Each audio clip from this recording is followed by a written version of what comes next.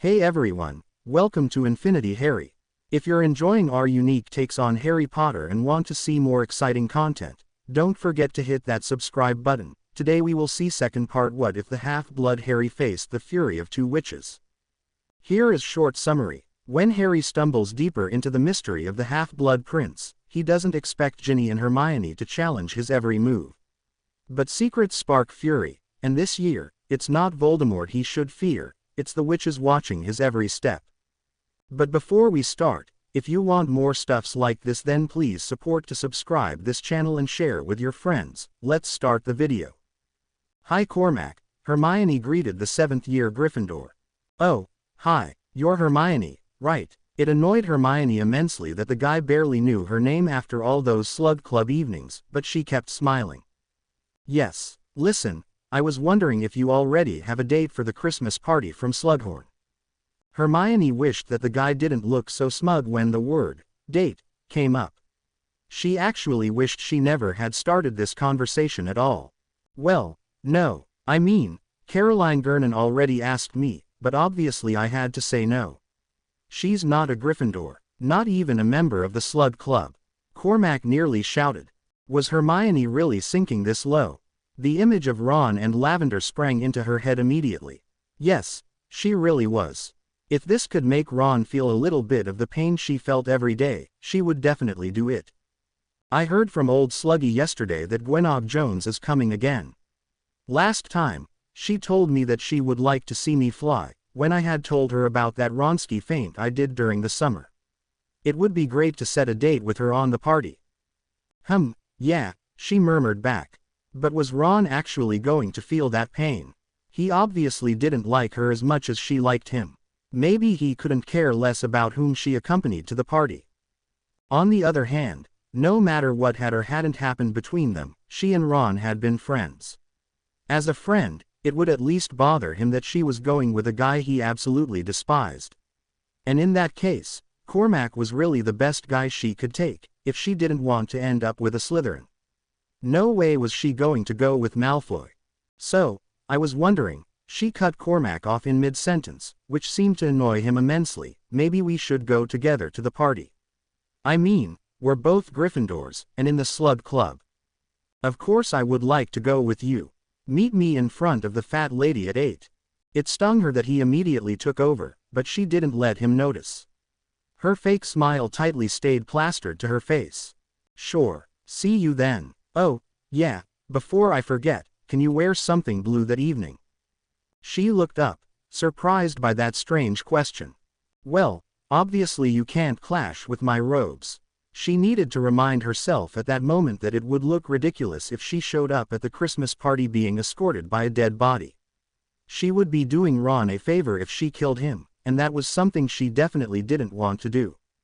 I'll see if I can find something suitable, Cormac, she replied in a dangerously sweet tone. Cormac smiled back and turned around. See you then.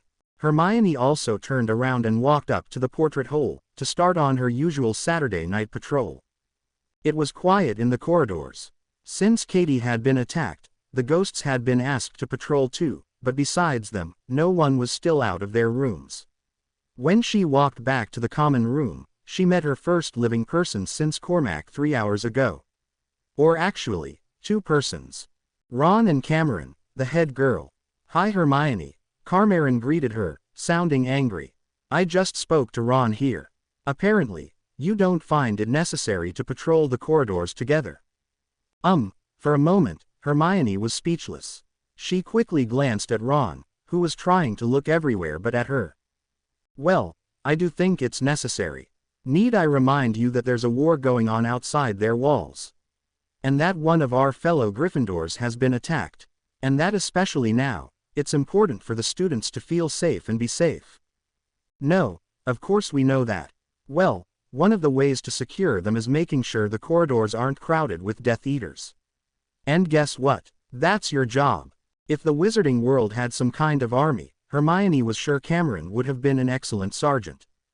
But we have been patrolling, Ron said indignantly. Which makes it a lot safer for the students, but a lot less safer for the sole prefect that's patrolling. This time, Ron didn't find anything to say back. Hermione got the sudden urge to hit Ron with something, so instead, she focused on Cameron. The girl, unfortunately, also focused on Hermione.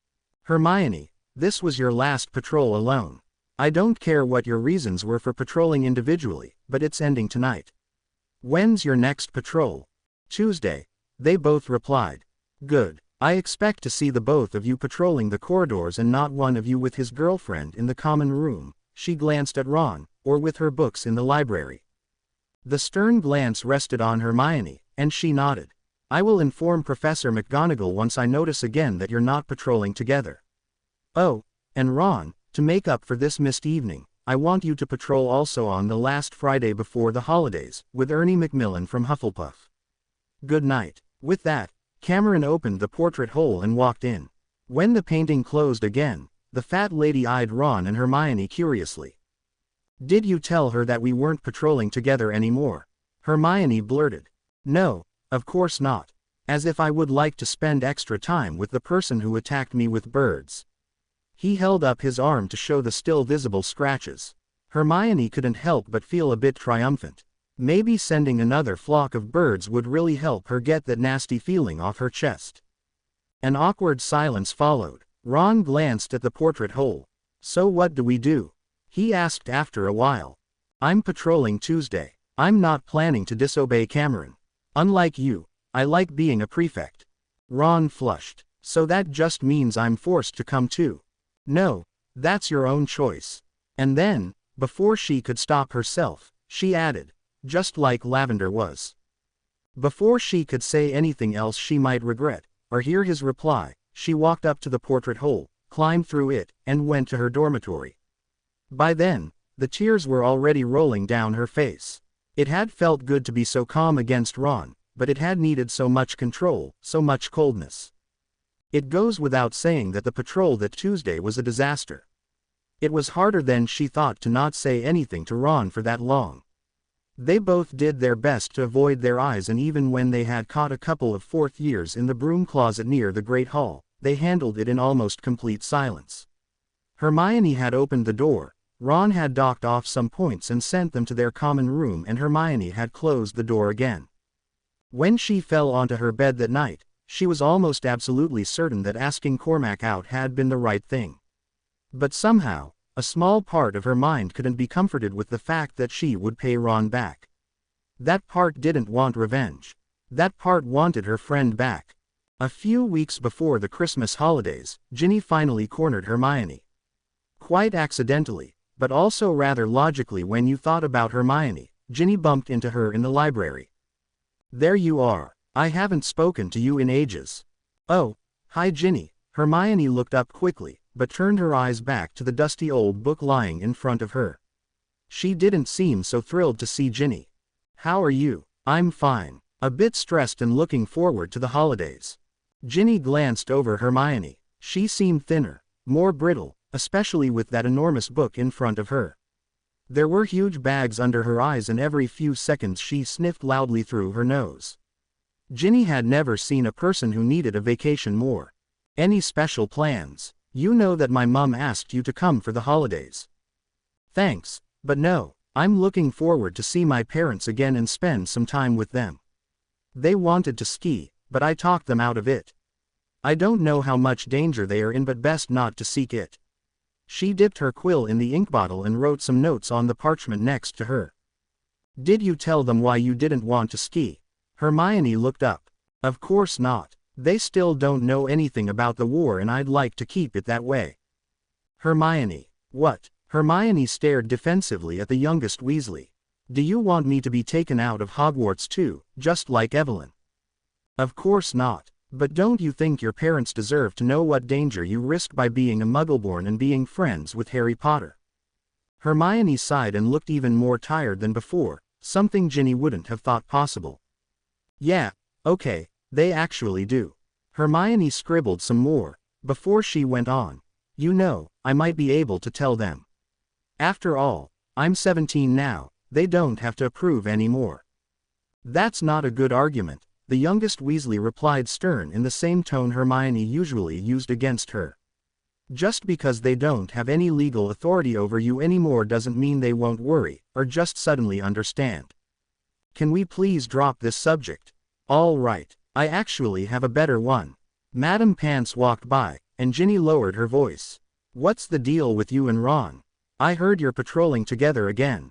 Have you made up? And what was the fight about? Hermione turned a bit red. Ron and I didn't have a fight. Then where did the canaries came from after the Quidditch match? She replied quickly. We didn't fight about anything. We're just not as good friends as we used to be. Hermione refused to look at her, and Ginny leaned further over the table. Hermione, who are you fooling? This has obviously something to do with Lavend, Ginny hissed. No, it doesn't. Hermione closed the book with a bang, and a cloud of dust appeared. He's allowed to key anyone he likes. Yeah, but you wish it was you. Ginny saw that she had hit a nerve, if you could call it that, since the whole subject was rather touchy. Hermione stood up, picked up the book and said icily, without looking directly at her. Look, Ginny, I really have a lot of homework to do before the term ends. So if you don't mind discussing this later, that would be great. She turned around and walked away. Ginny stared at her, doubting whether she should just leave the whole thing alone. The next morning, during breakfast, a school owl swooped to her. Eager to know what Evelyn had written, she opened the letter. Dear Ginny, I'm glad to hear from you so regularly. I really thought that wouldn't be the case once I left, since your life's now full of interesting stuff and mine is, well, not. It sounds as if Hermione isn't happy at all. But when she's avoiding you, wouldn't it be best to let her, at least for now? Who knows? Maybe your brother will break up with Lavender soon enough, or Hermione might get used to it, or get over him. It's clear that she doesn't want to talk about it, so why then force her? Here's everything fine. My mum is very glad that I'm home. Since rebuilding the house has to be done the Muggle way, because the insurance I explained about that last year, remember? Won't pay if things are done by magic, our house is only half finished. We're staying in the meantime with my gran, some 20 miles away from our home. Last week, my family agreed that it would be good for me to go to the Muggle school nearby. And since no one actually listens to me in my protests, I now go 5 days a week to Smelthing's girls' department school. It's attached to the boys' school, nearby. The girls are all quite polite to me, but I suspect they are gossiping like hell behind my back. Ah well, the classes are harder than I thought they would be. Muggle children of our age have much more knowledge in French, maths and other Muggle things I haven't had since I turned 11. In the meantime, I also have to keep up with my Hogwarts work. I miss doing the actual spells, though. I mean, reading the theory isn't that much fun when you can't perform the actual spell. I can tell that the world out there is at war. Muggles don't quite notice it, but they're all touchier, and when a girl started to cry in school yesterday during an exam, I could have sworn I saw a Dementor outside the window. I miss my own world. The Muggles are all really nice, but they just don't understand me. Even my mum doesn't anymore. I don't think that there'll be any chance of going back to Hogwarts soon. She's getting more frightened by the day. Anyway, the rest is my homework for this week. I hope I did well. Send my regards to all of the teachers, and I hope to hear from you soon. Love, Evelyn. P.S. Remember that you mentioned to Fred and George that I was taken from school. Well, they sent me a package of wheezes and asked me to test them. All practical jokes, of course. My brother loves them. Furthermore, some daydream potions. I really loved the purple one. Let them know that I really loved the stuff, and if they need any more testing, I'll be available. Ah, denial seems to be Hermione's best friend for now.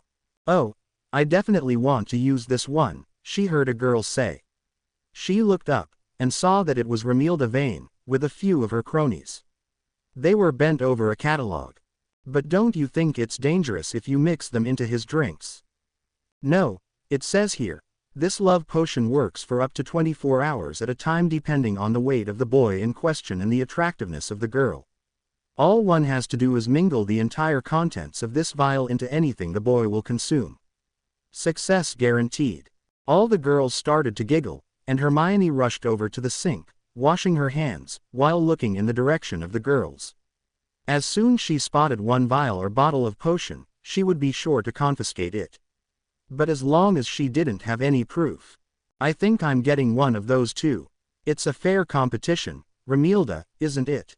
Romilda nodded absent-mindedly, still reading the instruction parchment. Does anyone know how much Harry weighs? A girl with gold bee-owned hair wondered. Hermione rolled her eyes. She should have known this was about Harry. After all, this was Romilda Vane and her friends. No, but he's average. I think it will work long enough. Most of the wheezes are really good stuff. She scowled at the name.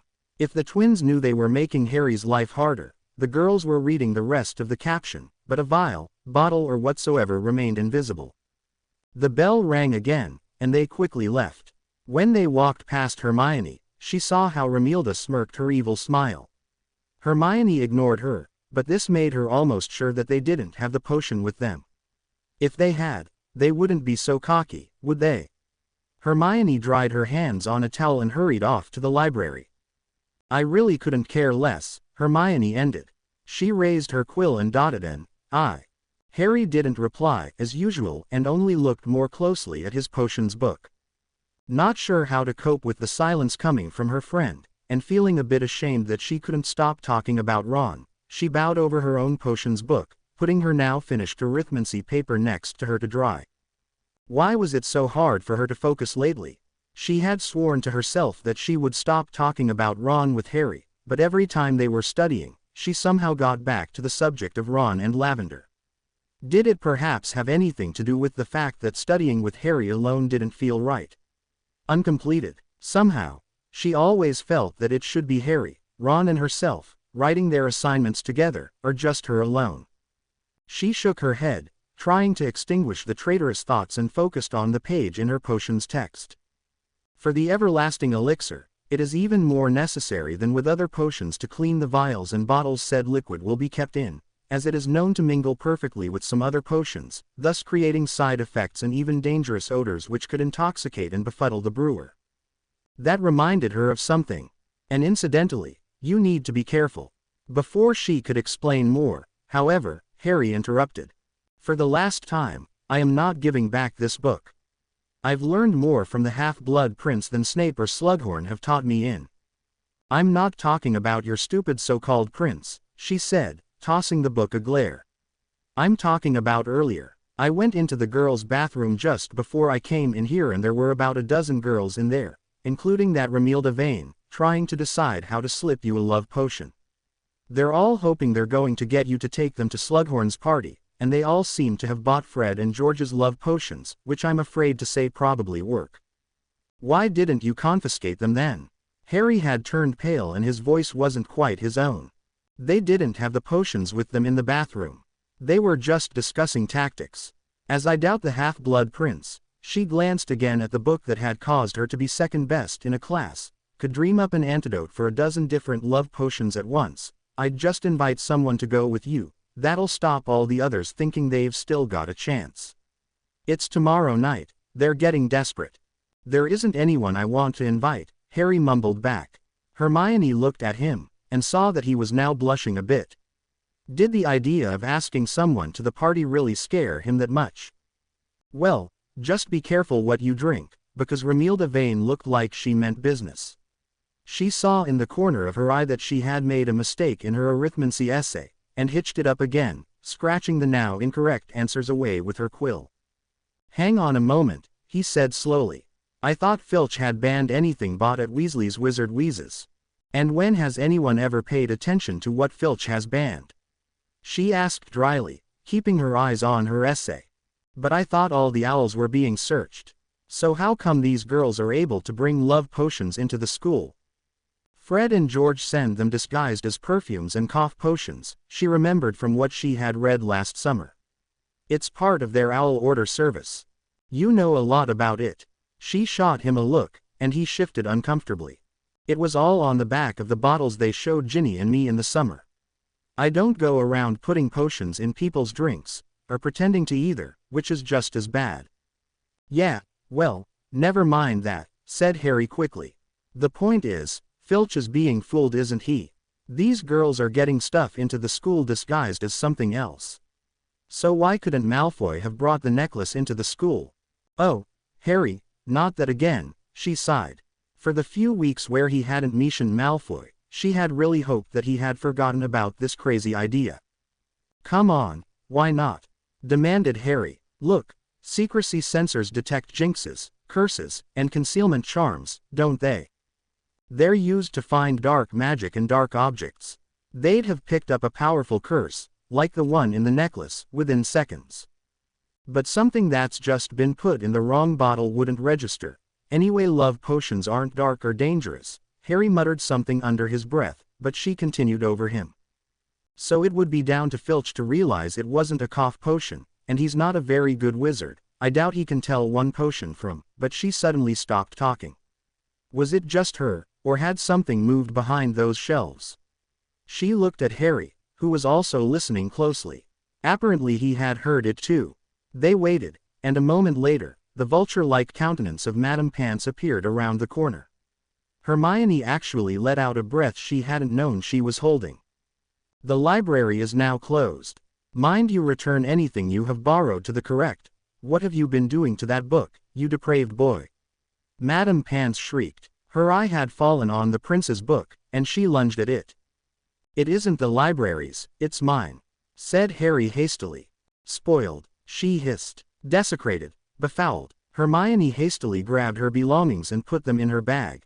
It's just a book that's been written on, said Harry, tugging it out of her grip. For a moment, Hermione closed her eyes. Sometimes, Harry could be really tactless. How could he say such a thing to a librarian?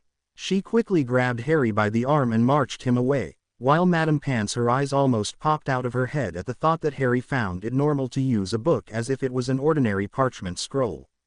She'll ban you from the library if you're not careful. Why did you have to bring that stupid book? It's not my fault she's barking mad, Hermione. Or do you think she overheard you being rude about Filch? I've always thought there might be something between them. Oh, ha ha. Talking at a normal volume again, they walked up to the common room, where, as soon as the portrait opened, Romilda Vane materialized at Harry's side. Hi, Harry, fancy a gillywater. Her smile was twice as wide as usual, and Hermione saw that she had changed her clothes in the time she and Harry had sat in the library. Hermione shot him a meaningful look, and Harry's eyes widened. No thanks, I don't like it much, he said quickly. Well, take these anyway. Chocolate cauldrons, they've got fire whiskey in them. My gran sent them to me, but I don't like them. Oh right, thanks a lot. I'm just going over here with. He grabbed Hermione by her shoulders and quickly walked over to two armchairs that stood far away from Romilda, in the meantime using Hermione as a human shield. Told you, she couldn't help but saying. Sooner you ask someone, sooner they'll all leave you alone and you can. But she stopped in mid-sentence. One of the armchairs they had been walking up to was now occupied by Ron and Lavender. Her mind suddenly turned quite blank, leaving her capable of nothing but an intense desire to throw something. To prevent herself from doing so, she said, well, good night, Harry, in a voice that sounded a great deal higher than her own, then spun on her heel and walked up to the dormitory. When she fell into bed, she knew that she had made the right decision in asking Cormac to the party. Ron would never know what hit him. A little too much straight from the book, but that just needs to be done sometimes. Well done, Miss Granger. 20 points for Gryffindor. McGonagall walked by and gave Hermione one of her rare smiles. She listlessly smiled back. She had practiced the color-changing spell last night, unable to fall asleep. It was far easier to do it in a well-lit classroom when you had tried to practice it in the dark, holding your book and a candle up with a Leviosa spell, while trying to point your wand at your eyebrows, checking the color with a little pocket mirror. She stared into the distance, thinking about the upcoming party. She was pretty sure that it wouldn't be fun going on a date with McLaggen, but she might be able to survive it by escaping and finding Harry. She only hoped that it would make some impression on Ron. Maybe he really didn't care about her anymore and he wouldn't mind her dating McLaggen. Maybe he saw her also as an enemy, and would actually think that they were a match made in heaven. It would make the whole evening even worse if Ron didn't even notice. Laughter on the other side of the classroom shook her out of her thoughts, and she looked up. Harry and Ron were laughing at Harry's failed attempt to color both his eyebrows. Only one was yellow, the other one still dark. The contrast looked ridiculous, as if one of his eyebrows was shaved away. She suddenly realized how much she missed those little moments of fun. She didn't seem to have much of those with Harry when Ron wasn't there. "Well, you try it then," she heard him say to Ron. Ron stood with his back in her direction. He faced the mirror, and Hermione saw that he wasn't looking at himself, like he was supposed to. Instead, his gaze was on her, and she suddenly realized that she had been staring at him and Harry for quite a while now. However, she did not avert her eyes, and kept staring back fiercely. Ron broke the eye contact first. He immediately pointed his wand at his eyebrows, giving Hermione one last glance, and muttered the spell. The sound of gunfire was heard, and in a puff of smoke, Ron managed to grow himself a gigantic mustache. Lavender shrieked as if she had been hit herself and ran over to Ron to check if he was all right, and Parvati and Harry had to hide their laughter. The grimace Ron made, along with the mustache he had spread over what seemed to be his whole face, was enough to give even Hermione the giggles, and she started to laugh. Almost immediately, Lavender turned around, giving Hermione a nasty scowl. This didn't stop Hermione from laughing, however. The whole scene looked so ridiculous that she only laughed harder. She wasn't the only one.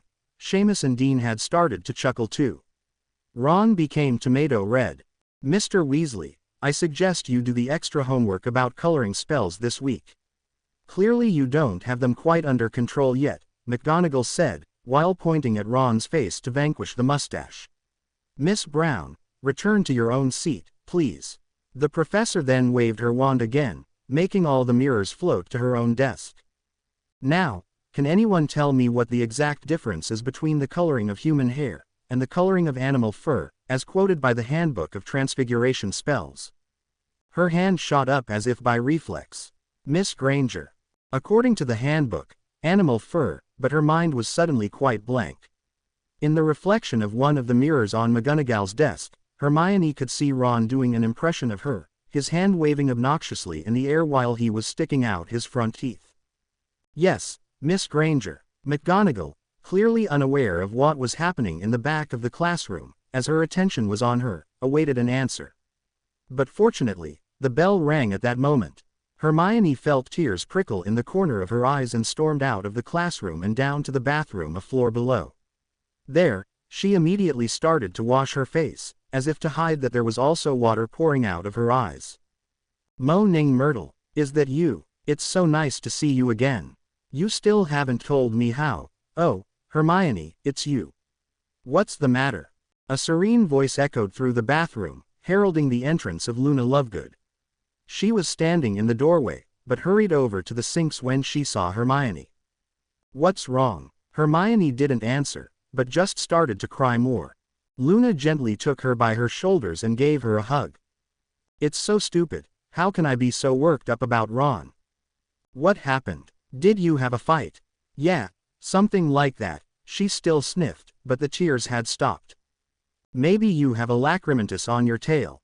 They are quite hard to get rid of, but if you really focus on the pain they're causing you might be able to."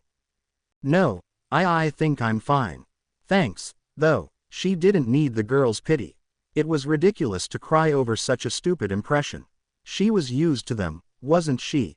In her first year, she had endured them daily, mostly from the same boy who had been doing it now. "Let's go to lunch," she said. Luna looked curious, but nodded and followed her out of the bathroom. "Oh, hello, Harry," said Luna suddenly.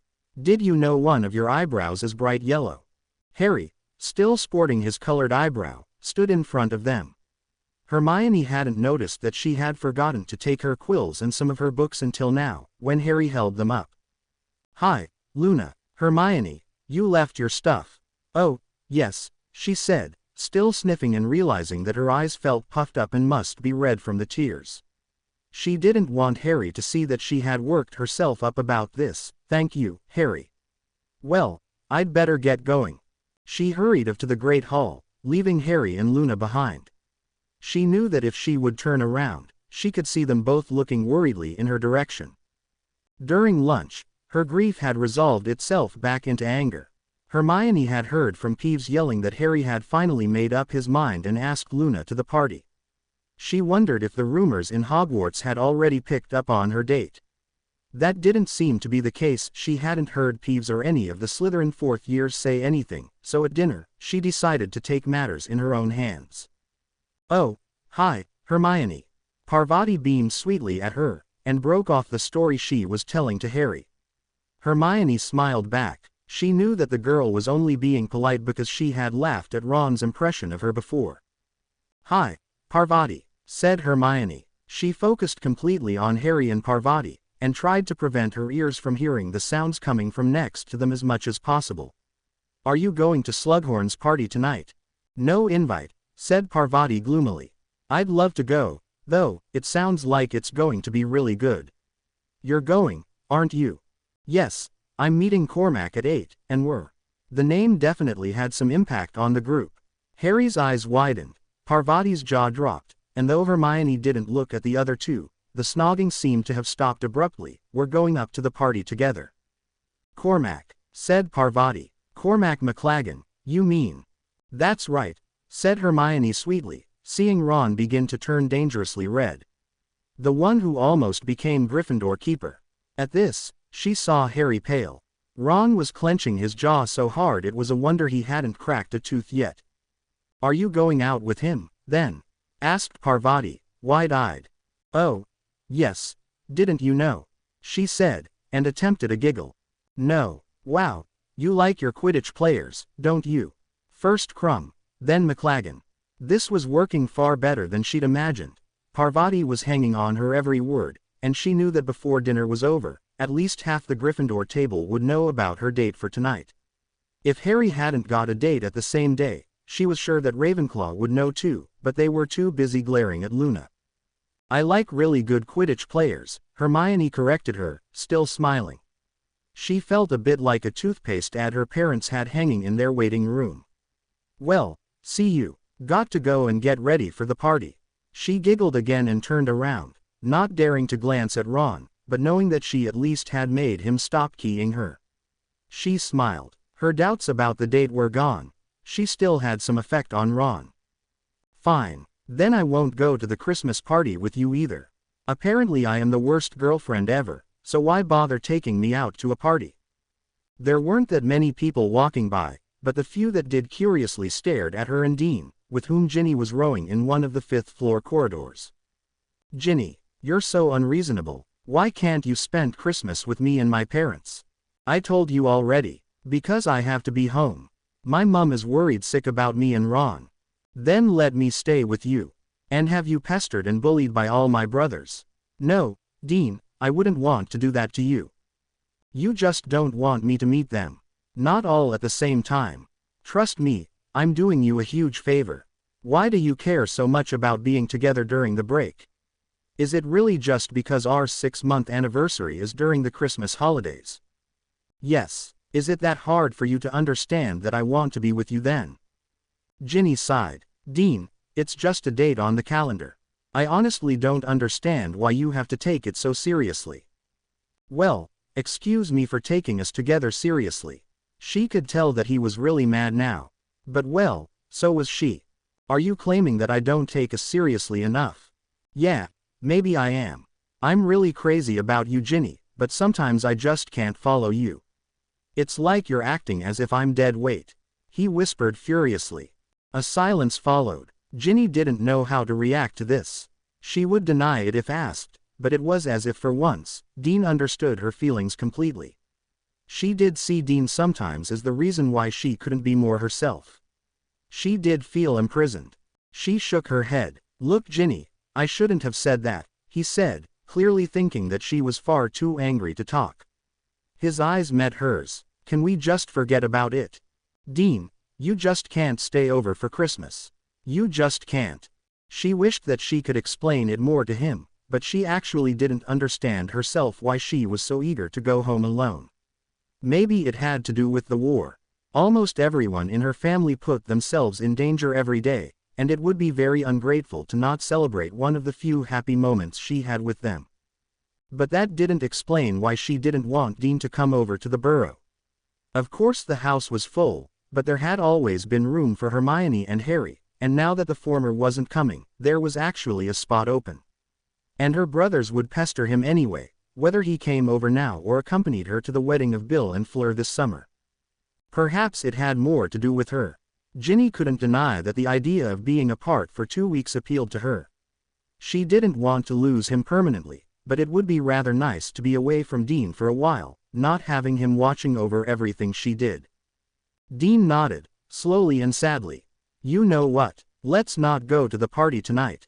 I'm not really in the mood. She nodded gratefully. We can just talk by the fire in the common room, she suggested. Dean didn't reply, but took the lead towards the fat lady. What do you mean you're not going? Hermione was clearly upset. She was holding her dress robes in one hand, while combing her hair with the other one.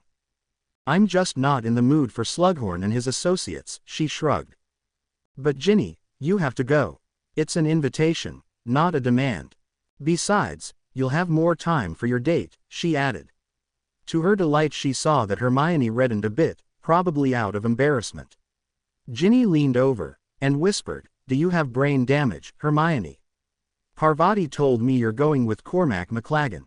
Since when do you like complete dingbats who can't do anything but stare at themselves in the mirror?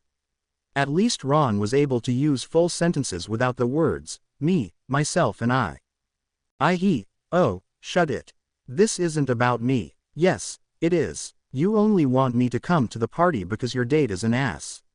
And you only picked him because it would annoy him. She jerked her head into the direction of Ron and Lavender, the most. Just admit it, Hermione. But Hermione didn't admit anything. She replied haughtily, You're clearly not going. I guess I will see you on the train, then. If you'll excuse me, I still have to do my hair and change before I meet Cormac in front of the fat lady. With that, she turned around and walked back toward the dormitories, at which point Ginny noticed that she wasn't the only Weasley staring after her. The moment Hermione vanished up the stairs, Ron entangled himself from Lavender and came over to Ginny. Shouldn't you be getting ready for the party, like all the other Slug Club members? He asked bluntly.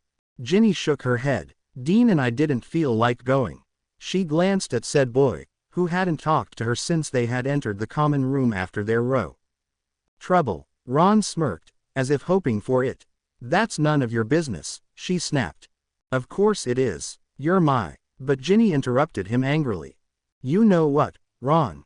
I'm getting sick of that argument.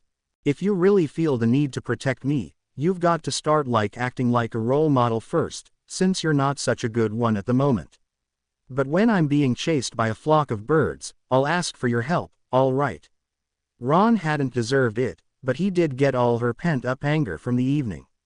Just like Hermione's had a few moments before on the same spot, his face turned red, but this was out of anger instead of embarrassment, though. What's that supposed to mean? It means that when I have problems with a healthy, normal relationship, you clearly won't be the person I would pick for advice. You don't see Lavender and me sitting miles away from each other. Well, that's the problem, isn't it? I can't imagine why you would voluntarily be in her presence at all. Ron looked as if he might hit her, but he suddenly deflated, staring past Ginny toward the girls' dormitories. Ginny turned around and saw Hermione descending the stairs, ignoring both Weasleys. Her red dress robe fit perfectly, and in the few minutes that she had been upstairs, she had turned her hair in an elegant knot, with some loose pieces of her hair framing her face.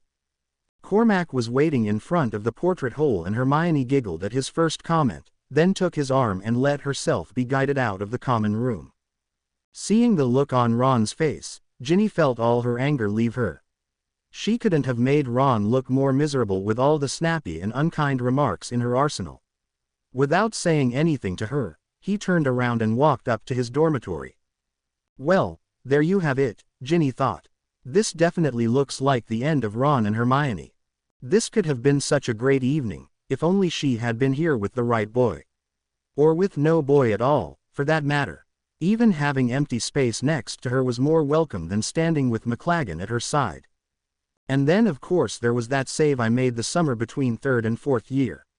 I was playing a few guys from the nearest town and they had some chasers that flew so well that you couldn't even see them passing the quaffle to each other, but I managed. She just smiled and nodded, pretending to listen. In the meanwhile, she really wished she had seen Ron when she left the common room. Now she didn't even know if this whole stupid plan would even work. And why had she come up with this idea in the first place? Really, asking a guy out to make another one jealous. It didn't sound as a plan that had been thought up by a girl who once had a 120% score on a charms exam. It sounded like the plan of somebody who was becoming desperate. Oh, Merlin, had she missed her own mental memo? How had this happened? And then I caught it with my fingertips, but managed to slam it so far away that we all had to fly down to search for it in the woods that surround the Quidditch pitch in my backyard. Quite impressive, don't you think? Yes, indeed, she murmured, as they walked towards the party.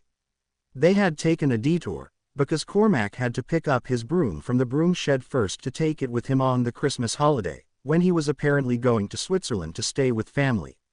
She already felt sorry for whoever had to spend 2 whole weeks with him in their house.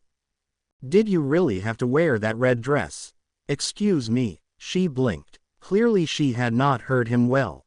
Well, he said smoothly, placing his arm around her neck, he really shouldn't have put on that much cologne. When you asked me, I said that we would clash horribly if you wore red, remember? Being the top of her class, Hermione had remembered. She had, as a sign of rebellion, decided that she wasn't going to be Cormac's puppet the whole evening and that the new red dress she had bought this summer was too pretty to leave in her trunk tonight. Oh, I'm sorry, I must have forgotten, she replied sweetly with her 39th fake smile this evening.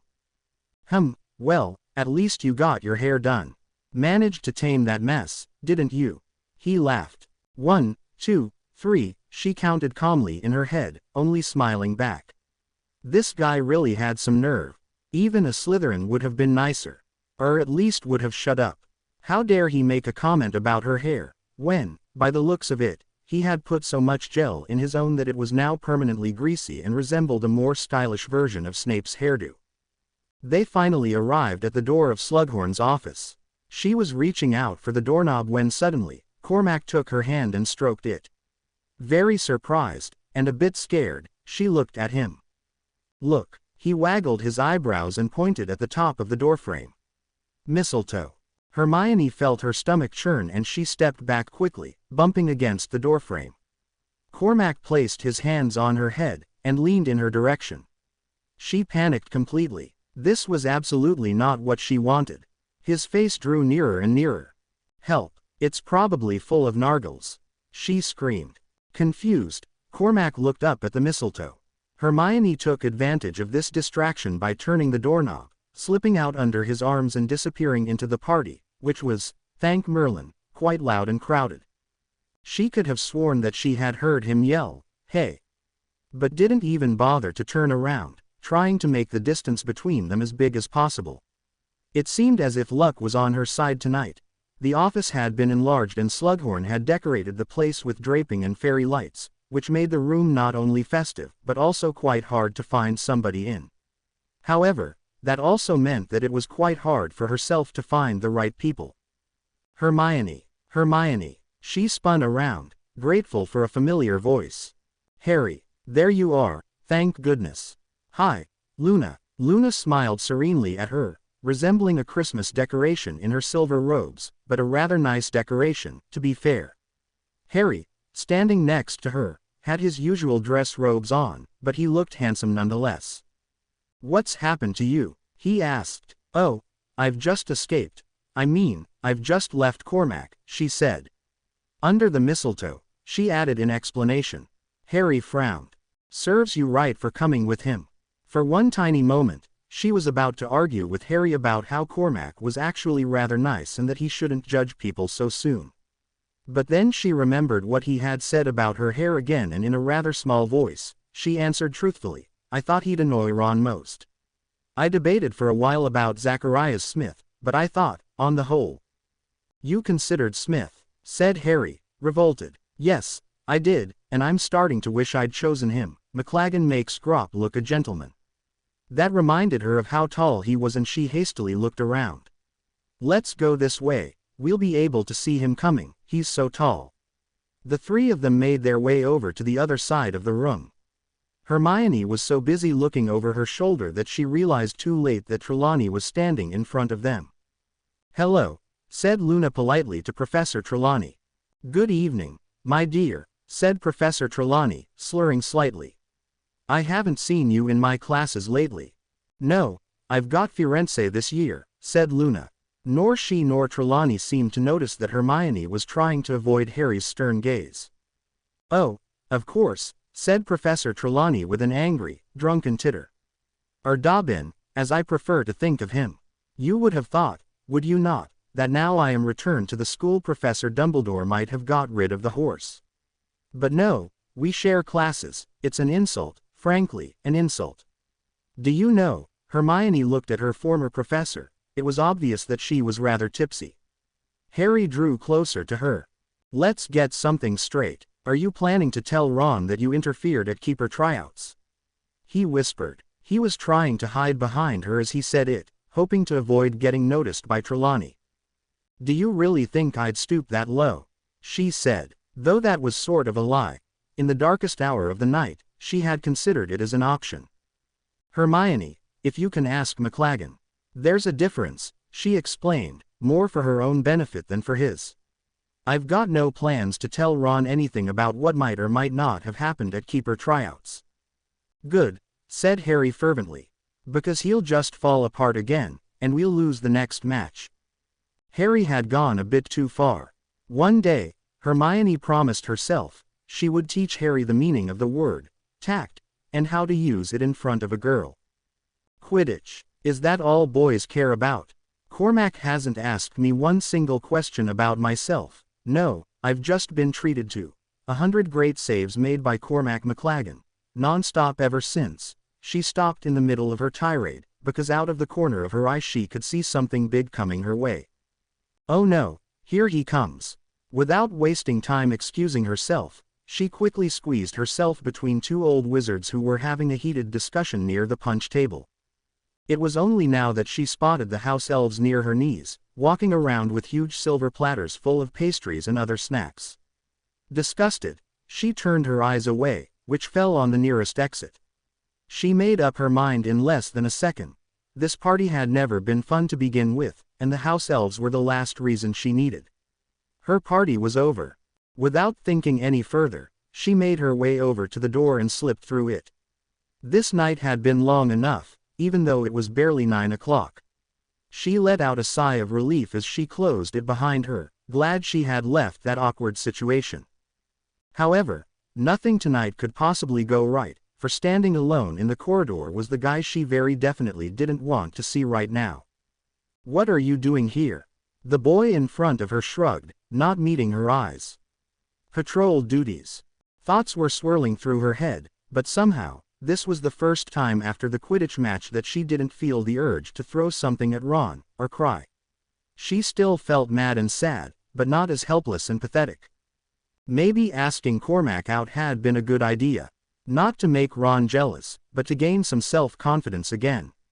If the guy, no matter how awful he was, had wanted to press his lips on her so much, then surely she must have looked all right.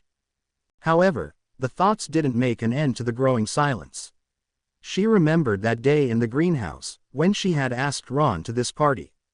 Oh, how wonderful this evening could have been. Instead, they were now avoiding looking at each other, lost for words. Then again, Hermione was pretty sure that if they had gone out this evening, there would have been moments like this too. Just not so long. "Well, I have to go. See you," she tried to say lightly, considering it possible that Ron had turned into stone and wouldn't say anything. After all, she would have tried for certain to get the ability to turn into stone, if she had to endure all Lavender's babbling. She turned, walking away from him and the party. Hermione. Ron had said it so softly that it could have been her imagination. However, when she turned around again and met his eyes, she knew that it hadn't been. He was staring right back at her. It could have been seconds, or minutes, or even a few hours that they were just standing there, gazing at each other. She felt that odd squirming feeling in her stomach calm down, felt all her anger and pain just flowing out of her.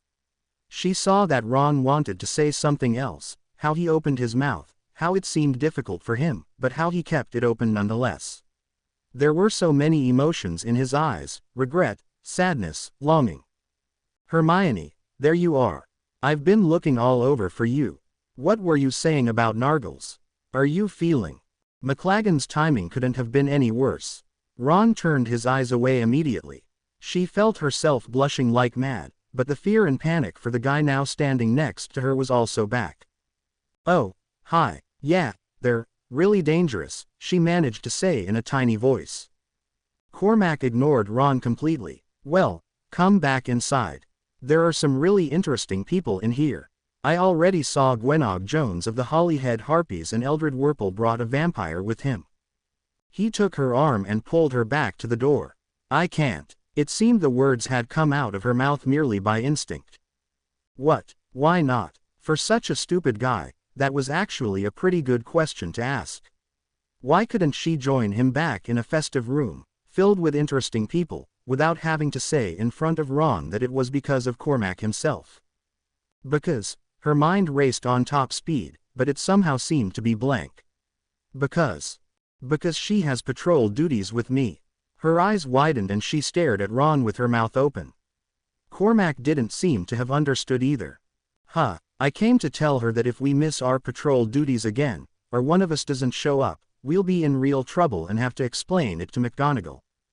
"That's right," she managed to get out, hoping that she would sound convincing. "I'm sorry, Cormac, I completely forgot, but it's really necessary for me to patrol tonight. You go back and have fun. And give my regards to Slughorn." And to make sure that Ron would see it and to end this conversation, she stood on tiptoe to key Cormac on the cheek and quickly turned around, walking away as quickly as was possible in a dress. But, she heard Cormac stuttering behind her. Ron had already disappeared. When she rounded the next corner, her controlled walk turned into a run, and it was only at the fat lady that she halted. Panting slightly, she muttered the password and entered the common room. It was only around 9:30 on a Friday night and the common room was still pretty full. She saw Ginny in the corner, writing a letter. Not wanting another lecture, or questions about why she was already back, Hermione walked up to the stairs to the dormitories. There, among a lot of stuff she had scattered on her floor in bed barely an hour ago while preparing for the party, she cleared a place to sit and think.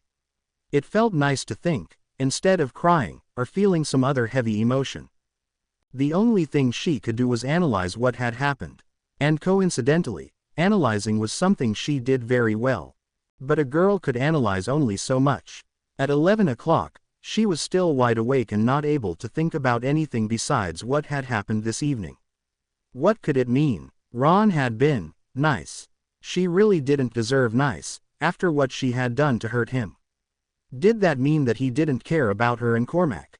Or did he save her from him, just because he cared? And what exactly had that stare meant? Her head was too full for sleep, so she changed into some normal clothes, grabbed her arithmancy book, and went to the common room.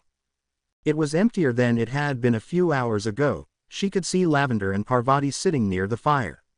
When Lavender saw her, she quickly stopped talking. Hermione thought that she herself might have been the subject, scowled in her direction and went up to the dormitory along with Parvati. Ginny had already left. Hermione sat near the fire in one of the many comfortable chairs and opened the book, trying to focus on the letters on the page. She must have dozed off, because when she opened her eyes again, the common room was empty. The sound that had woken her up was the portrait hole opening, allowing a very giggly couple to walk through. They were probably coming from Slughorn's party. Hermione wondered vaguely if Harry was back. Maybe he had finally got rid of Trelawney, and he was having a good time. She was sure Luna would entertain him with her stories. She decided not to wait for him, and to go to her bed again. While removing the sticky pages of the book from where they had stuck to her cheek, the portrait hole opened again. She looked up, only to turn crimson. Ron was standing in the opening, looking surprised to see her. He turned pretty red also. She didn't say anything, just grabbed her book and almost ran upstairs. "Merry Christmas, Hermione," she heard him say, before she closed the door of her bedroom. It stopped her in her tracks. Just before she turned around and walked up to her bed, she whispered, "Merry Christmas, Ron." "Suzanne, could you hold on to Arnold for just a minute? I have to grab my sweater from my trunk."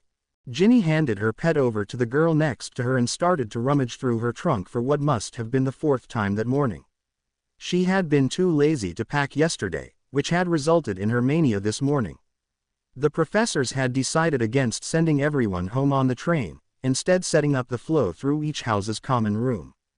The Muggle-borns were brought home with side-along apparition by the head girl, boy and some of the teachers. "Found it," she shouted triumphantly, holding the green sweater up in one of her hands. "Hermione," she heard Harry yell and looked up. He clattered down the stairs from the boys' dormitories and dragged Hermione away from the armchair where she was sitting with her trunk. Ron attempted to follow him, but was cornered by Lavender. "Listen, I have to tell you something. It's about Malfoy and Snape.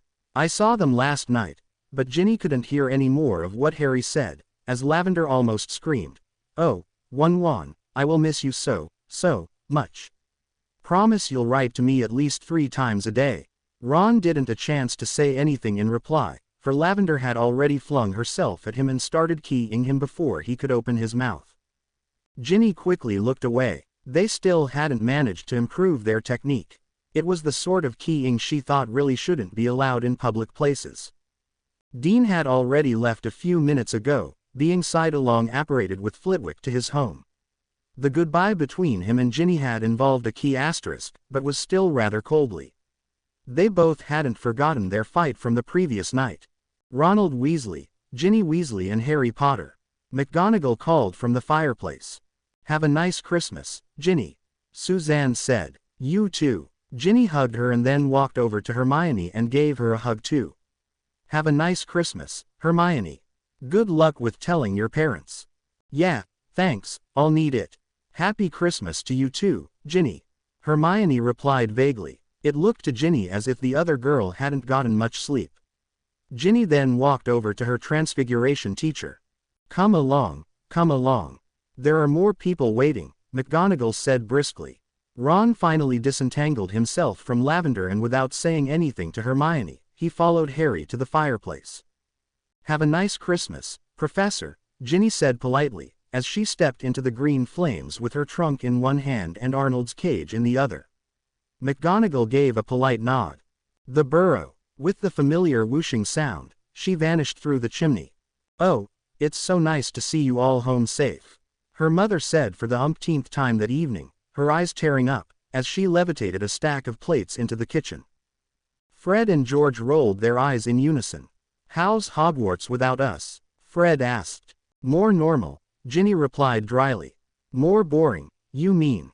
She was sitting in the living room with Harry, Fred and George, while Ron had been sent upstairs to unpack his trunk, as he had failed to do that morning. "No, I really mean more normal. How's the business going?" "Booming. Our Christmas sales are already a lot higher than we expected. But we won't bore our baby sister with grown-up stuff. How's your boyfriend?" "He's fine, but I won't bore my brothers with my personal life." But Ginny interrupted Fred immediately. "If you finish that sentence, I'll hex you. I've heard that from Ron at least 1,000,000 times already." "In case you hadn't noticed, Ginny," George said, "Ron's your brother too." "Well, a fine example he is," she muttered moodily. She hated talking about Dean with her brothers, especially when it wasn't going really well between them, and said brothers were named Fred and George. "What do you mean? If you'd seen him licking Lavender's face in public, you'd know what I meant." Too late, she saw that Harry was making signs not to mention the topic.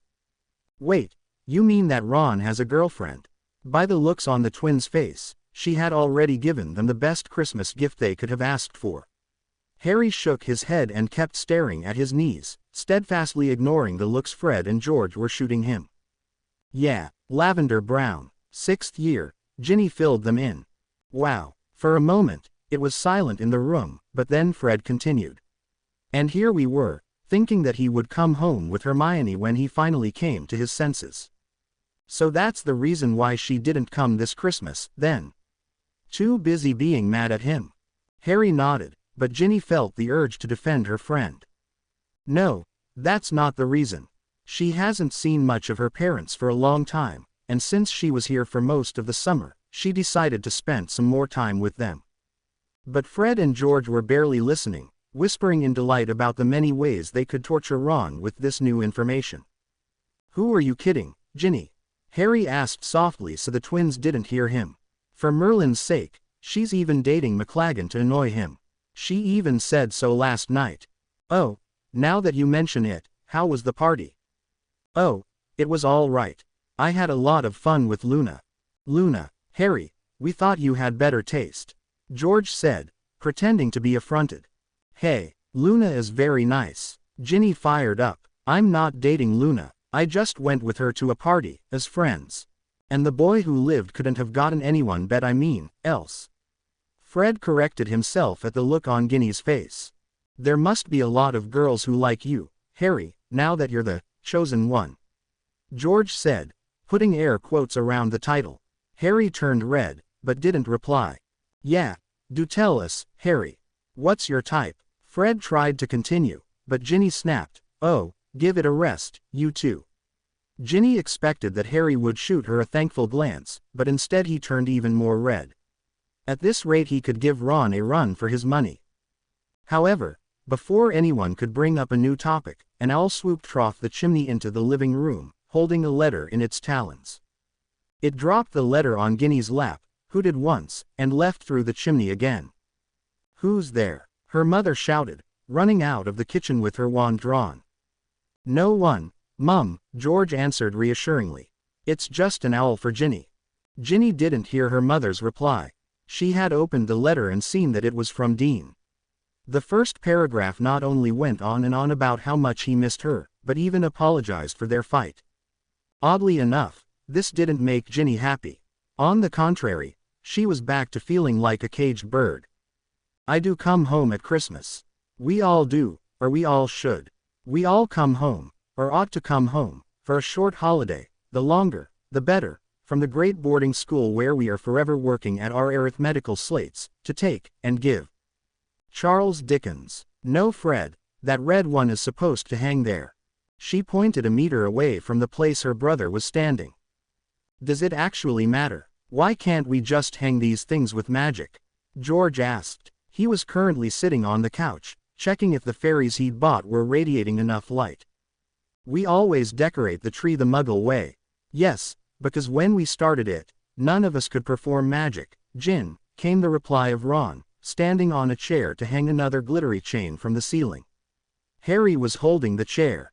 "It's tradition," she replied sternly. "It's lunatic," George muttered, but when she gave him a firm stare, he quickly started to check the fairies again. "So, since we're talking about annoying things, Ginny, how's sleeping in the same room as Fleur? Already got the desire to murder her in her sleep?" Fred asked after a moment of silence, where only the newest single of the Weird Sisters could be heard. Ginny's face darkened immediately. She didn't know what was worse. The fact that Fleur thought that Ginny was her best friend, or the fact that it took her future sister-in-law at least an hour to comb her hair, put on a nightgown, and go to bed. She was half wishing that Fleur would snore, or talk in her sleep. At least then she could really have a valid reason for not liking her. The boys would only swoon over her more if she told them that Fleur was being nice to her. "How dare she?" She could almost hear Fred reply sarcastically. Slowly, Ginny had started to realize that Fleur really was going to marry her oldest brother. Which meant that whether she liked it or not, Ginny would just have to deal with it. It just annoyed her incredibly that Fleur and Bill looked perfect while she and Dean were far from it. Well, Harry looked up, which made Ron almost fall from his chair. "Okay, she's still phlegm. I can't put it any differently." As if Ron had read her mind, he replied, "You'll just have to get used to it. She'll be your sister-in-law next summer and you can't change anything about that." "Wow, Ickle Ronikins, Lavender had better watch out." "What do you mean?" Ron's ears were already starting to go red, as if he already knew that the twins would insult him. "Well, it looks like you still can't get over the whole Vila effect. Says the one who isn't swearing when she's around. And since when do you hold doors open for anyone?" He looked expectantly at George. The smile that Harry had playing around his lips seemed contagious. Ginny felt it on her face too. Ron had now stepped off the chair and was quarreling with Fred and George, who only teased him more about Lavender. She rummaged through some old tinsel and holly, searching for some more decorations to put onto the Christmas tree. Need a hand? Harry had come over. I think they will probably be busy for some time. Fred and George were now making keying sounds, while trying to give Ron some tips. Ron was getting angrier by the second. Somehow, I always forget that it's like this every Christmas, Ginny replied. Bill and Charlie thought themselves too old for decorating. Percy was reading a book, never really helping, and Fred and George were teasing Ron over something, or trying to make him trip over some tinsel, which left me to put up most of the decorations. Harry laughed. Just stop it, all right. It's my business. Well, that's where you're wrong, Ickle Ronikins. You see, since Mum is already unhappy about Fleur, and about Percy, being the total prat that he is, and about sad things like the war and stuff, we really can't have another sister-in-law that Mum or Ginny won't like. Your girlfriend has to make our family happy again. So the question you really have to ask yourself. And luckily you've got us to help you with that life-altering question, because it's far too difficult for your brain. Is Lavender up for that job? Harry shook his head. He's going to explode any minute, you know, he said to Ginny. It's possible. When he was younger he mostly just started to cry. Oh, great, so you're humiliating him too. We're not humiliating him. Okay, she added, when Harry looked skeptically at her. I'm not humiliating him. But since Percy's gone, Ron's their best target. It's not worth their time trying to do that to Bill or Charlie. They just laugh, and I've directed enough bad bogey hexes at them for the twins to know they have to leave me alone. Now where is that stupid angel? Well then, maybe you shouldn't be too hard on him. Like you said, he's got enough to endure from the twins without getting it from you, too, Harry muttered. She glanced at him and saw that he was rather red. He looked like that a lot lately. Since when did Harry blush so much? Fred, George, could you please get some carrots from the garden? And while you're at it, do something about the gnomes. I hate it when they try to climb into our Christmas stockings, came her mother's voice from the kitchen. Fred and George stopped circling around Ron as if he was their prey and sighing. They went to the hall to put their jackets on. Sorry Ginny, duty calls.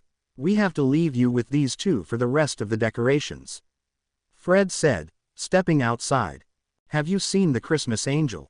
She called after them. A pair of loud no's made it through the door before it slammed behind them. I hate it when they do that, Ron grumbled. Why does it always have to be me?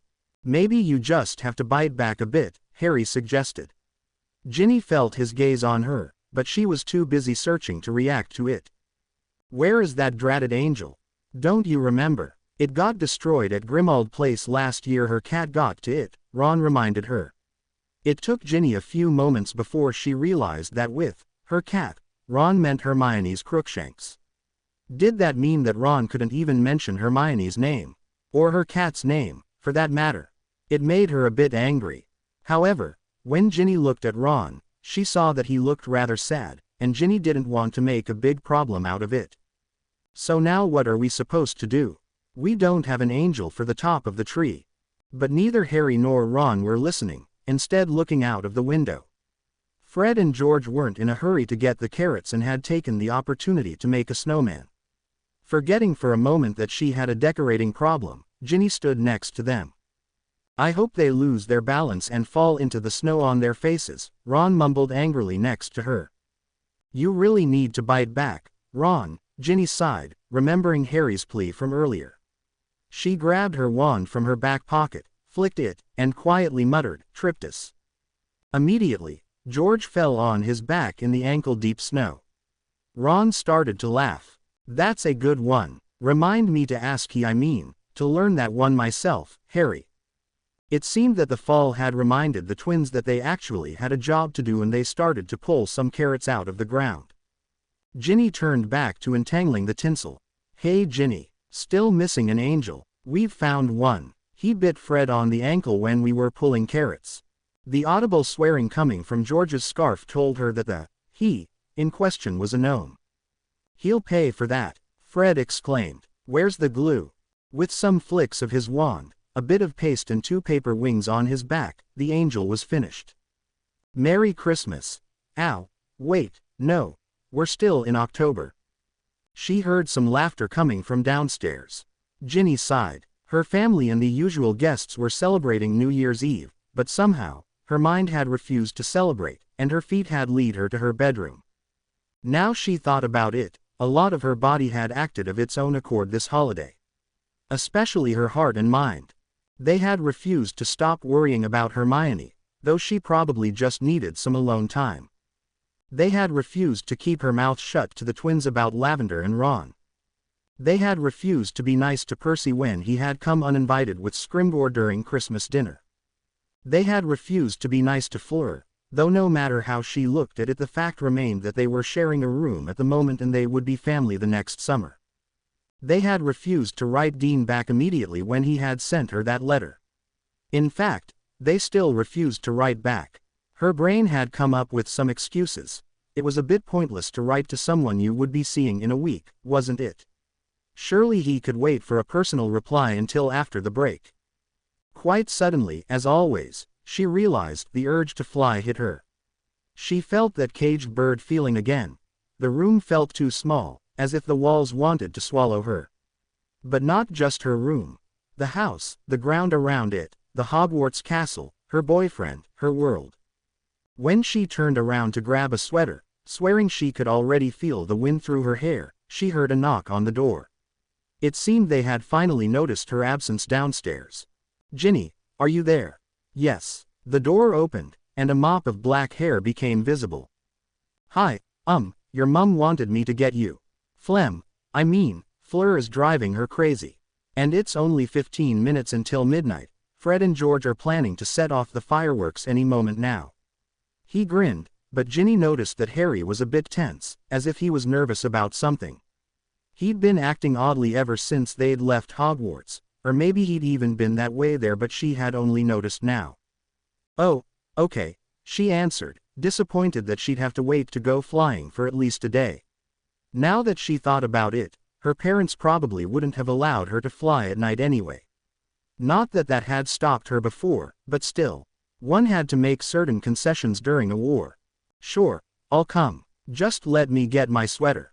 Ginny turned around again to search for said item, but the letter on her desk caught her attention first. It practically screamed in Dean's voice that it merited a reply. He had questioned her devotion to him before, and not writing back would only prove him right. She stared at it for a moment, considering taking it downstairs with her and writing a response there, but realized quickly that that wouldn't be a good idea. Bill would start asking questions about Dean again, and no matter how much she loved her eldest brother, that really wasn't any of his business. Just as it hadn't been Ron's, Fred's or George's. She noticed that Harry was looking at her, but when she met his gaze, he quickly averted his eyes to look out the window. "You, have a nice view from here." They both knew that it was an odd thing to say, as it was pitch black outside. "Yeah, I guess it's all right. You can't see as far into the distance as in Ron's room, but of course he's got the ghoul in the attic. I don't get much of that noise, at least." Harry laughed again. "It's a pretty big window," he continued, still looking tense. "That's nice. Like you can just open it and fly away." They finished together. Harry looked up in surprise.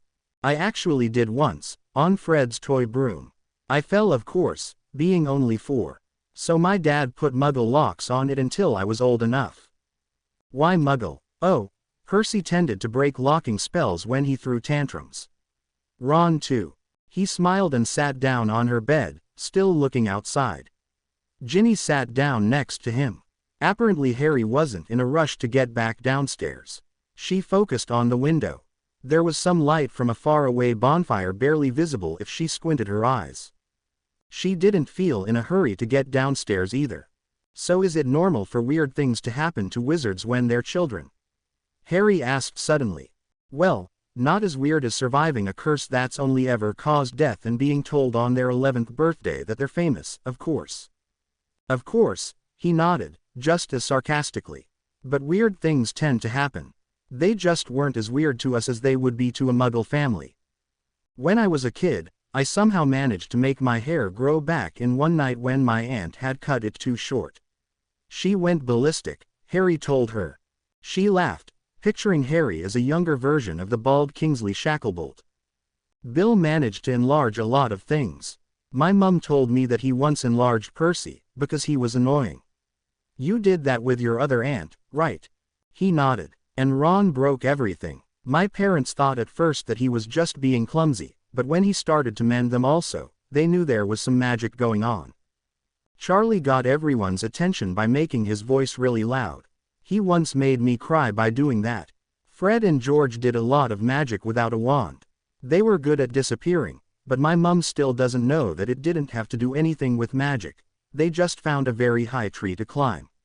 Later, Ron and I built a tree house in it, with some help from Bill. And you? Harry asked. Ginny noticed that he didn't seem as tense as he had. I exploded things. When he started to laugh, she added, a lot of things, actually. We once had chicken that had to be cleaned of the ceiling because Mum wouldn't give me another piece until I had finished eating my peas. You still can see a bit of gravy-colored ceiling just above the kitchen table. Oh, I almost forgot. I also turned George's hair green when he scared me once. It took Mum ages to find the counter and Fred teased him for weeks. Harry laughed again. Ginny looked at him. He didn't do that often enough, laughing. He started to tell her how he had ended up on the school roof, how an ugly jumper had shrunk when he had to put it on, and a detailed story of how exactly Aunt Marge had floated through the living room. What had she said that made you so angry? She asked, hiccuping from the giggles. Then she nearly cursed herself for asking. The happy sparkle quickly left Harry's eyes. Something about my parents. My aunt and uncle had told her that they were both unemployed, and, well, you can probably imagine. A heavy silence fell, and for a few minutes, they both looked outside. Ginny had no idea how to react to this. She was feeling sorry for Harry. More than once she had realized what sort of terrible luck Harry had had in his life, but this was actually the first time she heard him say something about his parents, and after she had told him some happy memories about her brothers and herself, his story made an even bigger contrast to it, and an even bigger impact on her. She turned her eyes from the window and looked at him. Giving him an encouraging smile, he nodded lightly, as if he understood and appreciated the gesture. Ginny didn't need words to let him know that she felt sorry. Then, Harry's features changed, and his mouth turned into a devilish grin. So guess what Ron got from Lavender this Christmas? After hearing the answer, Ginny was too busy laughing to notice that midnight had already passed and the fireworks had started outside. Ginny, we can't do that. Ginny was rummaging in a drawer, with an evil grin on her face. Of course we can, she replied calmly to a very nervous Harry. Look, I never should have told you about Ron's Christmas present. In fact, I'm pretty sure I swore I. Harry, she turned around and faced him. You can't take your words back. Unless you want to put a memory charm on me. But trust me, I will use curses to defend myself, even the ones you taught me in the DA, she grinned. Harry still looked worried. Why do you want to see it so badly? Because then I can take a picture of it with this. She had finally found the thing she had been looking for, the gift that Hermione had given to her this Christmas. Is that a Muggle camera? Ginny nodded. Hermione gave it to me this Christmas after I mentioned I'd like to have one. The regular ones put off a lot of purple smoke and they smell rather odd after taking a picture. Harry stared at her, his mouth hanging a bit open. You can't. You shouldn't. But Ginny opened the door and walked up the stairs, heading to Ron's room. Ginny, he called after her. Wait, are you sure? Yes, Harry. This is the best idea I've had since throwing parsnips at Percy. But why? Do you hate Ron as much as Percy? That remark offended her and she turned around. Of course not. She stopped, looking aghast. How could you even say such a thing? I really don't see how taking such a picture shows sisterly affection for Ron. It's for Hermione, she explained. Look, you might be fine with Ron having a girlfriend to whom he's attached at the lips, but I'm not, and Hermione certainly isn't. While you're standing up for my dear brother, you might also want to consider the feelings of your other friend. What's going on with her? Why is she so incredibly angry with Ron that she attacks him with birds? Is it just because she likes him? Harry looked flustered, and for a few seconds, Ginny felt some odd feeling of guilt swimming in her stomach. She wondered if she had been too harsh, but she knew she was right and that she was merely making Harry face the facts. I don't know. I think they had agreed to go to Slughorn's party together, during some herbology class, but the next thing I knew they weren't speaking. I've tried to talk to them, but Hermione's refusing to admit that she's angry, which is a laugh. She hasn't spoken to him after that whole bird incident. And Ron's pretending he's fine, too. Trust me, I hate that they aren't speaking to each other just as much as you do. But do you think that taking a picture of the most ridiculous Christmas gift Ron has ever gotten is going to help? Well, it'll do Hermione good and will probably take Ron down a few pegs, she mumbled, turning around again to continue up the stairs. Ginny, she heard Harry behind her say while he followed her, Ron's not arrogant. He's just finally found some confidence. Please don't take that away now. Think about how poorly he'll play Quidditch. No, she answered stubbornly, and her hand reached out to the door. Harry, however, jumped in front of it. Just promise me you won't show it to Fred and George. Only to Hermione, please. He looked her in the eyes. The plan had been to take the picture and develop 2 copies. One would be attached immediately to an owl incentive to Hermione, and the other picture was for herself to show the twins tomorrow morning. But an odd feeling in her stomach grew when she saw the look Harry was giving her. All right, she sighed at last. I promise. She saw Harry relax a bit. But only because his keeper skills will go downhill if I show it to the twins. And you have to promise that you will try to talk to Hermione and Ron. I really have been trying. But every time I do, Hermione makes it clear that I should stay out of it, and Ron refuses to see the problem. Ginny opened Ron's room and looked around. On the left stood the familiar cot, and right next to it, Harry's trunk, half open. Curious, she walked up to it. Let me look, Harry mumbled from behind her, not following her gaze to his own trunk. I think I saw him hiding it in here, somewhere. He walked to Ron's things, while Ginny noticed something. Who gave you so many chocolate cauldrons? Harry looked up as Ginny picked the 2 boxes with the Honeydukes emblem. Oh, Romilda Vane, he answered vaguely. What? Yeah, Hermione reckons she's trying to poison me with a love potion or something, so don't eat them. She said she heard something about it in the girls' toilets. When he saw the odd look on her face, he grinned. Don't worry, I haven't eaten them. Just haven't had a chance to get rid of them without the possibility of anyone fishing them out of the waste bin, checking the expiration date and eating them. Oh, she was surprised that Harry spoke so lightly about it, when Romilda was actually breaking a lot of school rules and putting him in danger. Harry saw that she was still holding the chocolates. Do you want to have them? I bet it would be hilarious if you'd give George or Fred one of their own love potions. He gave her another grin, but somehow, she didn't find the idea as thrilling as he did, and shook her head. No, thanks. Fleur and Lavender as evil sisters-in-law are quite enough. I don't need to add in Romilda Vane. Found it, Harry suddenly said, and he held a necklace in his hand that was even more ugly than she could have imagined. Perfect, she said, turning the Muggle device on.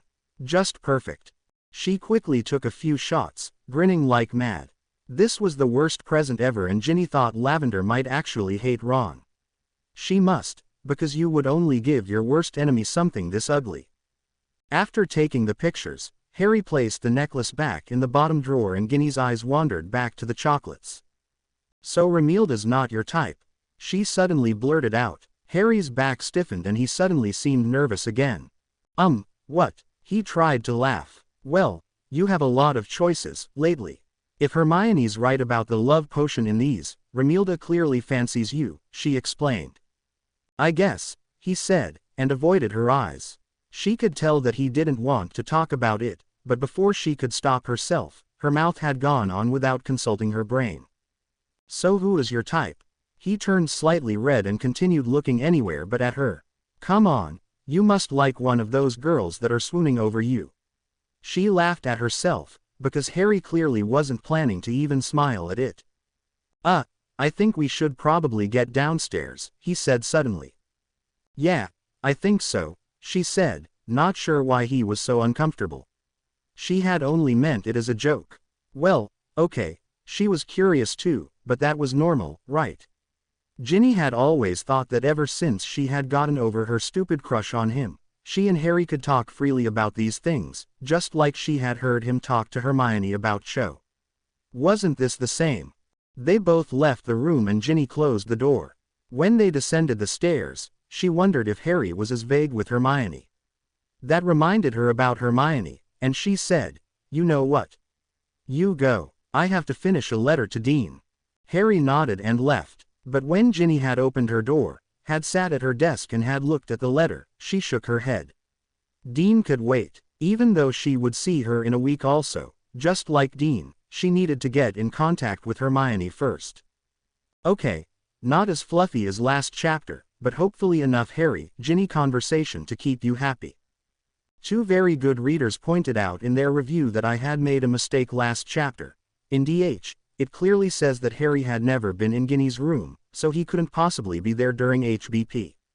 True, but in my defense, I wrote this when DH wasn't even out yet, so it wasn't a canon fact then. Besides, I needed a cozy place for them to be alone. Hermione was staring out of her bedroom window. She sighed. She really wanted to forget the letter she had received that morning, but couldn't bring herself to think about anything else. Besides, it wouldn't be fair to Ginny to ignore her. Her eyes slowly turned from the tree, sprinkled with snow and standing proudly in the Grangers' front garden, to the letter in her hand. "Dear Hermione, how are you? I know you will probably say, fine, or something along those lines, but I know you're not, so don't answer that. See it as a rhetorical question a person is obliged to ask at the beginning of a letter to pretend to be polite. I hope your parents are in good health. Have you finally told them what's going on? You really should, you know.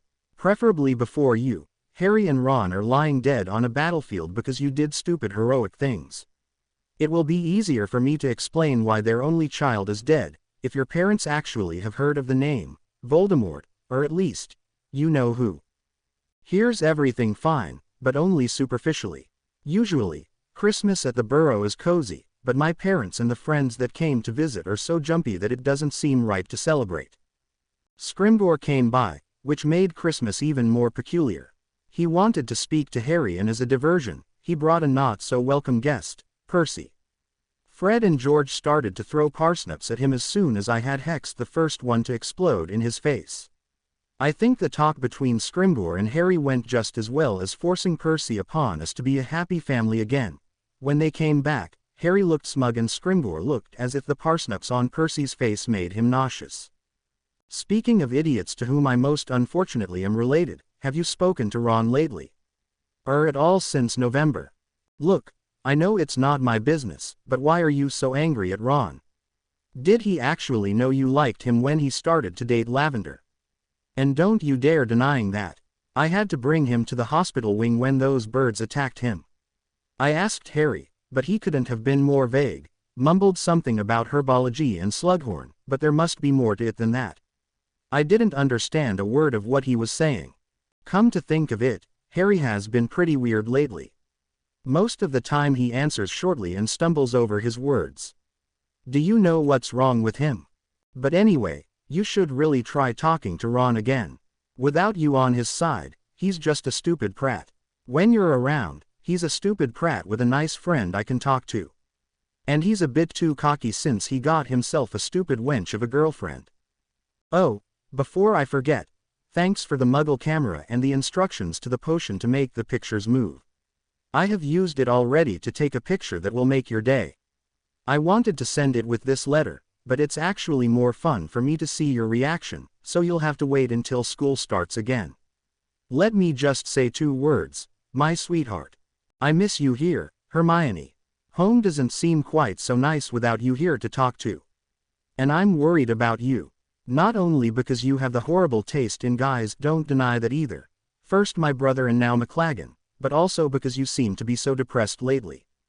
Please write back soon. Yours, Ginny. Hermione felt angry at Ginny. She'd thrown food at Percy, and had used hexes when she wasn't allowed. She'd written far too openly about everything and ignored the fact that the mail could have been intercepted. She'd told her she should tell her parents about what exactly had been happening in her life for the past 2 years.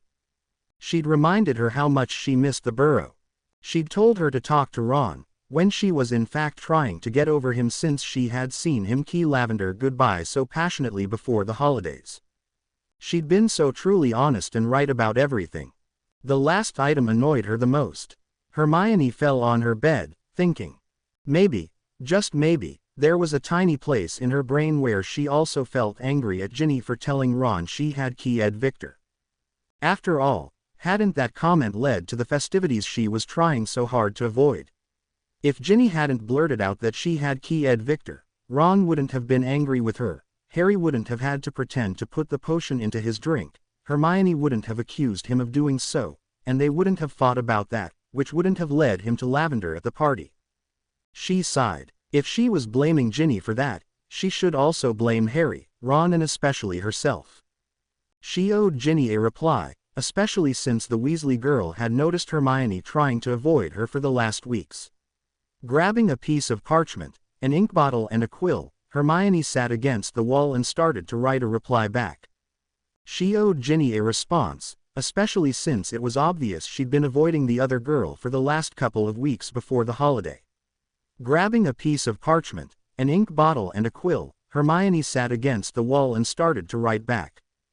Dear Ginny, I have no idea what you mean about me being not fine. I am fine. Everything is going well. Staying with my parents is nice. I had forgotten how much I had missed home, since I have only been here for 5 weeks out of the last 2 years. Of course I love spending time at your house. It's always so cozy, and there's always something going on when there are so many people. Very different compared to here, where it's just me, Dad and Mum, but it's just that no matter how many times your mum folds up my laundry, she still isn't my mum. I haven't told them about the war yet, mainly because I'm scared that they will forbid me to go back to Hogwarts once they hear everything. That's why I'm planning to tell them the day before I leave. That way, the idea that I'm a likely target of a mass murderer and his supporters won't have time to sink in, frighten them, and make them want to come up with plots to keep me away from Hogwarts. If I'm not back after the break, however, well, I will owl you if anything like that happens. In fact, I will owl you no matter what the outcome is, just to keep you up to date. You're right, Ginny, we definitely need to catch up soon. I've been busy lately, but I promise that I'll make some time free, the first week of January. I haven't spoken to your brother. Ron has every right to kiss a girl he likes, though, I'm perfectly fine with it. I just don't think that my presence is wanted when he tries to lick off someone's face. Concerning Cormac, you were right, he was a mistake. I talked to him during the tryouts for keeper at the beginning of the term and thought he was quite nice. How wrong I was. Apparently, Quidditch is the only thing he knows something about, and he's a narcissist to boot. Not once was there a conversation between us that didn't involve an anecdote about his family. Anyway, it was a once-in-a-lifetime thing. I'm glad we didn't get the chance to make another date. Could you please thank Harry for the defense book he gave me? I have no idea why he's been acting so weird around you, but are you sure it doesn't have to do with everything else? Trust me, he has a lot on his mind at the moment. Can't tell you a lot about it, and especially not over owl. Sorry, and most of the time I'm happy for a full sentence that only has to do with school. Did Percy say anything when he stopped by? And how did your mother react? I'm sorry to hear that he was forced upon you like that, but I think Percy himself is sorrier about that, especially when he had to remove the parsnips from his hair and Christmas clothes and didn't have his mum to do that for him. Anyway, send my regards and wishes to the rest of the family you do speak to, and thank your parents for me for the wonderful jumper your mother knitted for me, again. It fitted perfectly, and I don't think I've ever felt so warm and comfortable in my life. Although, if they are still home for the holidays, tell Fred and George that if they send me a skiving snack box again, I will tell their mum how they've been testing those products on first years last year. Best wishes, Hermione. Seeing Errol flying off into the dark night, with the letter in his talons, Hermione felt a slightly guilty sensation in her stomach. Since when had everything become so messed up? She couldn't quite believe that she was lying to Ginny. If the girl had been here, it would have been impossible to do so, but she guessed that it was one of the benefits of writing instead of facing people. But she had certainly never lied to Ginny before, not like this. How come she couldn't be honest anymore, about anything? The part about Harry was a wild guess and just as vague as Harry had been towards Ginny, and she was sure the girl wouldn't be pleased with her answer. But to be honest, Hermione didn't have a clue why Harry was acting the way he was, and she felt a bit annoyed that Ginny had noticed it more quickly than she had. Had she been such a bad friend to Harry lately? The part about her being fine with Ron having a girlfriend was a downright lie, and Ginny would see through it the moment she read it. But after all, what was Hermione supposed to do? Tell her that she was right, and then write a short novel about how much she missed Ron and what she thought the gaze they had shared the night before the holiday could possibly mean. She would probably have to tell it all anyway once they met to catch up, since she knew that Ginny would want every little detail. And since she had now promised to catch up with her, Hermione knew that Ginny would remind her of doing so. She also knew that said girl wouldn't approve of the idea to tell her parents the day before she was to leave. Hermione herself didn't even approve of that plan. Her parents deserved the long truth, not a quick summarization before she keyed them on the cheek and took off again. With two little voices screaming in her head, one was called guilt and the other cowardice, she made up her mind. Her parents would react the same, not any better, if she told them as soon as possible. She turned around, feeling a bit nauseous at the idea of how her parents could possibly react, but descended the stairs anyway and opened the door to the living room. Her dad was putting the dirty plates into the dishwasher, while her mum was sitting on the couch, watching A Christmas Carol on the television. They looked so normal and happy, and Hermione wondered how they would look after half an hour. "Mum, Dad, yes, dear, I have to tell you something. And, you probably won't like it." She turned around, feeling a bit nauseous at the thought of how her parents might react, but descended the stairs anyway and opened the door to the living room. Her dad was putting the dirty plates into the dishwasher, while her mum was sitting on the couch, watching A Christmas Carol on the television. They looked so normal and happy, and Hermione wondered how they would look after half an hour. "Mum, Dad, yes, dear, I have to tell you something. You probably won't like it." At the sight of the grim face her daughter wore, Mrs. Granger turned the TV off. Hermione sat down in one of the comfortable sofas, facing her mother. Her dad was coming closer, a plate still in his hands. He sat down next to his wife and they both looked at her. Hermione started to fidget a bit. She had no clue where to start. "What won't we like, dear?" her father asked, now looking curious. "I haven't told you a lot about what's been going on in the wizarding world lately. I thought that you'd probably like an update about the current events." Her mum looked interested, as though she expected Hermione to proceed to talk about the latest fashion, or how wizards had found a new way to carry their cauldrons around. "What do you mean? Your letters are always long and filled with details about your school and your friends." Ignoring the last remark her dad made, Hermione looked at her feet. She swallowed. Her throat felt dry and she didn't know where to begin her story. She had never lied directly to her parents, just twisted the truth and mastered the skills of diversion and other tactics to avoid the subject, or anything related to the war. In her mind, it had seemed reasonable and logical, but now she was sitting in front of them. She wondered if it would sound just as logical to them. Probably not. "Well, I've told you before that Harry defeated Voldemort when he was a baby. But he came back in our first year, and Harry defeated him again." Yes, her father interrupted. "You've told us that, and that he came back through a book during your second year. How he did it is still a mystery to me. It's a mystery to almost everyone on the planet, Dad. But that's not what I wanted to tell you." "Well, then, on with it already." Her dad didn't look so relaxed anymore. "At the end of our fourth year, Voldemort came back again. This time it wasn't as a parasite or as a ghost from a diary, but in a human form. Harry was there. He witnessed it." She paused, wanting to give her parents the opportunity for questions or remarks, but they remained silent. "Voldemort was active last year, but the Ministry of Magic didn't believe he was alive. They didn't believe Harry, and they tried their best to cover up Voldemort's return. Dumbledore did believe Harry and reformed a special defense group, the Order of the Phoenix. Voldemort went to search for allies and his former supporters, the Death Eaters. At the end of last year, Voldemort had enough support to lure Harry to the Ministry of Magic, to retrieve something there that only he and Harry could get. It's a prophecy, and it was about both of them. She suddenly realized that even if she wanted to, she really couldn't tell her parents everything. Most of the stuff she was telling them wasn't even known by ordinary wizards. Ron and I and some of our other friends went with him, but of course it was a trap and we were attacked by Death Eaters. I actually got hit by a spell. That's why I had trouble breathing the first week of summer, Mum. Almost all of us managed to get away safely, but Harry's godfather was killed, and the prophecy, somehow it was broken.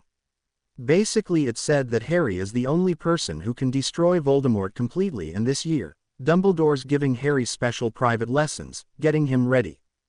She paused, wishing that a glass of water would appear out of nowhere in front of her, just so she could do something and not have this terrible silence.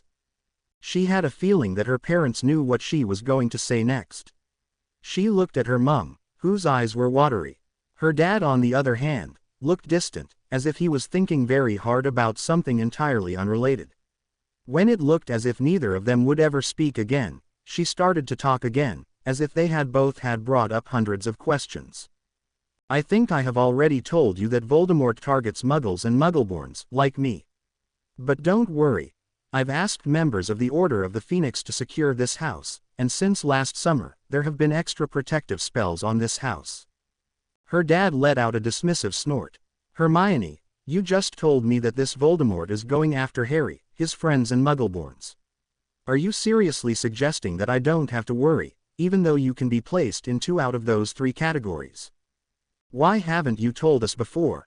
Her mother asked, her voice strained. Her dad, in the meantime, had stood up and was pacing the room. I wanted to, I really did, but it's just.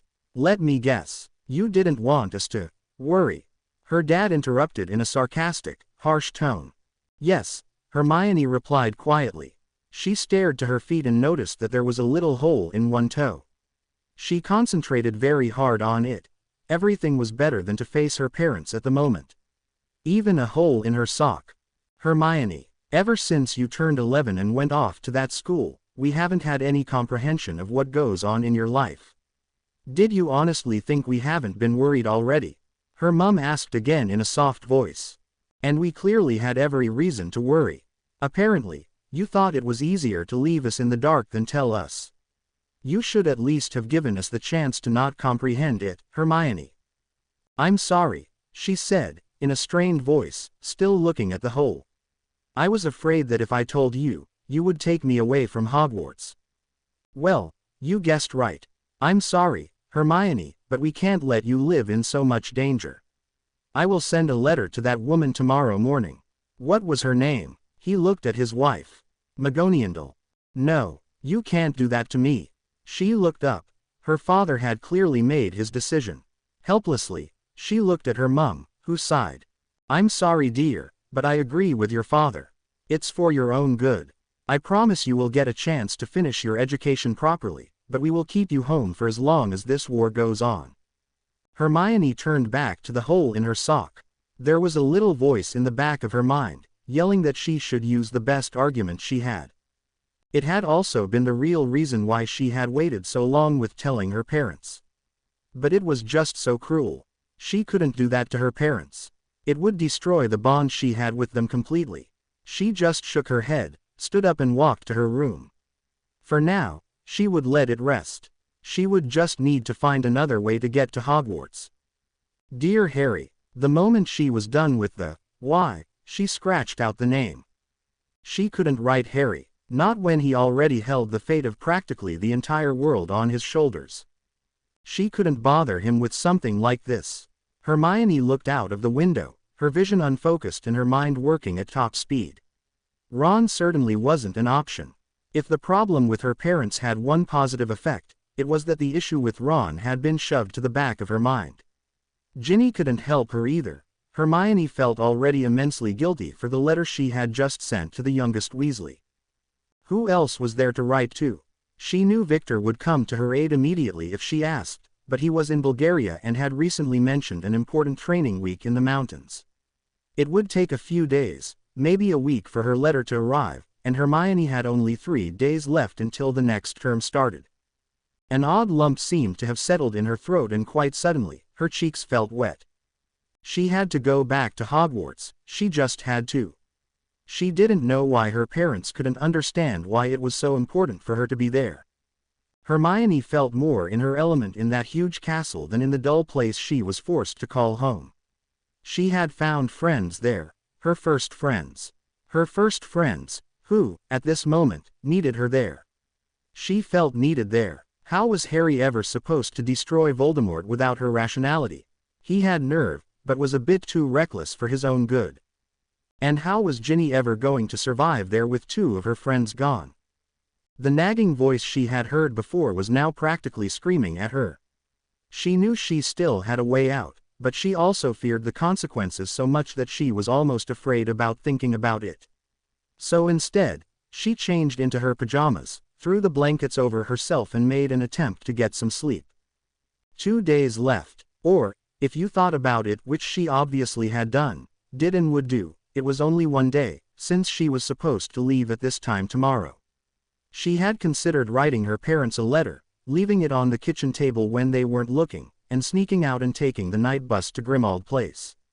But she knew that they would never forgive her for it, just as she wouldn't forgive herself for doing such a thing. Stop thinking about that. Hermione didn't feel like eating breakfast at all, or facing her parents for that matter, so she decided to start on a potions essay Slughorn would probably assign the 3rd week after the break. With the same false smile she had mastered during the last few weeks at school, she opened her ink bottle and started to write. She would just pretend that everything was normal. And who knew, perhaps it really would be normal when she stopped pretending. By the time it struck 7 o'clock that evening, Hermione realized that it wouldn't be normal.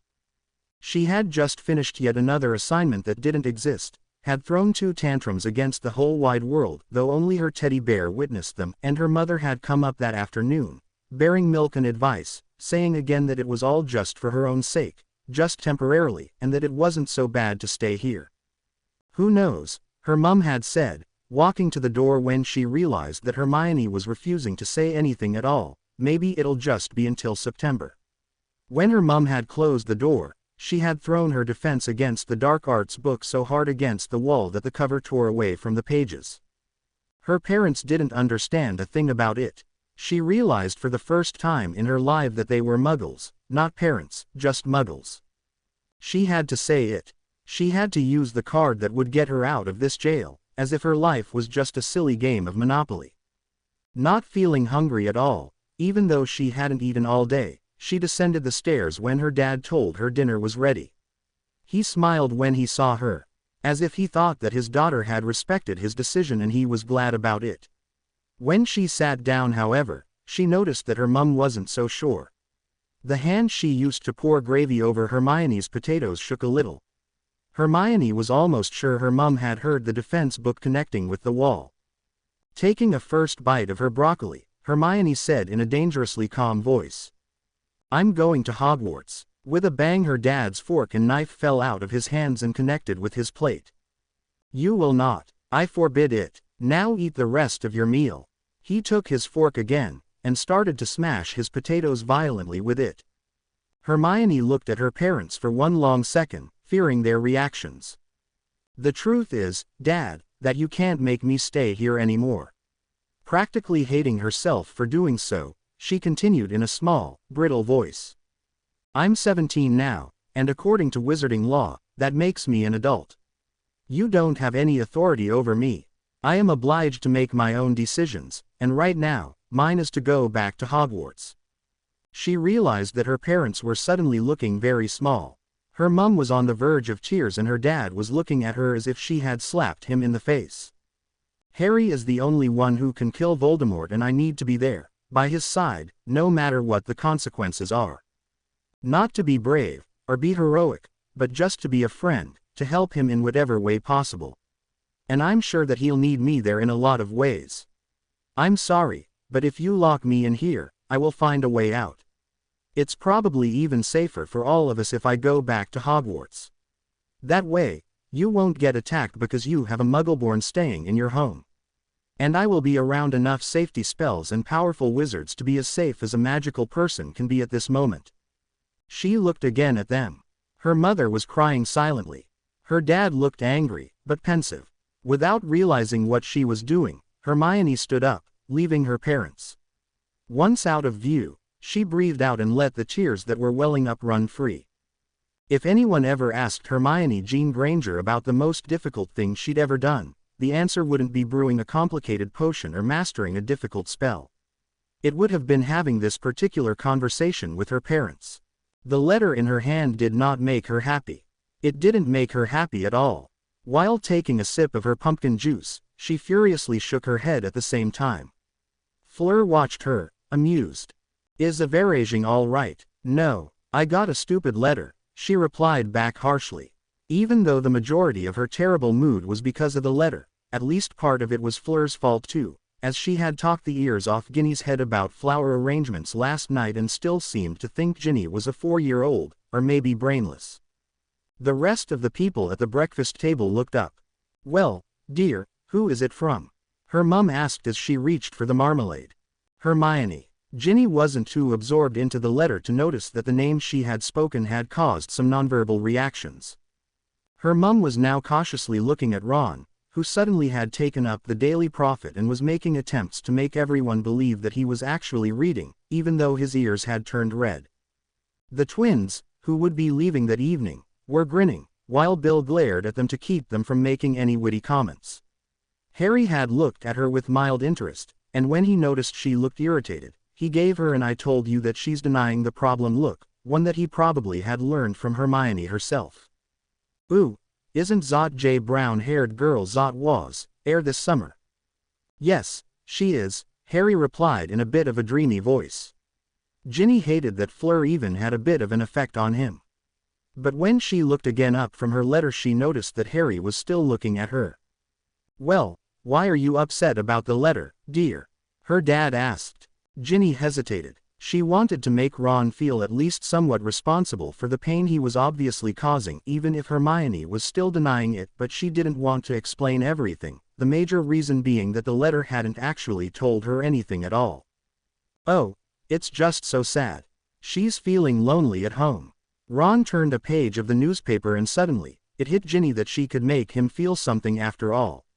There was always one thing Ron reacted to very poorly: jealousy. But another friend of hers, Victor, will be coming over for a few days.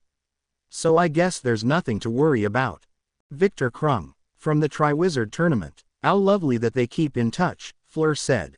Ginny nodded, but kept looking at Ron, who was now rifling through the paper. "RG still dating?" Fleur asked. Before Ginny had time to answer, the scraping of a chair was heard and Ron said loudly, "I'll be in my room." She couldn't resist grinning, and out of the corner of her eye, she saw the faintest smile on Harry's lips as well. Maybe making him jealous didn't solve the problem, but at least she had proved that he still cared. And once the holidays were over, Ginny needed to talk very sternly to Hermione. Because this letter was the proof that Hermione had indeed tried to avoid her when needing her help the most. Who else could help Hermione with the stubbornness of a Weasley besides another Weasley? The night before Harry, Ron and Ginny were supposed to go back to Hogwarts, Ginny overheard a rather peculiar conversation. "Why are you so obsessed with him, Harry?" "I'm not obsessed, I just know that he's up to something." "Why don't you care enough?" "He's behind the attack on Katie." "I just know it." "But, okay, let's just say that he's up to something, how will you prove it?" "Like I said before, no one will believe Snape's in on it too. They'll just tell you he's really working for the Order and so on, and so on. Just like my dad and Lupin told you last Christmas. I'll tell Dumbledore when I have my next lesson. I mean, he can't deny that Malfoy's up to something, I heard Malfoy say so. He's actually got a plan. Something Voldemort gave him orders to do." Yeah, I know," she heard her brother say. From the way he said it, it was clear to Ginny that Harry was boring him to death with the subject. Suddenly she realized that she had already been standing with her head against Ron's door for nearly a minute, hoping to hear things people wouldn't bother to tell her. Instantly, she knocked. "Mum sent me to ask if you both have enough socks and if you already packed your pajamas, so she doesn't have to send them after you, Ron." Both boys were lying on their beds, tossing a quaffle between them. Ron turned red, but when she looked at Harry to grin at him, she saw to her surprise that he was blushing as well, and hastening to sit upright. "Yes, I already packed them. When will she let it go? That only happened once in second year," he mumbled. "And also, dinner will be ready in a few minutes." "Hey, wait." She turned around at the command and eyed him, surprised. "What?" "Thanks a lot for telling the twins about lavender.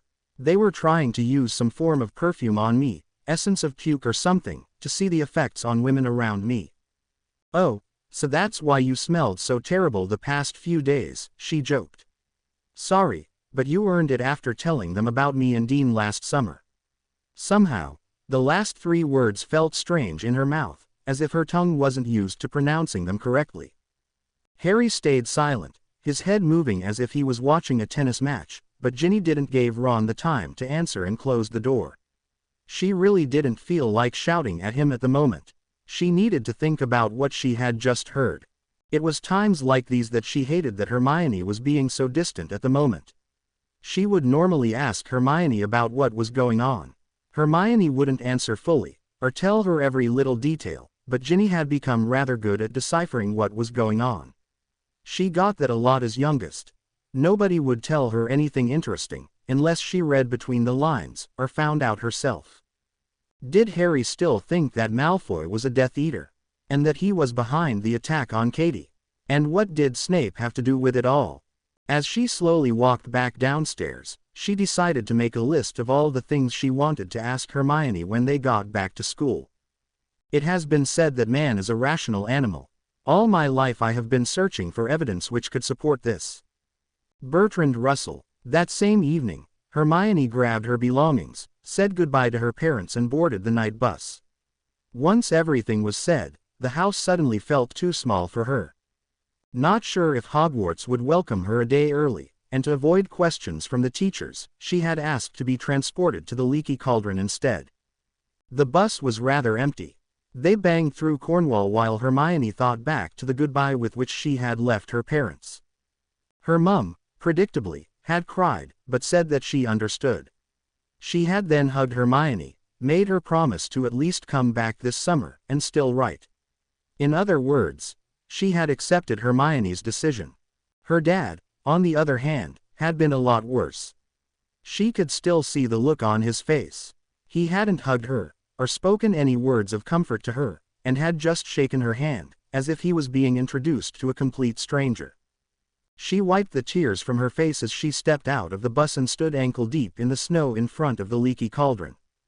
Heaving a deep sigh, she entered. Just like the night bus, the pub looked rather empty. Tom led her to her room while looking rather worried to have a Hogwarts student in his establishment without supervision, but after Hermione had dropped her things on the bed, she decided that she was rather hungry, and went downstairs again to get some dinner. Hermione. Hermione looked up from her stew when she heard a familiar voice. "What are you doing here?" Tonks was sitting at the bar. It could be the light, or Hermione's own tiredness and unhappiness, but she thought Tonks had never looked worse. Her clothes hung around her body as if it was only a sack of bones. She had huge bags underneath her eyes and her skin looked grayish. The mouse brown hair was straighter than ever, hanging in what looked like uncombed chunks around her face. If Hermione didn't know better, she would have been sure that she was looking at a homeless person, or at least a junkie. She swallowed her food and decided that replying normally would be the best option. "Hi Tonks. I'm staying the night here before I'm off to Hogwarts. Shouldn't you be there now, guarding the castle?" The Auror shook her head. "No, I have another assignment for the holidays. There isn't much to guard with most of the students home for Christmas, is there? I have to be there tomorrow, just like you. But why aren't you with your family or friends?" Hermione realized that she could ask Tonks the same thing, but refrained.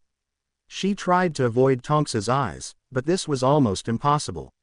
She should explain herself. Just as long as she acted calm, She could pretend that nothing was going on and that Tonks didn't need to worry, or worse, inform the Weasleys. I think just ran away from home. What? Why? Tonks suddenly seemed very alert. My parents didn't want me to go back to Hogwarts after I told them what's been happening in the wizarding world, but since I'm 17, they don't have the authority over me anymore, so I decided to take matters into my own hands. Her voice, steady as a rock, didn't resemble her eyes, which were open drains again, and she felt her cheeks wet for what must have been the umpteenth time that day. The Auror was suddenly sitting next to her, giving her an enormous hug. I've made such a mess of everything, Tonks, she heard herself say, not in a steady voice anymore, but blubbering. Where am I supposed to go for the holidays? I thought I didn't need them, but I really, really do. We all need someone to lean on, Hermione, the woman hugging her, whispered quietly. I can't go to Hogwarts like this. I need to know that my parents support me. But with this stupid fight I'll only put them in danger. I told them things they shouldn't know. What did you tell them exactly? Is it something most wizards don't even know? Tonks's voice was suddenly very sharp, quiet and businesslike. Hermione tried to think back to what she had said exactly. Had she endangered the Order and its mission? She knew that she had thought at one point that she couldn't talk further. But had she slipped before that? With all the power in the world, she just couldn't remember anymore. I don't know exactly, it seems like a blur, she answered, trying to stop crying. Well, then there's only one answer, isn't there? Hermione pulled away and looked at her. Tonks tried to smile, but failed. Up close, Hermione could see that her eyes looked watery too. We need to modify their memories. Since you told them things they shouldn't know, it's really a matter of national importance. Hermione could do nothing more than stare. She now understood why Tonks was such a good Auror. The decisiveness in her voice almost made her nod immediately. But that was before her rational mind took over again. Was it really such a good idea? Surely short-term memory loss would help her a lot, but wasn't that a bit too radical? And she knew that according to the Wizengamot Law of 1964, no Muggle could be placed under such a spell without the permission of the Ministry, unless it was an emergency, and then the Ministry could condone the spell afterwards. Was this really the only way to sort this mess out? After Tonks had explained to her that it was now too late in the evening to go back to her house, Ministry rules. They didn't give out that purple pamphlet for nothing. As an Auror, I have to set the right example. Besides, it's a miracle you arrived here safely after dark. And that they would do it tomorrow. Hermione calmed down a bit and the women ordered drinks. What are you doing here? Hermione sniffed, sipping from her hot chocolate. It sounded as if she had a really bad cold after all the crying she'd done. Not much. I needed some supplies and was hoping to gain some information, Tonks said. Why were you with your parents instead of at the Weasleys, for Christmas? Isn't Harry there too? I wanted to spend some time with my parents, Hermione quickly lied. She saw that Tonks eyed her curiously, but fortunately refrained from asking further about the Weasleys. The question had made Hermione realize that besides her parents, there were some more people she was fighting with. She didn't worry too much about Ginny. The girl would be mad at her, but mostly worried. She was much more concerned about Ron. Yes, he still made her angry. Yes, it still hurt to see him with Lavender in a tongue wrestling match. But it felt as if her emotions had numbed after the whole fiasco with McLaggen. She had thought restlessly about Ron's help that evening. She had tried to see it from all angles, from all points of view. But when the next morning Ron had still given his girlfriend a passionate key goodbye, she had had it. She had sworn in her room at home that she would refuse to feel anything concerning Ron. Yes, she had liked him, but she could never like a boy that would act like this. She would just turn off her emotions. Her mask just had to stay on. More stable, more convincingly. Ignoring the stares and the whispers and the looks. She would block them out, just as the thoughts and rage about Ron himself. From now on, she would only act rationally. She thought while climbing in the creaky old bed of the leaky cauldron, as I will handle things rationally with my parents tomorrow. Harry, Ginny. Ginny turned around and saw Hermione running towards the three of them.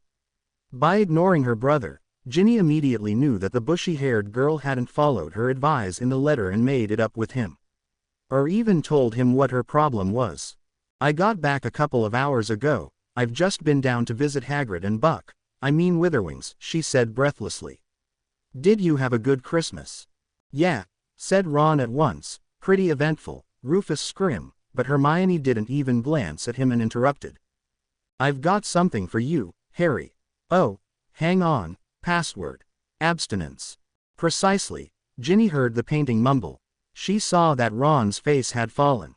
"What's up with her?" asked Harry, as he looked at the fat lady. "Overindulged over Christmas, apparently," Hermione explained to him. "She and her friend Violet drank their way through all the wine in that picture of drunk monks down by the Charms corridor." "Anyway," Ginny saw her handing over a tiny scroll of parchment to Harry, who looked relieved. "Great," said Harry, unrolling it at once. "I've got loads to tell him, and you. Let's sit down."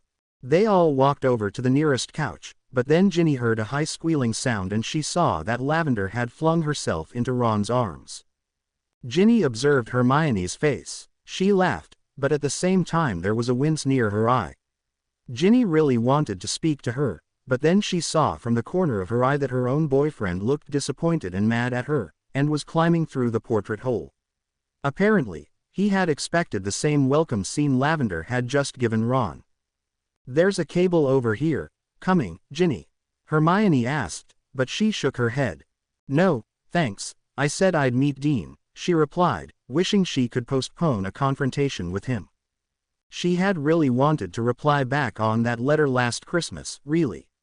She just didn't find the right words for it and other things kept her busy to think too much about it. Besides, she didn't want to look like Percy had, back when he'd fancied Penelope Clearwater. Always sitting in his room, writing. "Dean." Halfway down the Charms corridor Dean halted and turned around. "Hi," he replied flatly. "Hi, listen, I'm really sorry I didn't write back to your letter. I just..." A bit lost for words, she didn't finish that sentence.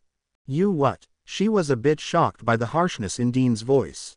"I was so busy that you forgot. Is that your excuse?" Something told Ginny that she had really messed it up this time. Dean wasn't only mad. She could that he didn't know what to do any more than she did. It scared her to see that. Dean always knew what to do. "Ginny, are you sure you want to be with me?" he asked softly. "Of course I am." "Then why don't you reply to my letter? To my apology in that letter? To my invitation before, to spend the holidays with me?" She shook her head, but her eyes kept locked with his. Ginny desperately wanted to answer those questions, but most of them she didn't know how to answer, simply because she didn't know herself why she was acting so strangely.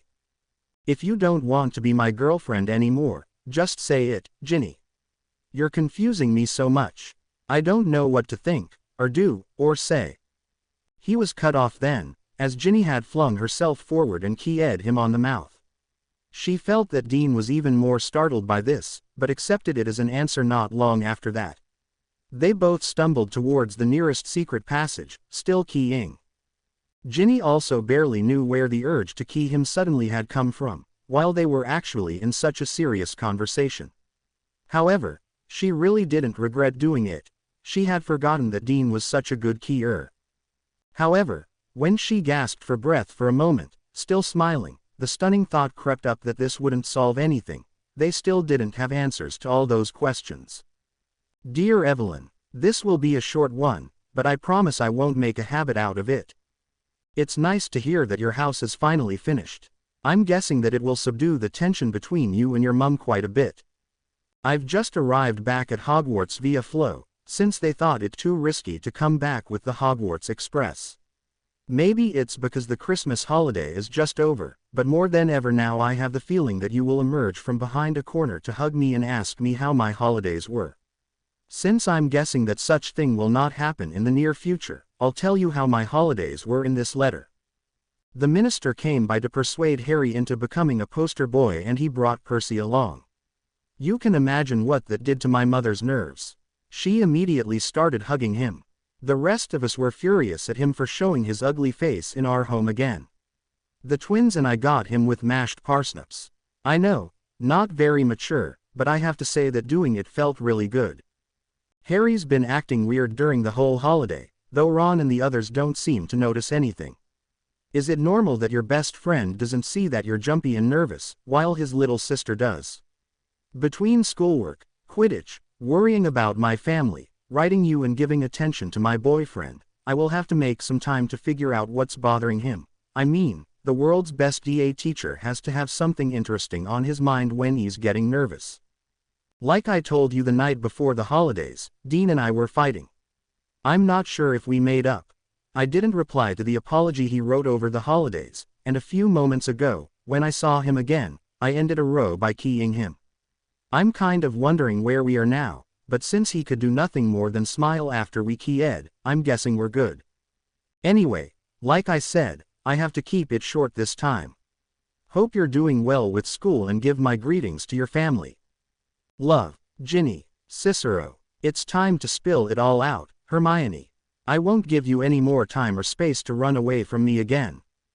Ginny was angry, not only because Hermione acted as if nothing had happened and as if she hadn't lied in the last few letters about her physical state, but also at herself, for letting it go this far.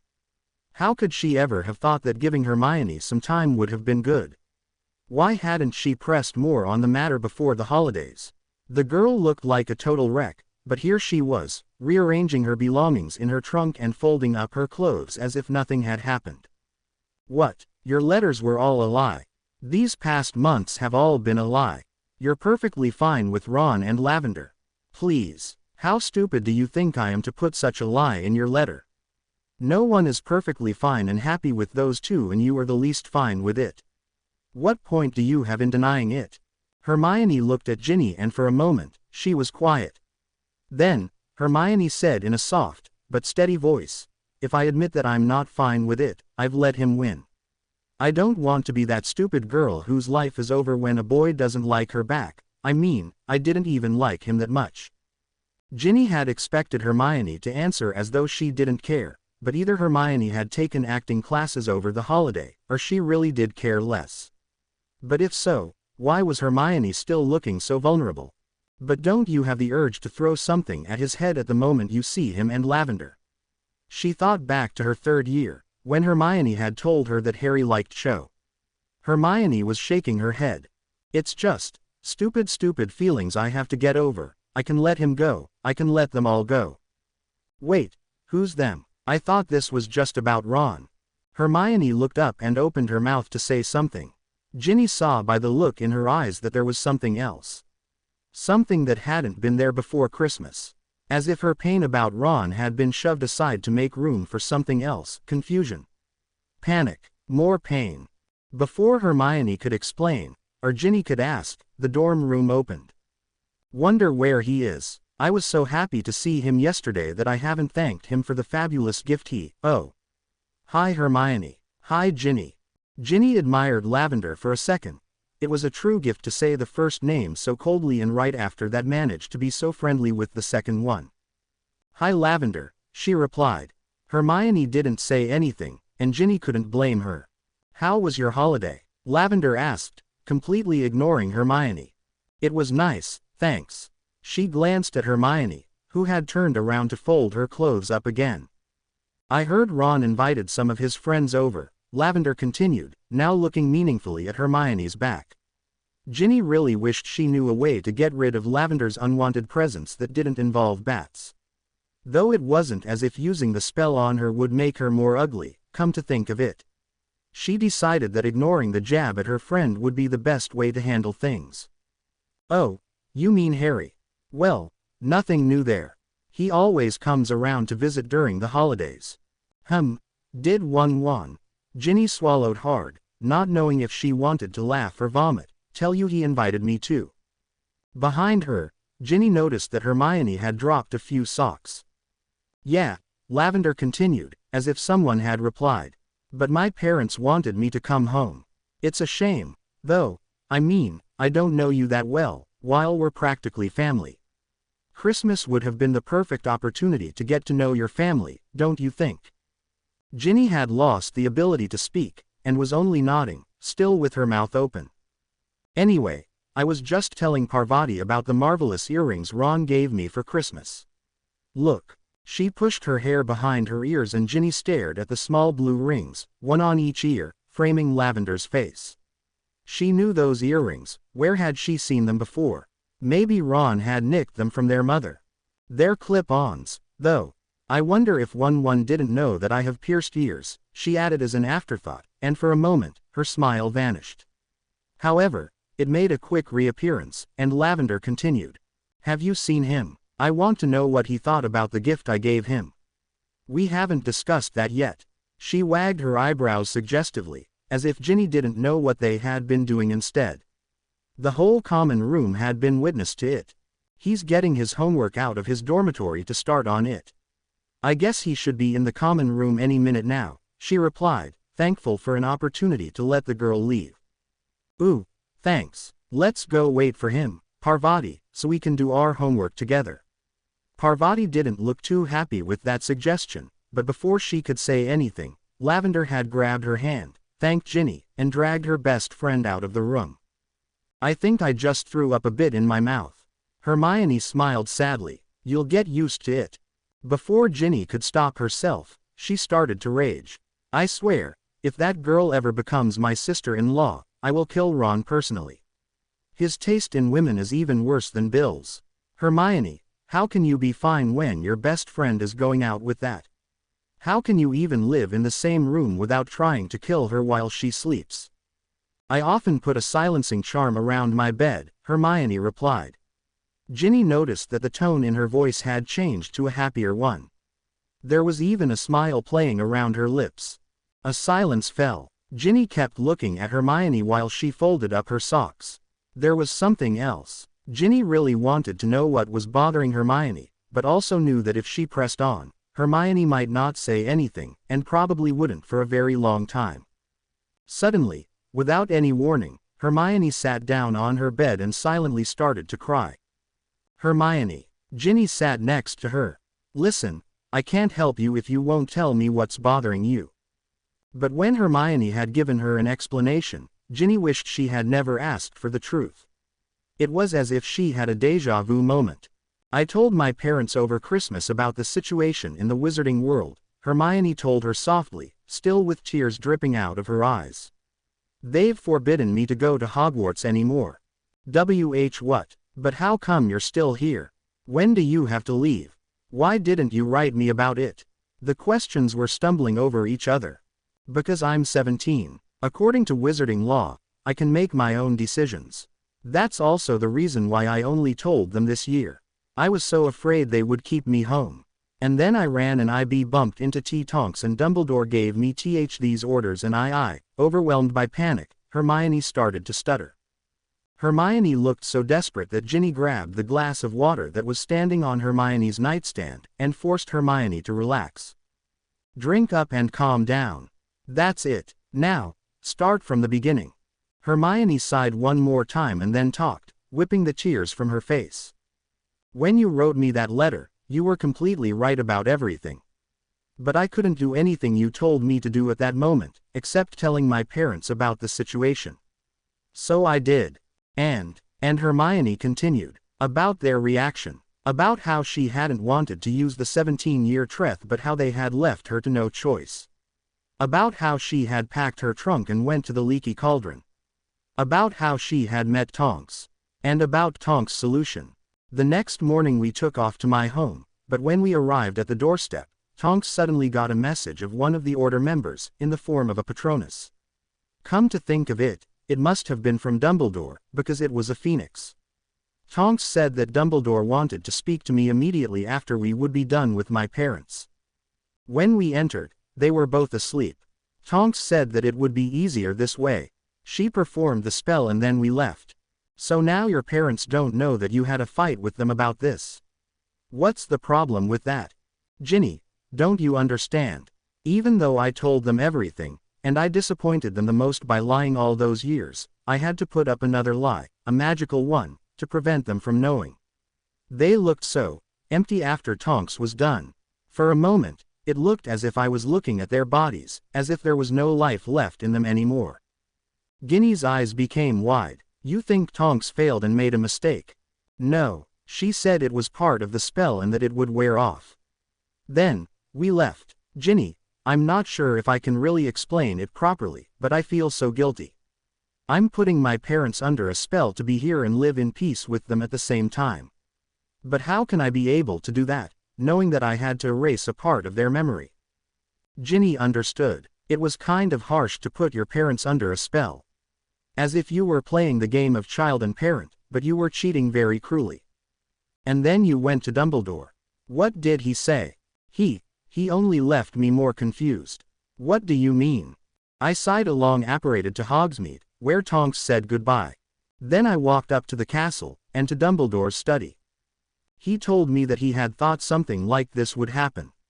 That's why Tonks had been around my house all holiday to watch me. Instead of, I don't know, explaining to me and how he knew about my problems with my parents, he started to explain the movement and spell power of the spell Tonks had used. And then he gave me a note with some titles of books that might be useful to read, too, and which I should find in Hogwarts before I would be graduating next year. For one short moment, Ginny was considering the odds that Hermione was making this all up. It couldn't get any more weird. What do you mean? He said that I might need to know the book's its contents in the future. When I asked about my parents again, he told me that Tonks had, on his request, only modified a little bit of their memories, but there might come a time when I myself would have to modify a lot. Okay, so actually it could be even more weird. What? Why? I don't know. He wouldn't explain that to me. He said it would become clear to me when the time was ready. What's that supposed to be for an answer? He then said that if I needed anything, I could always find it in his office. And then, well, when I wanted to ask more, or at least find some consolation for the fact that my parents were bewitched and I might have to do it again, he only gave me a note for Harry and dismissed me. What kind of note did he give you for Harry? Something that's between Harry and Dumbledore, Hermione answered. When Ginny tried to stare her down to get something more, Hermione shook her head sadly. Sorry, I really can't tell you. Sworn to Harry that I wouldn't. Besides, it's best if you don't know. Well, I think that's not your decision to make, what's best for me and what isn't, Ginny replied testily. It bugged her endlessly that even though she almost spent every summer with the trio together, they still had to hide some secrets from her. Probably also for the rest of the world, but still. They should know by now that she could be trusted. She actually wanted to end this conversation, but when she saw Hermione's confused face, her anger melted. For a bookworm like her friend, not understanding something was probably a living hell. Look, Hermione, you've got to pick yourself up and think rationally. Maybe Dumbledore's right. Maybe it will become clear in the future. We just have to trust him.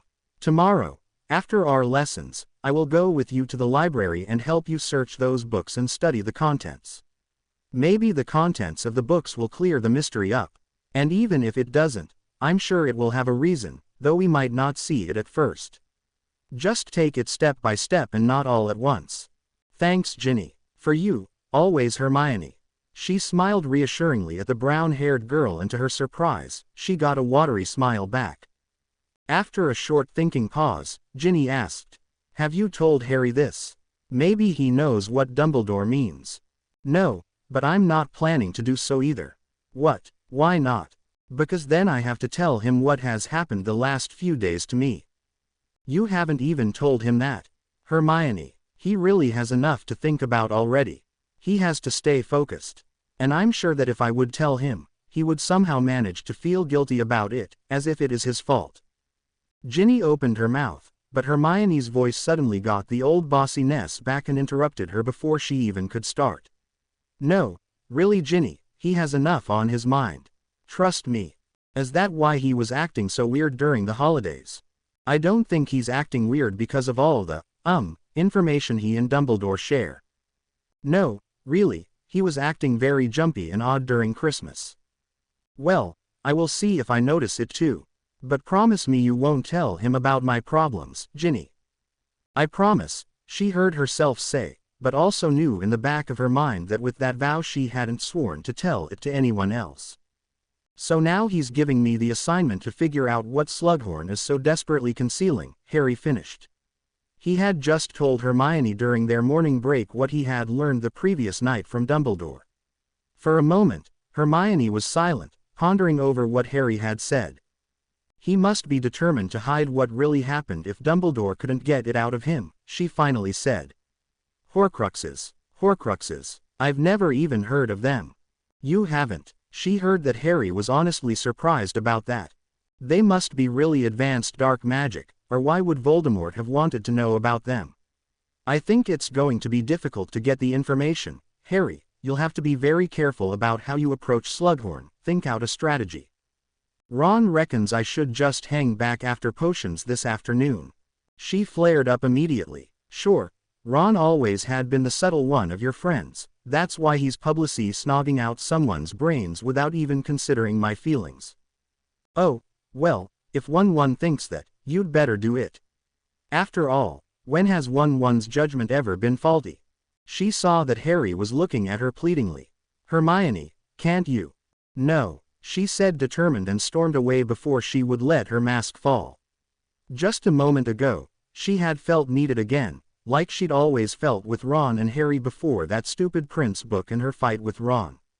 And apparently, that book had also affected Harry's judgment. Since when did he value Ron's opinion more than hers? She knew that most of what she was thinking at the moment came from the green monster inside of her that had gained power after seeing Lavender's earrings, but Hermione knew that there was a truth behind her opinion. Even though Harry and Ron were both blinded with awe of that potion book, Hermione was sure that it was dangerous. And she was going to make Ron and Harry see that. So you haven't noticed anything today about him? Ginny asked that evening as they were sitting in the library to look up the titles Dumbledore had given Hermione a few days earlier. No, I noticed nothing. But he was acting all weird during the holidays. Nervous, and jumpy. Ginny, why are you so obsessed with Harry? I thought you were over him. She whispered teasingly. I am. And after receiving a deathly glare for talking so loud in the library from Madame Pants, Ginny continued in a whisper, I am. But I'm not blind or crazy. He was acting weird. Maybe it's got something to do with that potion book of his, Hermione said absent-minded. Ginny eyed her skeptically, but Hermione ignored her. She knew that Ginny wasn't agreeing with her, but that book was pure evil. Anyway, what is all this? The Weasleys said, changing the subject. She pointed at all the books that were lying around them. I suppose Dumbledore thought that I couldn't live without the Helpful Healer's Handbook, or the, she picked up another heavy book, Useful Unreadable Magic and Their Undoables. Always wanted to have that one lying on my bedstand, Ginny replied, just as sarcastic. Anyway, what are you going to do now? This doesn't make it more clear what Dumbledore wants from you. I'm going to read the books one by one, and after I'm done with that and it still isn't clear, I suppose I will ask him, Hermione stated simply. She felt a lot more confident since her breakdown in front of Ginny yesterday. Now that she saw the actual books, it somehow made the assignment Dumbledore had given her more logic, more reasonable. She had always been the know-it-all. Reading books was her thing. You're really going to read all this? The man gave you. Ginny grabbed the list with titles and counted, 43 titles. When Hermione shrugged, she continued, well, rather you than me, and took some homework out of her bag while Hermione walked over to the desk of Madame Pants to borrow the first 5 books that were on the list. The librarian gave her the same stern stare that she gave every student who came to borrow her precious books. Hermione had befriending Madame Pants given up a long time ago. Oh, and I also have an assignment from Professor Slughorn for which I need to search the forbidden section, she added when she had taken the books back from the librarian. Madame Pants quirked her eyebrow and examined her now even more thoroughly. Hermione stared back determinedly, even though she was still mad at Harry, especially after what he had done during potions with the Bazour. Horcrux was clearly an important term that needed to be figured out. I'm a 6th-year prefect, she said when she saw how Madame Pants opened her mouth for her usual request for a personal note from Slughorn. If she were correctly, her status would give her permission. You know your way. Please put the books back where you found them, was the grumpy regular answer, and without waiting longer, Hermione walked over to the section. Hermione, where are you? she heard the voice of Ginny call. Glancing at her watch, she realized that she had been here for over more than an hour, but still hadn't found a clue, not even a word, about Horcrux. Coming, she replied and put Medieval Magic at its most evilest back on its shelf. What were you doing that took you so long? The redhead asked. I thought you only wanted to borrow those books. I also had to look something up. What? Ginny asked. A term, she replied, avoiding. Which term? You wouldn't have heard of it, Hermione said hastily. Ginny eyed her grumpily. Try me. All right, I have to find the meaning of the word Horcrux. Hermione had hoped that Ginny's attention would decline, but Ron's sister only looked more interested. I haven't heard of it. Why do you have to look it up? It's got something to do with Harry and his lessons from Dumbledore. What? Just a few seconds after I discuss Harry's odd behavior you are going to look something weird for him up in the forbidden section and you're refusing me to tell why. Hermione saw that the mere thought of not knowing something made Ginny furious, but she shook her head. Look Ginny, I've told you a million times before, I just can't tell you what is going on. You have to trust me if I say that this odd behavior has nothing to do with Dumbledore's lessons. How can you be sure when you don't even notice the weird behavior of Harry yourself? Ginny shook her head in anger, grabbed her bag from the table, and without saying anything further, she walked out of the room. Hermione shook her head again. She really didn't understand Ginny sometimes. Why would she make such a big deal out of not knowing something? After that thought, she felt herself blush. It was only yesterday that she had cried in front of Ginny, complexly panicked because she didn't understand Dumbledore, because she didn't know what had been the point. She grabbed her book bag and wanted to run after Ginny, but the girl was nowhere to be seen anymore. Hermione shook her head. She would make up with Ginny tonight in the common room. That gave her an excuse to stay away from Harry and his book. Then, another question popped up, making her feel even guiltier for not understanding Ginny's behavior a few moments ago. Was Ginny's anger perhaps comparable with the anger she felt towards Harry's potion book, for making her feel left out? Dear Ginny, first of all, don't worry about the length of the other letter. Every sign of life from you is great, since I barely stay sane here without it. We moved into our renovated house a week ago. When the construction builders had left, my dad immediately used a lot of spells to improve the house and make it safer. I hope it will actually work. Since we're not living with my grandma anymore, I won't have to follow Muggle classes at that horrid school, thank Merlin. However, my parents both agreed that they didn't want to see me using all my time studying for Hogwarts, so they wanted me to get a job. I was so glad not to have to go to that school anymore that I agreed, and now I'm stocking shelves at the local supermarket every Wednesday, Friday and Saturday evening. It's boring and annoying work, but I think I've finally made some Muggle friends. Not that I can discuss much with them, of course, since half my life is a secret, but still, Elle is nice and makes a lot of jokes during work time. Don't feel replaced. You are still my best and only possessed by a diary friend. This makes you much more interesting than a Muggle, or any other wizard for that matter. Besides, you have a family that's totally awesome. Fred and George keep sending me prototypes of their newest inventions. Mark my words, the magical fart cushion that will shoot you 5 feet in the air will be a hit. They only have to name it better. Fart blow doesn't sound catchy enough. I'm now officially behind with my Hogwarts work. McGonagall sent me all the tests that I took in December and I failed everything. I'm not really bothered by it, though. I mean, it was kind of predictable, wasn't it? You just can't learn magic by only reading about it. That's exactly why most of us hated Umbridge last year. That, and the fact that her pink clothes made you want to vomit. It sounds really funny, the way you've thrown Percy out of the house. But how did your mum react to that? And what exactly was the outcome of the talk Harry had with the minister? Okay, forget that last question. Since you swooned over the boy for more than 2 years, I think I know enough about Harry through you to know his answer. He didn't want to be the poster boy, right? Are you sure he's acting weird and he's not just a bit more nervous since the war? Please keep me updated if you know more. I do not understand what the status is with you and Dean. Do you still like him? He's obviously crazy about you, but you kind of have to like him back to continue this, Ginny. Are you really sure that the pros outweigh the cons? Well, that's up to you, I suppose. Just keep me updated on that too. I talked to my parents last night about the war. My dad knows that it will take a lot of time before there is a chance of me going back to Hogwarts. However, he finds it necessary to fool me, and he keeps saying that I can probably come back for the next term in September. I just felt myself nod, while he looked away and couldn't even look me in the eyes. If that's what it takes to keep them happy, I think I will just keep the charade up. I know that I won't go to Hogwarts soon, but somewhere in the back of my mind, there is that little voice that keeps hoping that I will finish my education. Maybe not next year, or maybe not even for another 5, but I refuse to become a muggle, now that I've tasted what it's like to be a witch. My mum and I seem to get along better.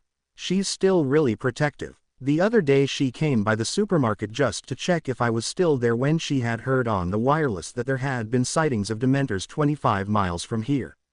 Now I've been living with them, I seem to understand their worries more.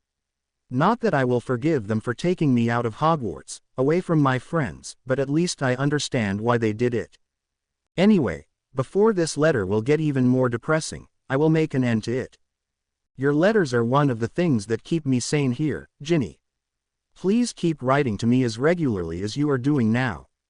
Love, Evelyn. Ginny sighed. The letter did indeed sound a bit depressing. She could barely imagine how Evelyn kept holding on. She read the part about Harry again and shook her head. Things had only gotten worse after she had written this letter. He kept turning red, acting jumpy, not that anyone but her noticed, of course. Hermione was still skeptical. Ginny had apologized to Hermione for being so sensitive the other night, and Hermione had accepted, of course, but they had both felt that things weren't quite as forgotten as they both had wanted them to be. Hermione refusing to see that her friend was acting weird was part of that problem. But as for Dean, things seemed to be back to normal. She really did like Dean, unlike what Evelyn stated. Maybe the problem had been herself. She might have taken all the tension of the war and her worries for Hermione and Evelyn out on Dean. Dean, what did I just say? Focus. Harry bellowed, causing Ginny to tear her eyes from her own quaffle for just a moment to look at Dean. The whole Quidditch team was training individually and, right now, the chasers were supposed to look at their aim. Dean, however, had difficulties. You are not even trying to throw it through the hoops, you are just trying to throw it. She heard Harry say to him. That comment actually made her stop in her own tracks. For all the months they had been training under Harry, he had always been constructive in his criticisms. That was not the case this time. She saw that Ron was also looking oddly at his friend, and, somewhere in her stomach, Ginny felt a lurch of triumph that she wasn't the only one who had noticed Harry's weird behavior this time. I'm going to fly to the others, and I want the number of scores to be on at least 30 more when I get back. She saw that he flew over in her direction and pretended that she hadn't stared at both of them. You're doing really well, was the only thing he had to say to her, when he saw that the number of goals, as displayed by the counting device hanging next to the hoops, was already on 104. What was wrong with Harry this evening? Why didn't you argue back, Dean? It was really low of him to tell you that you weren't even trying. Maybe he's just having a bad day and he has to take it out on someone, Dean reasoned, though Ginny could see that he actually enjoyed her ranting. Hi Ginny, hi Dean. Neville welcomed them when they arrived back into the common room. How was practice? Harry was in a foul mood, Ginny replied, as if that explained it all. Neville nodded understandingly, but then focused on why he came over. Listen, I have a transfiguration paper due in a few days and it's taking me longer than I expected. Would you mind if I don't help you with herbology this week? That would really save me some time. I promise I'll make it up to you by helping you extra after the essay. You don't have to make it up extra. I'm already glad that you would help me at all, but I don't mind 1 week without extra herbology lessons. Besides, I think Sprout is going to continue to talk about the lovage this week, and you already explained a lot about that last Monday. Okay, great. Well, I suppose I have to get back to that essay then. Neville sighed and he walked back to his table in the common room, which was covered with charts, parchment and large books. Have you already started with that transfiguration essay? Ginny asked Dean, while looking at how Neville sighed and scratched something with his quill. Yes, but we all have different subjects to write about. Mine was a lot easier than Neville's. They also sat down and Ginny grabbed a book from her bag she still had to read for Muggle studies. I didn't know you still studied with Neville, Dean suddenly said after a silence. Oh, yeah, he's great at herbology. Came the cold remark, and Dean also grabbed a book from his bag and started reading it. His movements expressed that he was not happy with her reply. What's wrong with that? I thought you liked Neville. There's nothing wrong with me, he snapped back, and he hid his face behind his book. Ginny shook her head. Dean was probably still mad due to being yelled at by Harry. However, that couldn't prevent Ginny from thinking that boys were really weird lately. Harry HH. Slowly, January passed over into February, and Hermione wondered since when she had become so busy. Besides the usual homework she always did in the library to avoid Ron, she now also had the name, Prince, to look up there, as well as the books Dumbledore had given her. After having the panic attack several weeks ago, she was now quite calm about the fact that her headmaster had given her a cryptic assignment and that her parents weren't remembering their fatal Christmas row. Hermione found it easier to push it out of her mind while they were not around. She simply had no time to worry about it. Besides the prince, the Dumbledore books and the homework, there was also the case of the word, Horcrux. After she had informed Harry that she had only found one reference to it, her research hadn't stopped. She felt that it was her way of helping Harry. She couldn't help him with persuading Slughorn, but searching for a word was her thing, and it had never given her problems before. In the spare time that was left after all these activities, she also taught some of the younger students whilst Harry, Ron and Ginny were busy with Quidditch. To Hermione's delight, they actually made a lot of progress under her helping hand. Even though it didn't have the same coziness, it did remind her a lot about the times when she was looking over some of the homework Harry and Ron had done. Hermione finally seemed to be over Ron. Lavender was still an annoying tart. Ron still made her want to hurl things at his head, but, somehow, things were brought into perspective by the fact that much graver things were happening around them. And besides, since she was so busy, she didn't give herself much time to think about Ron, just like she did with her parents. They had come up with a simple solution to the rule that they had to patrol together. Cameron had never said that they actually had to patrol side by side, so every night they had prefect duties. They walked together out of the common room, patrolled individually, sometimes crossing each other while walking through the castle, and then met at the appropriate time near the Fat Lady. It had become a sort of unspoken agreement. Hermione had noticed that Ron sometimes glanced at her or opened his mouth as if he had wanted to speak to her, but he never did, and always quickly looked away after being caught on such a moment. She was more than happy that their contest of hurting each other had ended. It had been that contest, she realized, that had made it impossible for her to live a normal Hogwarts life without Ron. She noticed how Harry was, at times, quite annoyed that his best friends weren't speaking to each other, but, since he barely mentioned their row, he probably thought that he shouldn't meddle in it. Hermione was worried about Harry, and not only because of the task the prophecy had given him or the fact that Ginny kept by her statement that he was acting odd. She was also a little scared by the growing obsession Harry now seemed to have with Malfoy, and their first apparition lesson proved that Hermione had every right to be worried. They had come down together to the Great Hall. Harry was babbling on about some stupid move Dean had made the night before on the Quidditch field, and Hermione listened only half-heartedly, as she usually did when Harry talked about Quidditch. She was excited to learn how to apparate. It was supposed to be really hard at first, but it would be great to be able to just appear anywhere at will without another magical device. The heads of house had gathered in the front of the hall, and Hermione saw Wilkie Twycross standing next to them. He was the author of one of the books she had read about apparition and was a master of appearing at will. She just wanted to tell Harry who the person was since his expression was blank, but then Sprout stepped forward. "Quiet, please," Sprout asked, and the murmuring subdued enough to hear Mr. Twycross speak. "Good morning. My name is Wilkie Twycross, and I shall be your ministry apparition instructor for the next 12 weeks. I hope to be able to prepare you for your apparition test in this time." Malfoy, Be quiet and pay attention," Professor McGonagall suddenly demanded. Hermione felt Harry turning almost 180 degrees next to her to see Malfoy standing at the back of the hall, now suddenly caught after talking to Crabbe. "By which time, many of you may be ready to take your test," Twycross continued.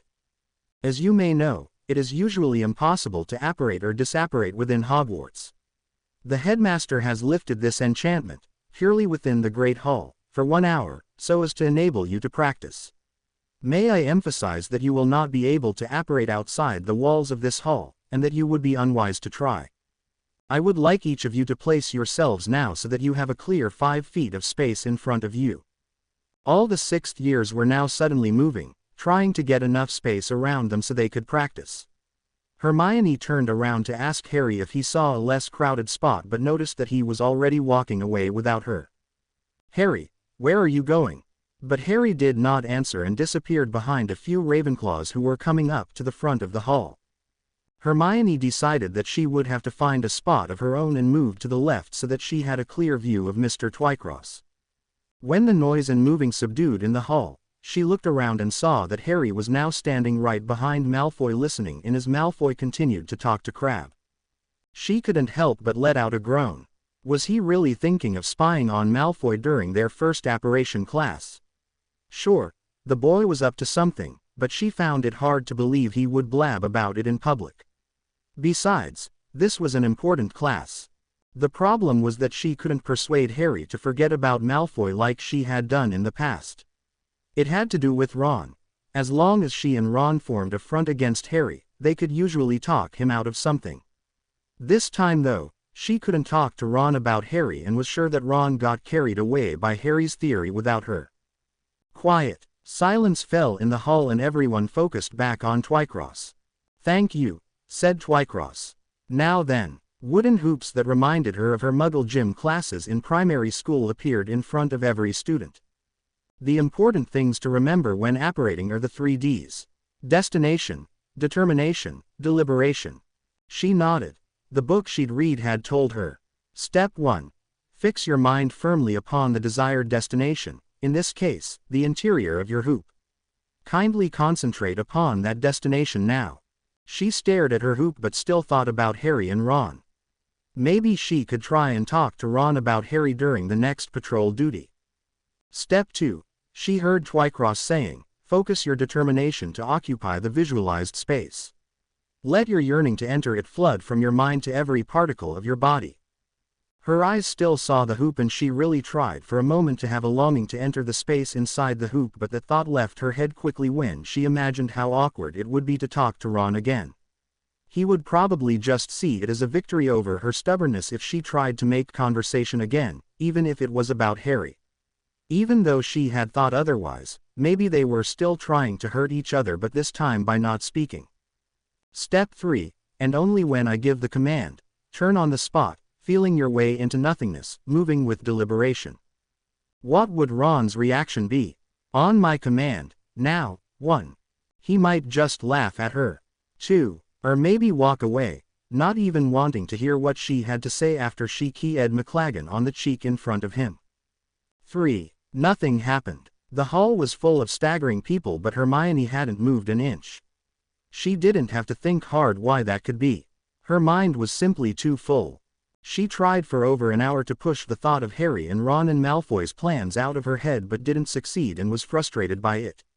When Twycross had dissipated, she walked over to Harry but saw that Ron was there first, so she tailed behind. How did you do? Asked Ron, hurrying towards Harry. I think I felt something the last time I tried, a kind of tingling in my feet. She simply couldn't resist. Because of him, she hadn't even tried with all her heart to learn to apparate, and there he was, claiming he had felt something. If he had really felt something inside himself, he wouldn't have hurt her feelings by keying lavender, and she wouldn't be distracted today and would have learned how to apparate. She had been right. Ron was still trying to hurt her. Since a long time, Hermione put her mask off and heard herself say, I expect your trainers are too small, 1-1, and she smirked, while looking how Ron turned red. This last part doesn't really make sense. You could change it too. Well, two could play at that game. I expect your trainers are too small. 1-1, she heard herself say. She smirked when she realized that Ron had turned red. Happy Valentine's Day, Jin, Dean proclaimed as he walked over where Hermione and Ginny were eating. He gave her a key on the lips and sat next to them. You too, Dean, Ginny answered. Are you finally able to tell me what the big surprise for this evening is? Dean glanced nervously up at Hermione and she knew in a second that Dean was planning something against the rules and didn't want her to hear. Not quite, he said slowly. Ginny pretended to pout. But I did make you some lovely pancakes, he quickly added whilst pulling a plate covered in tinfoil out of his bag. Hermione couldn't contain herself from sighing. Not because the gesture was really romantic but because Dean hadn't made those warm pancakes by himself. He had just snatched some out of the kitchen, ordering the house elves to cook something up. In fact, the same pancakes stood a few yards away from them on the table. However, Ginny didn't seem to notice. Oh, how sweet. You really didn't have to, Dean. I thought we wouldn't make a big deal out of this holiday. Well, don't you think they're nice? And really good, Ginny said with her mouth full. The girl shot a glance at Hermione that clearly ordered her not to start about house elves at that moment. Hermione understood the message and also saw it as her cue to leave. Besides, she saw Harry entering the hall anyway. Good morning, Humph, came the reply when they both sat down a few seats away from Ginny and Dean. Harry looked very moody. Managed to dump 1-1 with Lav on Valentine's? She asked brightly. Lately, she had noticed that Ron didn't actually like being around Lavender a lot, except to eat her face. That, and the picture Ginny had finally given her about a certain necklace, made the thought about him and his girlfriend on Valentine's Day a bit more bearable. I don't know. He was still getting dressed as I left, Harry muttered, while not even looking at her. And the reason why you are so cranky is because. She couldn't help but saying. Harry now focused on her. Because I have nothing to be happy about. I'm still not any further with Slughorn and I found this. He ducked underneath the table to get something out of his book bag. It was a crumbled piece of paper and when Hermione straightened it out, it read. Not from the stars do I my judgment pluck. And yet methinks I have astronomy.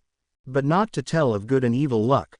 Of plagueis, of dearths or seasons quality. Nor can I fortune to brief minutes tell. Pointing to each his thunder, rain and wind. Or say with princes if it shall go well. By oft predict that I heaven find. But from thine eyes my knowledge I derive. And, constant stars, in them I read such art. As truth and beauty shall together thrive. If from thyself, to store thou wouldst convert. Or else of thee this I prognosticate. Thy end is truth's and beauty's doom and date. This is Shakespeare, with some misspellings in the first two sentences, was all Hermione could come up with when she was done reading. Well, I'm glad I now know the lunatic who sent me this didn't come up with it by herself. Was Harry's sarcastic remark. Hermione couldn't help but grin, which only seemed to infuriate him even more. I thought I had had the worst when the mistletoe was hanging everywhere. It's actually very badly chosen. I mean, the last few sentences are referring to your death. Great. So now I also have to include Moaning Myrtle as one of the candidates who could have written this, Harry ranted. You probably won't know who sent it, do you?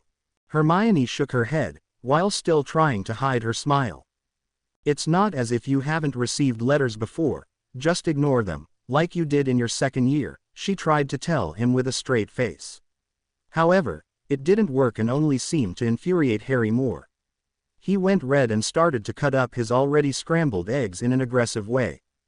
Where did you find it? At my nightstand. Ron actually found it. He laughed himself mad. I could just prevent him from reading it out loud to the other guys, he murmured ashamedly. Hermione couldn't hide her laughter any longer and giggled at the image. You actually think that's funny? Harry asked, eyes wide. What's funny? Ginny overheard and leaned in.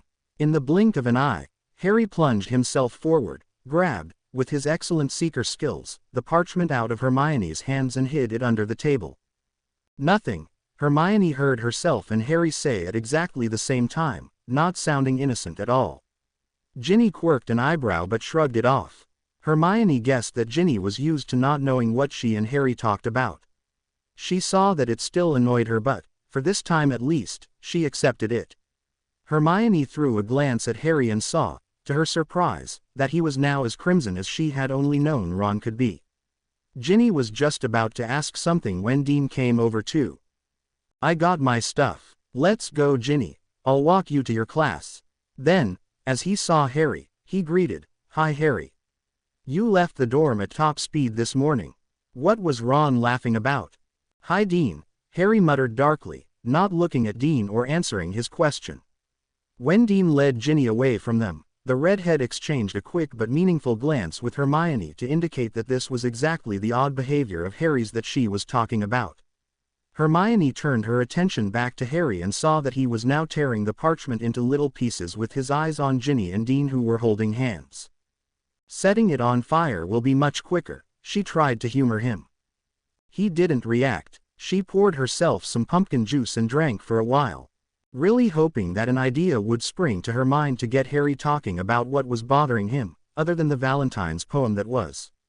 She had promised Ginny to find out what was bothering Harry a few days ago when the redhead had started talking again about how weird Harry acted during the practices.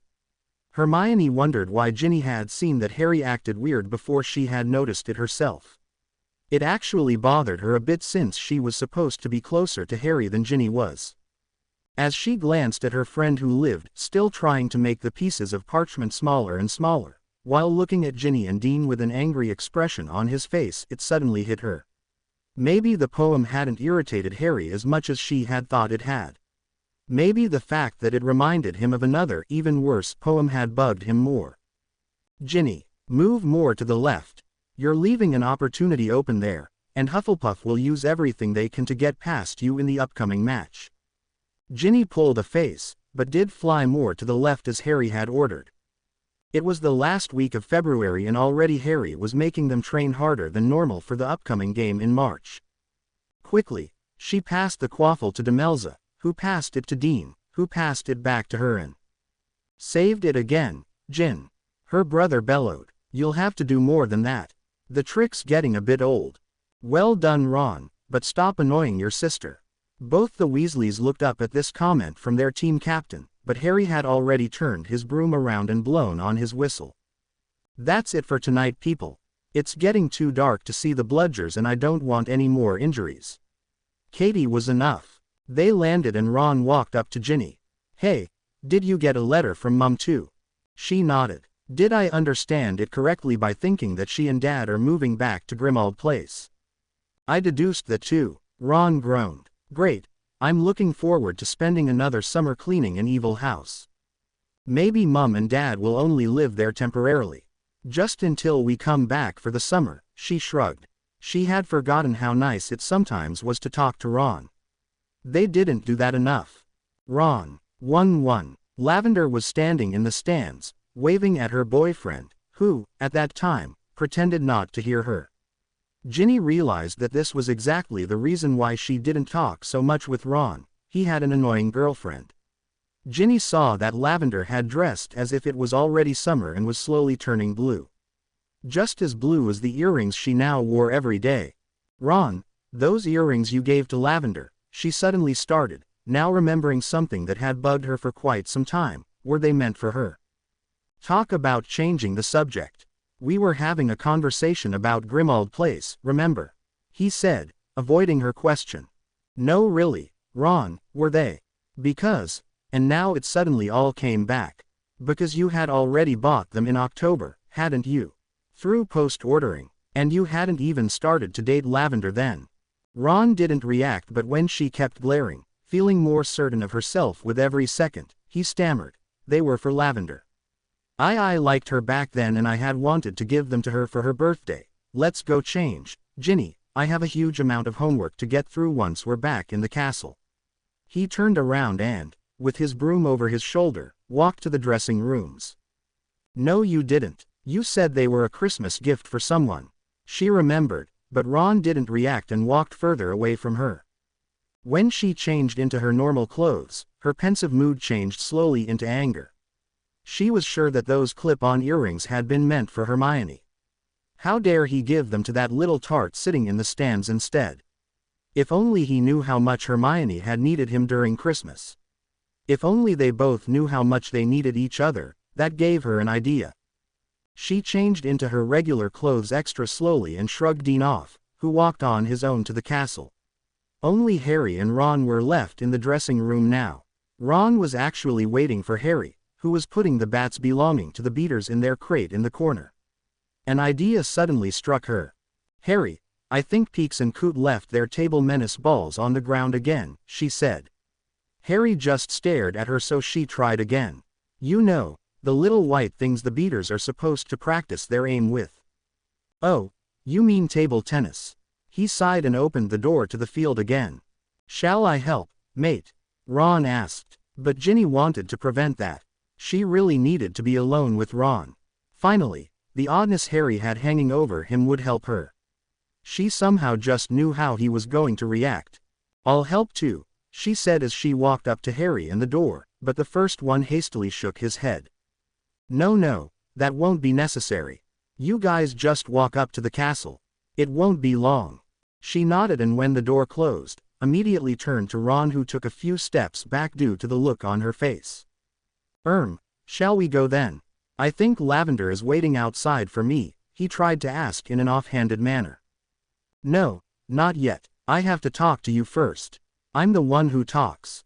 You don't have to say anything back to me, but I think that you should know this." Ron tried to back away from her but found that he was standing against the wall. "Those earrings you gave Lavender were meant for Hermione. Now, I know you two aren't speaking to each other and I don't exactly understand why that is, though I have a good idea, but I think that you are still her friend and need to know that she needs you. Last Christmas, when you were giving her earrings to another girl, she was having a very hard time with her parents.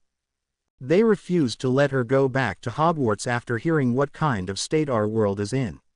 In a panic she ran away and into Tonks, who had to modify her parents' memories. When she arrived back at Hogwarts a day too early, she talked with Dumbledore.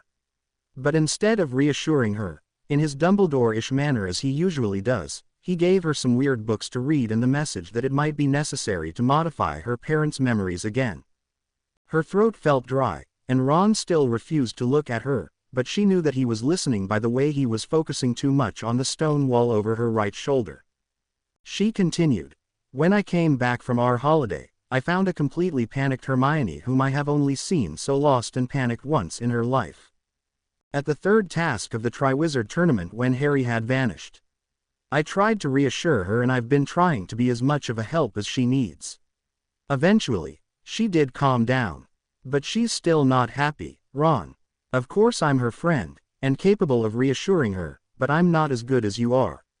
She needs you, just as much as you need her, more than that tart that's been licking your face off every evening." Before Ron could realize that she had just insulted his girlfriend in her last sentence, she opened the door and walked out of the dressing room towards the castle. Funnily enough, she had just said exactly what she had wanted to say, even though her thoughts about a subject had never been so incoherent. If she hadn't been so scared of the objects, she should have started a diary. She might have a way with words. "I'm sorry, I have patrol duties this evening. But you promised to study together for that transfiguration test next week." Not wanting to hear the whining of Lavender and the reassuring tones of Ron any longer, Hermione turned around and walked up to the exit, planning to start her patrol duties without the familiar silent nod she and Ron shared before they split. But the moment she climbed the portrait hole, she heard a voice behind her. "Hey, Hermione, wait up." More surprised that he talked to her than actually obliging him, she stopped in her tracks. Ron climbed the hole too, and closed the portrait behind him. The fat lady eyed them curiously. "Want to walk together again?" She couldn't help but stare. Not only was he talking again, he was asking to walk together again. What had happened to their silent agreement to not talk and to walk individually? Ron became a bit red and shrugged. Cameron is bound to find out somehow. "Maybe it's best to walk together again," he clarified lamely. Hermione couldn't do more than nod. Now that Ron mentioned it, Cameron did almost find out about it. When she had inspected a bathroom the last time she had been patrolling, she had to quickly tell a lie why Ron wasn't waiting outside that bathroom, since the head girl had been inside, washing her hands. They started to walk. It was still silent between them, but Hermione felt the tension to say something building itself up in Ron, and, soon enough, he indeed started to make some nervous small talk. "So, Ginny told me you're tutoring some first years during our practices." She didn't respond. Not only was she determined to feign indifference during this whole patrol duty, but Ron was also lying. Hermione had never told Ginny about the tutoring. It had felt like a silly thing to teach for fun, in the time that your other friends were playing a cool sport. But how did Ron find out about it? And why would he lie about such a thing? "It's nice of you, and you yourself can revise on some old spell work too. Not that you need it, of course." Apparently, Ron had hoped she would have reacted by now, but her lips were still tight shut. He started on a different subject. "So, tomorrow is my birthday." She knew. The 1st of March. After knowing Ron for almost 6 years, she knew how much he always looked forward to it and how he kept dropping unsubtle hints to his friends about what he wanted to get in the weeks leading up to it. But what did he expect? That she would now wish him a happy birthday? Or that she would actually have a gift for him? "I really was looking forward to that Hogsmeade trip on my birthday.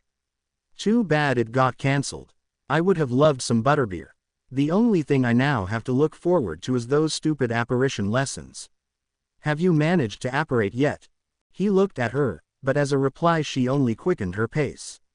From behind, she heard a sigh, but when he walked next to her again, his face didn't appear to be annoyed and he started to talk as if nothing had happened. Hermione knew that it would be a long night. When they were walking back to the portrait hole, Ron still hadn't given up. Halfway through the patrol, he had started to talk about Quidditch, and both he and Hermione had quickly realized that he had enough information about that subject to talk for 3 full patrol duties. "Have I already mentioned that Harry's an excellent captain? I mean, he can manage to keep a kind of balance into the team. For instance, Ginny is a great chaser, but sometimes she forgets that she has 2 other chasers to rely on and she forgets to use that advantage. And she also has the advantage that the captain really likes her." It shot through Hermione's head. Harry had had more than one love letter on Valentine's Day, which had made him even more grumpy than he had been during breakfast. After a few simple questions, Hermione was now sure that he liked Ginny. This also explained why Ginny thought that Harry was acting weird, and why she was the only one to notice. For a moment she wondered how Ron would react if his best friend would finally make a move on his baby sister. She could see the mental image crystal clear in her head: Harry and Ginny in a deserted corridor, and Ron's face when he found them. A small smile played around her lips, but it vanished immediately when she realized that that image might be the exact reason why Harry hadn't acted on his feelings. Was he too scared to risk his friendship with Ron for it? Or, another more guilty thought slid up: had she herself been the cause, when she had told Harry last year that Ginny had forgotten about him? And with Peeks and Coot, Ron now moved along to the beaters, but Hermione didn't listen to him anymore. She kept thinking about Harry's dilemma, which now suddenly seemed far more complicated. They finally arrived in the fat lady's corridor. She walked up to it, but suddenly felt a hand around her wrist. "Ron," she said, and cursed at herself for breaking one of her own promises by speaking to him. However, this time he didn't react, but pulled her towards the corner of the corridor, where no one, not even the portraits, would hear them. There, he started to speak in an urgent whisper. "Look, I know you're mad at me, but can we please?" His eyes pleaded more than his mouth did, and Hermione felt her insides squirm. Her pride was battling with her longing to be friends with him again. But the squirming also made her furious with the boy in front of her. Where did he get the nerve to rip her wound open like that again? Couldn't he just let things rest? Her answer came not as quickly as she had wanted, but it sounded very steady. "No, but she interrupted him. "No, Ron, what is it this time you need me for? Your homework, your apparating progression, or lack thereof, your worries for Harry." But Ron reacted calmer than expected, and it threw Hermione even more off balance than all the surprising things he had done this evening added up. "I heard about your Christmas holiday with your parents." There had only been one living soul who could have told him this, and Hermione was pretty sure she would never speak to Ron's sister again for doing that. Rage seemed to stream trough her vessels. And now you're feeling sorry for me. Is that it? No, it's got nothing. Because I don't need your sympathy. Just as I don't need your help, or your advice or you, for that matter. Before Ron knew it, she had turned around again and ran to the portrait. Dear, what's the matter with you? The fat lady asked. To her dismay, Hermione felt that tears were dripping from her eyes again. Nothing. Tapeworm. Hermione. Ron was coming towards her. Happy birthday, Ron, she yelled at him, and before he could reply, she vanished into the common room, and quickly went into the girls' dormitories. She was woken up the next morning by a knock on the door. When Hermione looked around, she saw that it was already late and that the rest of her roommates had already left for breakfast. If she didn't hurry, she would be too late for apparating. She stood up and opened the door. Ginny was standing in the doorway, looking panicked. Go away, Ginny, she said flatly, remembering painfully clearly what Ron had known last evening. She closed the door in his sister's face. However, as she turned around to change into her normal clothes, Ginny entered the room anyway. Hermione, but Hermione interrupted. I don't care how sorry you are for telling Ron about my parents or what good reasons you had. I told you not to do so. But, he was the last person who I wanted to know that I had a lousy Christmas. You don't blab personal stuff to the person I'm fighting with. You should have stayed out of it. This was my own business. Hermione, Ginny started again, but Hermione shook her head and ranted on. I wouldn't tell Dean that you have problems too, wouldn't I? But I don't have any problems with him. The girl managed to interrupt. Hypothetically, then, Hermione yelled. Hermione turned around, looking for her clothes. To her annoyance, Ginny didn't leave. She heard how the girl breathed a few times to calm down. Just as Hermione was turning around to find her pants, Ginny stated, Look, I'm not here to apologize. I came to tell you that McGonagall just asked for me in her office. Ron's been poisoned. It is impossible to fall out of love. Love is such a powerful emotion, that once it envelops you it does not depart. True love is eternal. If you think that you were once in love, but fell out of it, then it wasn't love you were in. There are no exit signs in love, there is only an on lamp. Unknown. She hadn't felt so stupid for a long time. Ron had wanted to make up with her only the night before, and she had let him fall down like a rock.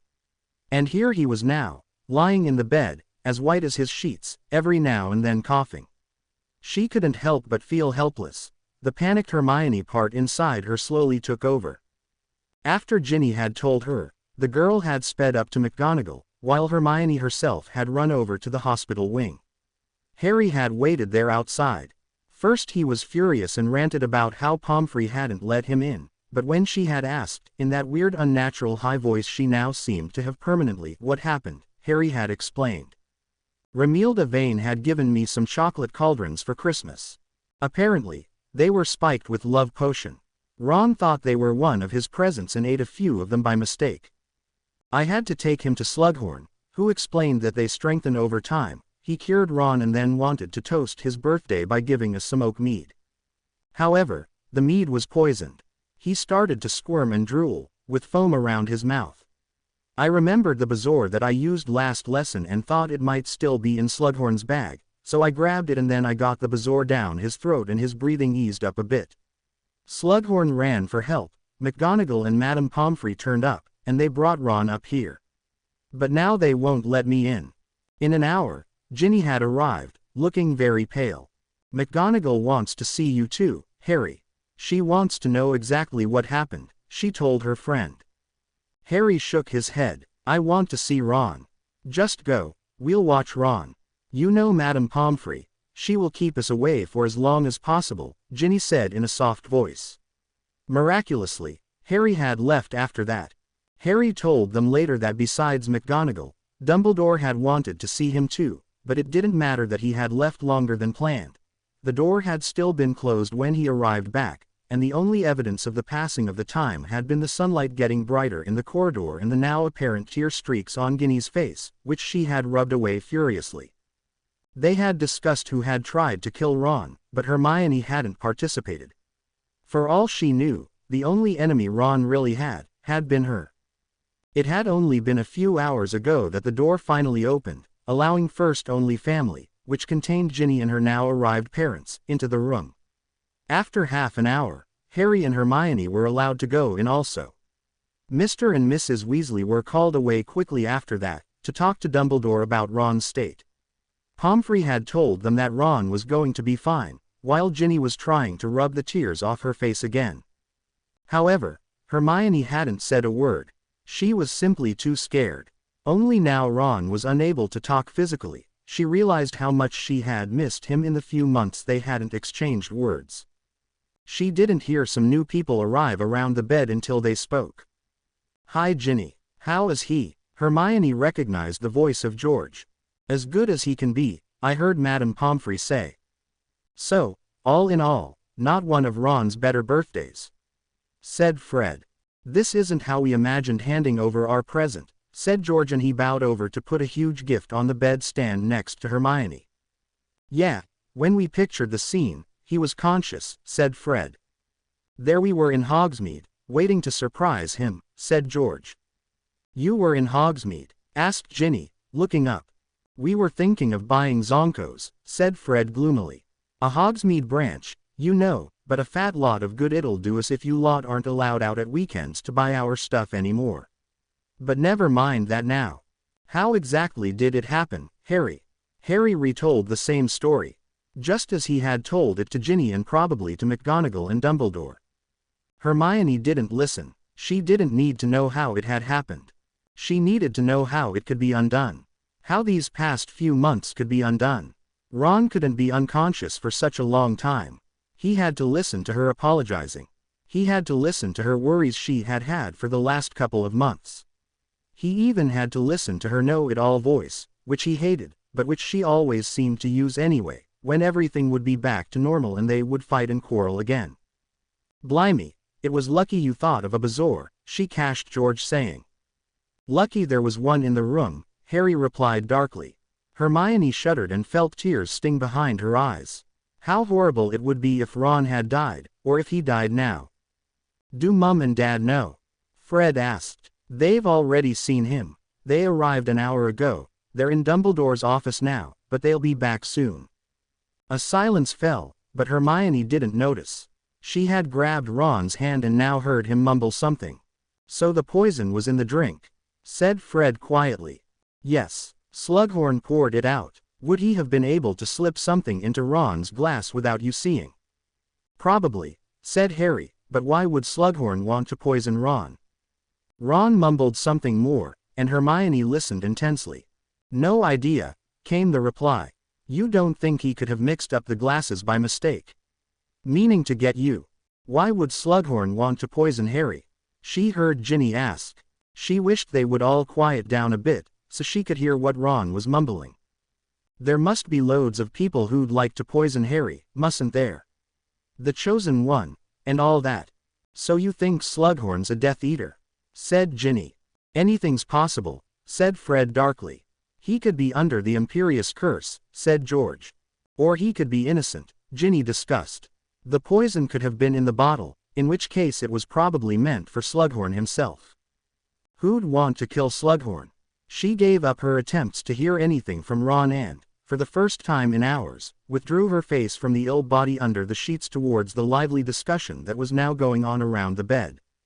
"Dumbledore reckons Voldemort wanted Slughorn on his side," Harry added. "Slughorn was in hiding for a year before he came to Hogwarts. And," she saw that he was quickly glancing at her, and they both thought about the memory Harry had to get from Slughorn. "And maybe Voldemort wants him out of the way, maybe he thinks he could be valuable to Dumbledore." "But you said Slughorn had been planning to give that bottle to Dumbledore for Christmas," Ginny said, shaking her head. "So the poisoner could just as easily have been after Dumbledore." "Then the poisoner didn't know Slughorn very well," she heard herself say with a hoarse voice. All looked in her direction and she explained. "Anyone who knew Slughorn would have known there was a good chance he'd keep something that tasty for himself." The attention was taken off her as Ron suddenly mumbled, this time louder. "Hermione," she tensed. Was that really her name he had spoken? By the looks of Fred and George and the smile playing around Ginny's lips, it must have been. She focused back on Ron again, who was muttering some more. Ori errant ehou. All eyes the eyes in the room were on him and his lips, but then the door suddenly flew open. The only person who didn't look up, feeling guiltier than ever for her stupid behavior in these past few months, and trying to fight back tears, was Hermione. Ginny couldn't help but feel a bit happy after the mumbling. Even in his sleep Ron managed to startle Hermione. That must have meant that he was getting better, right? Hagrid had entered and was now discussing with Harry what exactly had happened. No more than 6 visitors at a time, she suddenly heard Madame Pomfrey say. Ginny exchanged a glance with George and Fred, who would make the obvious comment first. Hagrid makes 6, George pointed out. Oh, yes, came the lame reply. After frowning upon Hagrid's footprints and cleaning them up, she quickly disappeared back into her office again. I don't believe this. Just don't believe it. Look at him lying there. Who'd want to hurt him, That's just what we were discussing, said Harry. We don't know. Someone couldn't have a grudge against the Gryffindor Quidditch team, could they? Said Hagrid anxiously. First Katie, now Ron. I can't see anyone trying to bump off a Quidditch team, said George, and Ginny had to agree with that. Wood might have done the Slytherins if he could have got away with it, said Fred fairly. Ginny smiled. She would never admit it out loud, but sometimes she really missed the twins in Hogwarts. They had a way of turning even the worst things into something funny. Well, I don't think it's Quidditch, but I think there's a connection between the attacks, said Hermione quietly. Ginny turned again, looking at her. Hermione's eyes were still focused on Ron, with a desperation that clearly wanted to urge him to say more. How do you work that out? Asked Fred. Well, for one thing, they both ought to have been fatal and weren't, although that was pure luck. And for another, neither the poison nor the necklace seems to have reached the person who was supposed to be killed. Of course, she added while averting her eyes from Ron to the rest of the people, that makes the person behind this even more dangerous in a way, because they don't seem to care how many people they finish off before they actually reach their victim. Ginny saw Harry nod and knew of whom he was thinking, but before he could say a thing, her parents walked in. Her mother walked immediately up to Harry, whereas her father gave her and her brothers, the ones that were awake, a tiny nod. Dumbledore's told us how you saved him with the bazaar, her mother said in a teary, brittle voice. Oh, Harry, what can we say? You saved Ginny, you saved Arthur, now you've saved Ron. She saw that Harry was getting crimson and he sputtered. Don't be, I didn't. Unfortunately, her father continued. Half our family does seem to owe you their lives, now I stop and think about it. Well, all I can say is that it was a lucky day for the Weasleys when Ron decided to sit in your compartment on the Hogwarts Express, Harry. Harry seemed to be too embarrassed to reply, and a silence would have fallen if it wasn't for Madame Pomfrey.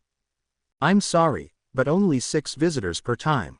I was going to go, anyway, Harry said, slowly turning. To Ginny's surprise, Hermione also stood up and after saying goodbye, she followed Harry. Hagrid closed the door behind them, claiming he needed to feed Fang, which left Ginny with her family. While her parents bowed over Ron once more, Ginny focused back on George and Fred. Enough about our dearest younger brother, I would say. He always manages to get the most attention. Ginny, how are you? Yes, because you two never draw a crowd. I'm fine, I guess, she answered a bit apprehensively for where this was leading to. As fine as I can be when my brother is poisoned by an unknown person for an unknown reason, of course, she added. Of course, still dating that Thomas guy. In a split second, she suddenly remembered that she had agreed to meet Dean some 4 hours ago, but Ginny had no intention to let her stupidity be known to her 2 brothers who seemed to have mastered the skill of quickly changing subjects. Yes, why do you ask? Oh, nothing, George said in a way that was too innocent to be normal. What? She now asked. We thought you would have, moved on, more fish in the sea and all that stuff. If you mean that I'm easy, she started with an angry voice, but Fred interrupted. That wasn't what we meant at all, beloved sister. Then what did you mean? But the twins didn't say any more and merely laughed innocently at her. When Ginny was lying in her bed that night, it took a long time for her to fall asleep. The pale face of Ron kept drifting into her thoughts and fear kept her awake. What if the killer was really out for Ron and would go to the hospital wing to finish the job? She had never appreciated this brother fully, until now. True, at school Ron was mostly a pain in the ass, but her childhood wouldn't be half as much fun if Ron hadn't been there. Of course the twins were funny, but they had each other to play with. She and Ron had always been a team. She had never realized that that would have changed once Ron was allowed to go to Hogwarts and choose his own friends. She had expected to see her playmate back at Christmas, but instead she got a hasty reply that told her mum that Ron would rather stay at Hogwarts with the famous Harry Potter than travel with the family to see Charlie again. She sighed and turned around. Her mind had to be set on something else. Quidditch would do the trick. She, Dean and Demelza were forming a real team under Harry's training scheme. The passes had never been better and the aiming had never been sharper. She was confident that they would win next week's game. She was flying with her hair loose on a warm summer day. Below her, she could see the Burrow, and moments later Hogwarts. She flew to the stadium, which was completely empty. There was a comfortable silence. Suddenly, someone was walking up to her. He looked pale, but that was because of the intensity of the light. It was Dean. Ginny landed and stood next to him. He said something, but she didn't hear it because they were already keying. A nice breeze flew over the field and twirled around them. The key was intense and nice and she felt the butterflies in her stomach again that she lately had been missing with her and Dean. Ginny opened her eyes, but to her surprise, she wasn't keying Dean anymore. Harry was keying her, and instead of stopping when she realized it wasn't Dean anymore, she just kept keying. Her lips felt electric and were tingling, her hands were now in his hair and the dream disappeared. When Ginny would wake up the next morning, she would only remember that she had slept really well and had dreamed, but couldn't exactly remember what it had been about.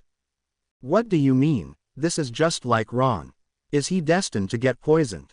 Ginny flared up. She shook off Dean's arm that was lying on her shoulders and Arnold the pygmy puff, who was sitting on her head, twittered angrily because of her sudden movement. No Ginny, calm down. That wasn't at all what I meant. Oh, sod off, Dean, she exclaimed, and walked towards the portrait hole to disappear. When she heard the portrait fall back behind her, she was already sorry about her outburst. Dean had been more than understandable this morning. He had been comforting when she had told him what had happened yesterday.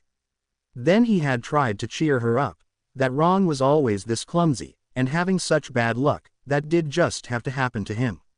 And now she was standing here. Not ready to go back and to apologize, she suddenly heard familiar voices coming from around the corner and she followed the noise.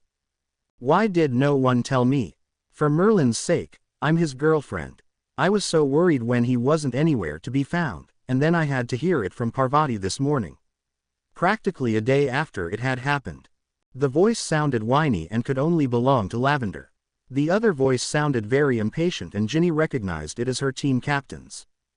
Between getting Ron to the hospital wing, and worrying sick about him, I simply forgot. Look, I already said I'm sorry Lavender. I have to go now. Ron's expecting me. Since her brother hadn't awoken yet, the last sentence clearly had been a lie to shrug her off. But it didn't work. Wait up, Harry, I'll walk with you. He's probably longing to see me too. A sigh was heard and then footsteps walking away from Ginny. She waited until they died out. She didn't want to see Lavender, just for being her annoying self. She would probably demand an apology from Ginny too. Which she wouldn't give. Ginny had thought about warning Lavender yesterday, but was of the opinion that Hermione had deserved some alone time with Ron as an apology from her for telling Ron about the situation with her parents. Hi Ginny, nice to see you again. She almost bumped into Luna. Oh, hi Luna, I haven't seen you in a while. How are you? What are you doing? I'm fine, thank you for asking. I'm looking for my book bag. Bernard Bradley found it funny to hide it yesterday, she stated calmly. I heard about Ronald. Is he all right? They say he will be fine. Just hasn't woken up yet. Shall I help look for your bag? Oh, that would be nice. I'm actually done with searching the library. When I asked Bradley this morning where my book bag was, he said I could get lost, so I'm searching in all the places you can get lost in Hogwarts. Ah, poor Luna, have you got any idea where it could be? Explaining to Luna that she shouldn't have taken that comment too literary would have taken too much time, so instead Ginny suggested, maybe in the dungeons. That's a good one. While walking, Luna was humming softly, and Ginny was trying to find the off button in her head that would stop her own thoughts. She had tried to fool herself long enough, but the fact remained that things hadn't been well between her and Dean after Christmas. They never spoke about it, but little annoyances kept creeping up, a sign that the unresolved fight was still bothering her. She suddenly had to know. Luna, what do you think of Dean? He's quite good at Quidditch. You can outfly him, but Demelza is probably only better at scoring. Dean is really good at avoiding bludgers. That didn't help at all, but since Luna was the only one she could talk to at the moment, she continued, do you think that we fit together? When asked out loud, the question sounded too stupid to be asked in the first place. However, Luna looked serious for a moment and then said, I think you like him very much and are very fond of him. But why would I like him? Ginny asked more to herself than to Luna. He makes time for you. Your other Gryffindor friends are always busy. Ron's not busy, she replied stubbornly. Ronald is more your brother than your friend. And he has a girlfriend with whom he spends time. Ginny wanted to use Hermione as a counter-argument for Luna's statement, but that sounded ridiculous in her head. Denying that Hermione wasn't busy was like saying the girl didn't like to read books. And Harry? She asked. Harry's always busy, came the serene answer, between two tones of the humming that had started again. Ginny nodded. Harry did indeed always look quite busy. Question was, however. With what? Saving the world, of course.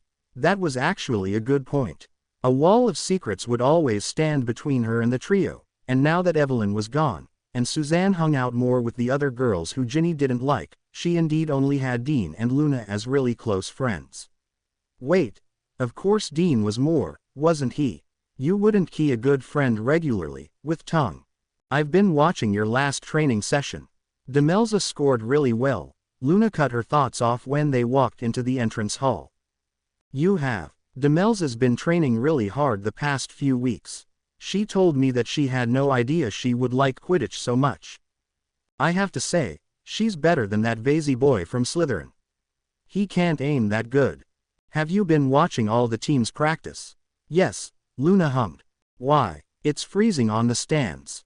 The last snow only disappeared a week ago. Oh, I find Quidditch quite interesting. And when I take my homework with me, nobody has time to smudge my essay when I'm off to the bathroom. I thought they had stopped doing that, she said angrily, wondering if those boys had forgotten how badly she had hexed them last year.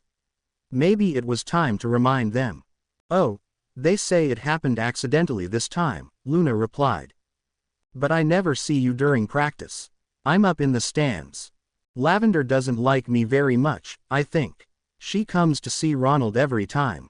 I wish I could fly just as well as Ronald and you, or maybe do something with Quidditch. Oh look, they've left my book bag hanging on that chandelier. She ran up to a candle holder that was fixed to the wall and jumped several times to push her bag over the candle and its holder. Ginny watched, feeling a bit ashamed and guilty. If Luna was really one of the only people who could be counted as a close friend who was around at the moment, she had better start to notice and help her more and stop fussing over little details about her relationship with Dean.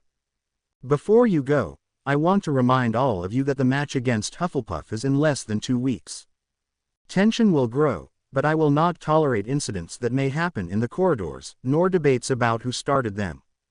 Good luck to all of our teammates. McGonagall gave a little nod in Ginny's direction. Further on, I wish to inform you that there is a spot open for commentator, as Mr. Smith has to play himself. Those who know someone who plays neither for Gryffindor, nor for Hufflepuff, and will know most of the players, please urge that person to sign up with me.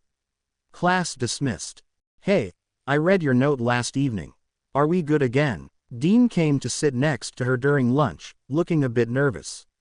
Ginny nodded and smiled. Getting the book bag off the chandelier and hexing the boys that had pestered Luna had taken a lot of time, by which Dean had already gone to bed last night. He had left his books and parchment in the common room, though, and Ginny had scribbled a lengthy apology on it before she went to bed herself. Yes, we are. I'm sorry. I guess I overreacted a little, but I was just so worried about him. Not anymore, Seamus asked with a grin, noticing her use of verbs.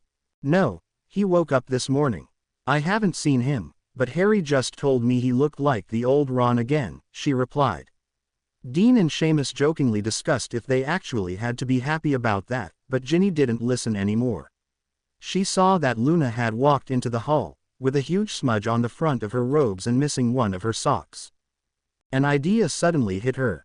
Maybe she couldn't make the pestering stop, but what she could do was give her friend a new job she would enjoy. That Monday evening, Hermione walked up to the hospital wing again.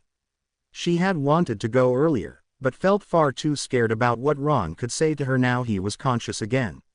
She wanted to prevent fights with him more than ever, now she had felt how scared she was of losing him. Hermione had brought a pile of books, so she could use them as an excuse to just bring him his homework. Harry had gone to the common room to finish the homework for Snape that was due tomorrow. She had spoken to him at dinner, and he had told her that Ron had been his old self during the time he had sat in the hospital wing this afternoon. With all the courage she could muster, she knocked on the door. There was no reply. That actually made her happy. If he was sleeping, they couldn't talk or yell. Hermione opened the door and peeked in. To her surprise, Ron did indeed have his eyes closed, but wasn't actually sleeping.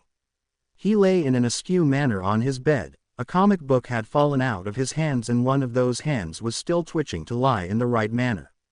He was obviously feigning to be asleep, and when he peeked out of one eye, Hermione knew it for sure. "Oh, it's you. I was just waking up." She played along, carefully avoiding any discussion they could have. "Oh, okay. If you want me to leave." No, come in. I was just going to drop these off." "Well, that's very kind. McGonagall told me to." "It's still nice." They both stammered, and quite suddenly, a silence fell. Hermione stared at her feet. "Take a chair," Ron invited. She sat down, but still didn't say anything. She felt that Ron was looking at her, but she carefully avoided eye contact and kept staring at her feet. She really had to polish her shoes more often. "How are you? I think I'm supposed to ask you that question," she joked in an unsteady voice. "Well, I'm already healing from my pains." She looked up in surprise. Even though the comment was probably meant to be funny, it was still one of the most sensitive things Ron had ever said to her. "I'm fine." The shoe staring was back. Ron didn't reply. "I'm sorry." When she still felt the stare, she continued, "For the birds." Hermione looked up. "I guess I deserved it," came the soft reply. Hermione saw that Ron was getting just as red as she already was. Are we good again?" he asked. She nodded fervently. She was relieved that he had plucked up the courage to ask it. She could never have done it. "That's nice. I really missed you, and not just because of the homework," he went on. She nodded again, feeling a bit awkward. She wanted to say how worried she was, or how stupid she had been to yell at him during the last time he had made an attempt to talk again, but all of the words seemed to formulate themselves in a movement. Suddenly, without thinking, or becoming insecure, Hermione stood up and hugged him. If it was possible, they both became even redder after that, and she quickly changed the subject, for she would already know that discussing this gesture would be too awkward. "Does it still hurt?" Ron shrugged. "It did yesterday, but it's already getting better. Feels a bit like a cramp in your stomach. My throat was also damaged by the poison, but Madame Pomfrey said that would heal first, and I don't feel it anymore, so I guess that it's healed." She had missed his babbling. She had missed his offhand attitude and his voice. She had missed him so much. And even though she realized that he still had a girlfriend and that they would probably never be more than just friends, her insides squirmed a bit sadly again. She was fine with it. Or at least she would try to be fine with it. It was better than having no Ron at all. Suddenly, she didn't find it that hard to talk to him anymore. She started about her parents. Then the strange talk with Dumbledore, her worries for Harry, how he was slowly obsessing over Malfoy, her worries for Ron, who could possibly want to poison him. Ron commented on a lot, agreeing, disagreeing, nodding and replying. In short, reacting in just the right way. Do you think Dumbledore is preparing you for what might come, like he is preparing Harry with those memories? Could be. I don't know. At first, I was sort of panicked about it, but the more I read, the more I could see the structure between the books and that they are not that bad to read, actually. I still don't see why I suddenly need to know the spells of unplottable spaces and extra background on apparating. You've got a book about that. His eyes widened and Hermione caught his drift, but shook her head. It's more about the aspects of how the Ministry can actually keep an eye on it and how splinching needs to be taken care of after it happens. Oh, Ron leaned back in his cushions, a bit disappointed. I hate apparating. It's frustrating when nothing happens. I mean, I've been looking forward so much towards the day I was allowed to do it, but now it seems that I'm just not able to do it at all. I think it just needs some time. You have to get the hang of it, but until then, nothing visible will happen. Ron nodded. For a while, he and Hermione were both silent. Hermione felt a huge bubble of happiness in her stomach. She knew that all the problems weren't solved. Her parents were still under a spell. Harry was still obsessed with Malfoy while he was supposed to be learning about Horcruxes, and not to forget, Ron still had a girlfriend.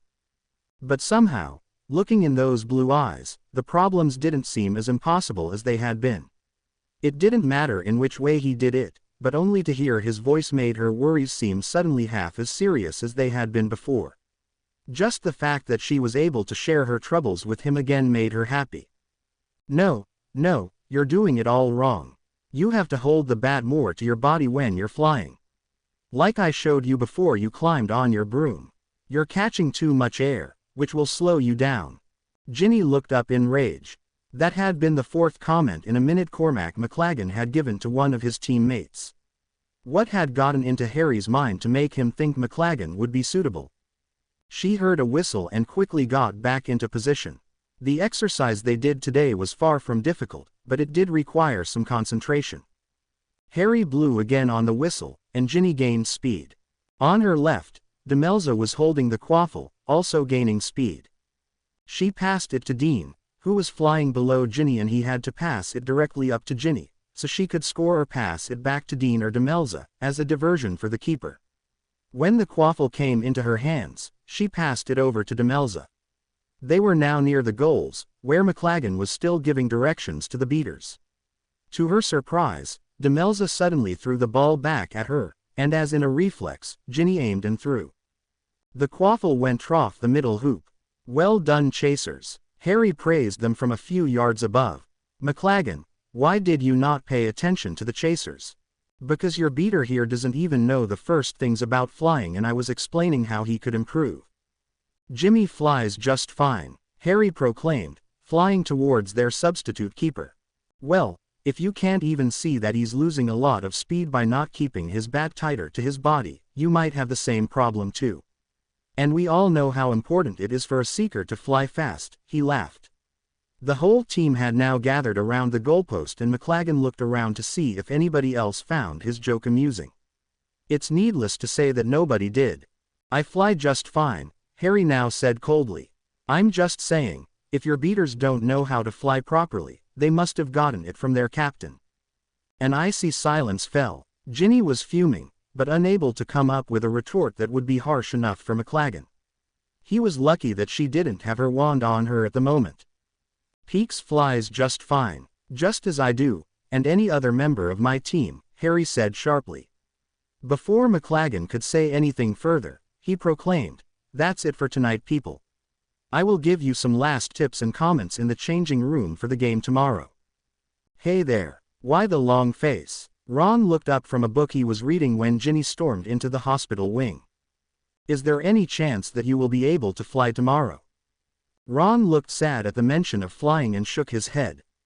No, I'm not even allowed to see the match in the stands. Pomfrey wants to keep me here, at least until school starts after the weekend. Why do you ask? That McLaggen is driving the whole team crazy. He thinks he's the best keeper ever, and thinks that that also gives him the right to take on the job of captain. And he's not even that good as a keeper. While giving the others advice, he forgets to guard the goals, and we scored every ruddy time during training.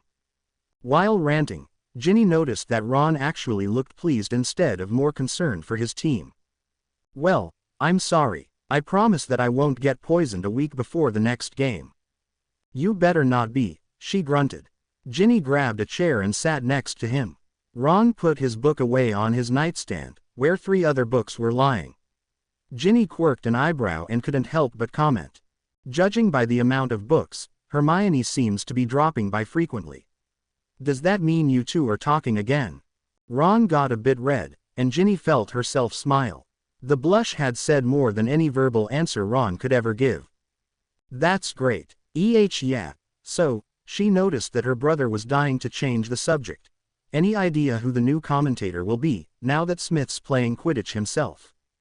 McGonagall is taking care of that. I told Luna it would be something for her, but I actually haven't spoken to her since, so I'm not sure if she ever went to McGonagall. Ron's eyes bulged out. Luna, you advised Luna to commentate. Why? Saying that her friend had been bullied so much that she was forced to do her homework on the Quidditch stands made her feel a bit guilty, so she quickly answered, "Oh, I found out she knows a lot about Quidditch. But she'll probably start about one of her crackpot theories in the middle of the action. She's mad. She's not crazy. Even you have to admit that she's a bit odd. Imagine a Quidditch match commentary with remarks about Snorkax." He laughed, but his face quickly darkened. Well, it's not as if I'll be able to hear it. I'm not even allowed to see it. Of course you will hear it. The field is right outside this window. Ginny pointed at the window at the left of Ron's bed. I bet that if you open it, you will at least hear the commentary, and even now and again a cheer from the crowd. You think? Yes. Well, all right then.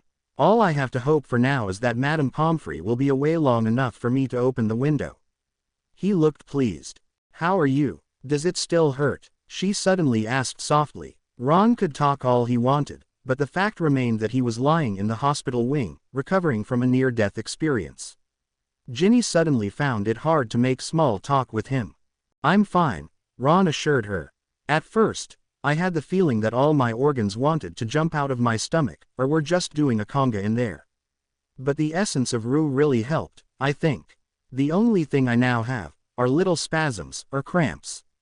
He grabbed her hand. Really, Ginny, I'm fine, don't worry. She felt the urge to hug him, but Pomfrey walked in. It's nearly 9 o'clock. Visitors aren't allowed anymore. Pomfrey walked in. Ginny stood up. Well, I'll see you after the match tomorrow. Good night. Sleep well, Gin. And good luck, Ron said. When she closed the door, she felt a weight falling off her shoulders. She hadn't known that all her little fights with Ron had bothered her so much until just a minute ago. Ginny was fuming. Not only was the stress getting to her, the fact that McLaggen was claiming in the corner that he could substitute for Harry and the fact that Harry still wasn't here to contradict him on that, was annoying her to no end.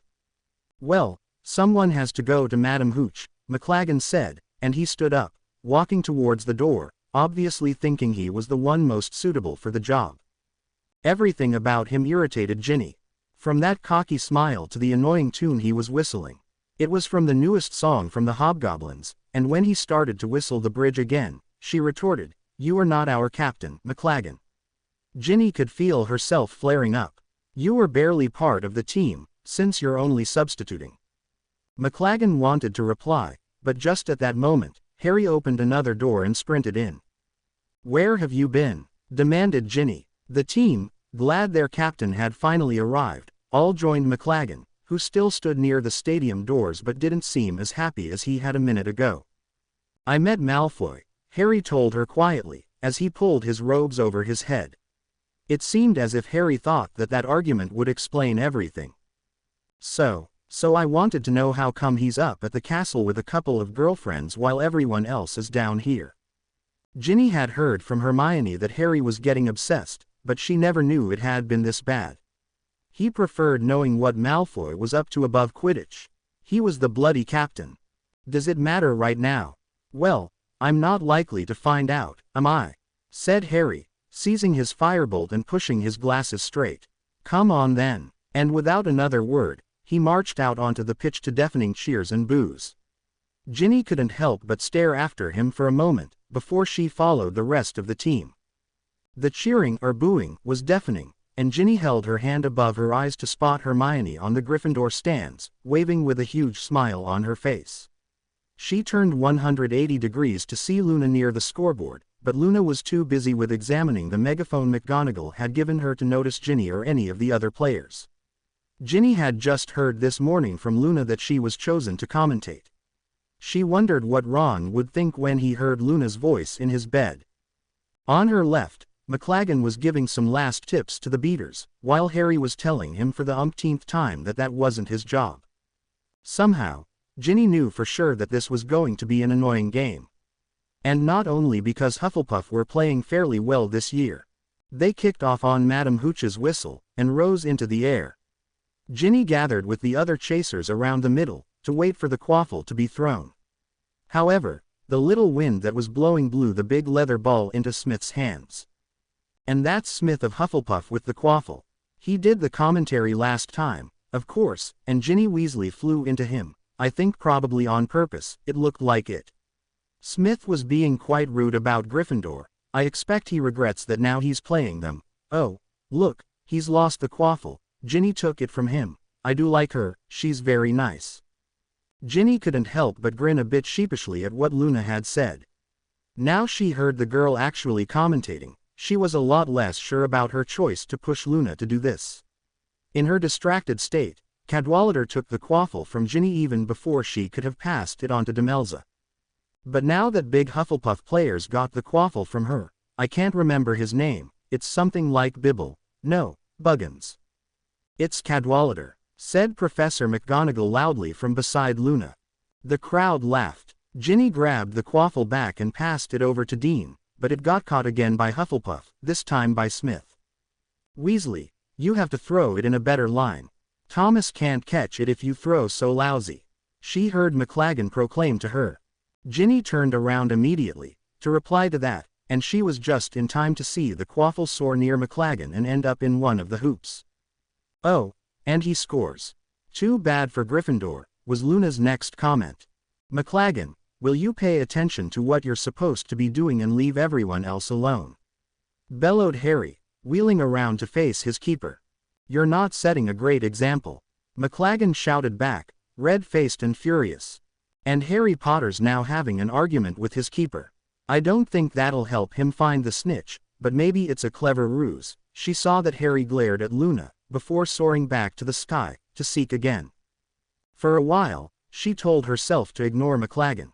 Dean, Demelza and she were still playing well, and both she and Demelza scored. However, every time the Hufflepuff chasers caught the quaffle, they couldn't rely on Ron or another good keeper to stop them. And Ginny couldn't be at two places at once. McLaggen didn't save one goal, but still found enough time to argue with Dean, to yell at the beaters, and, after a little while, to show Peeks how to hit a bludger. Ginny had had it. Playing like this wasn't fun. They weren't a team. They were Harry, Dean, Ginny, Demelza, Peeks and Coot against McLaggen. She gazed up to see if Harry saw what was happening below him. He had, and, with a lot of speed, was already flying over to McLaggen, the bludger and the bat. Will you give him back his bat and get back to the goal posts? Ginny heard him roar. And then, with an eerie crack, it happened. Before she had even blinked with her eyes, Harry was falling.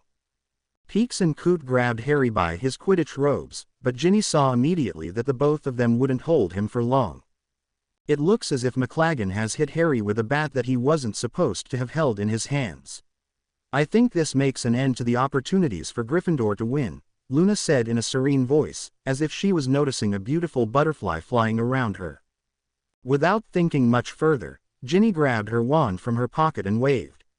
Wingardium Leviosa. She saw that both of the boys now gently brought Harry down to the field.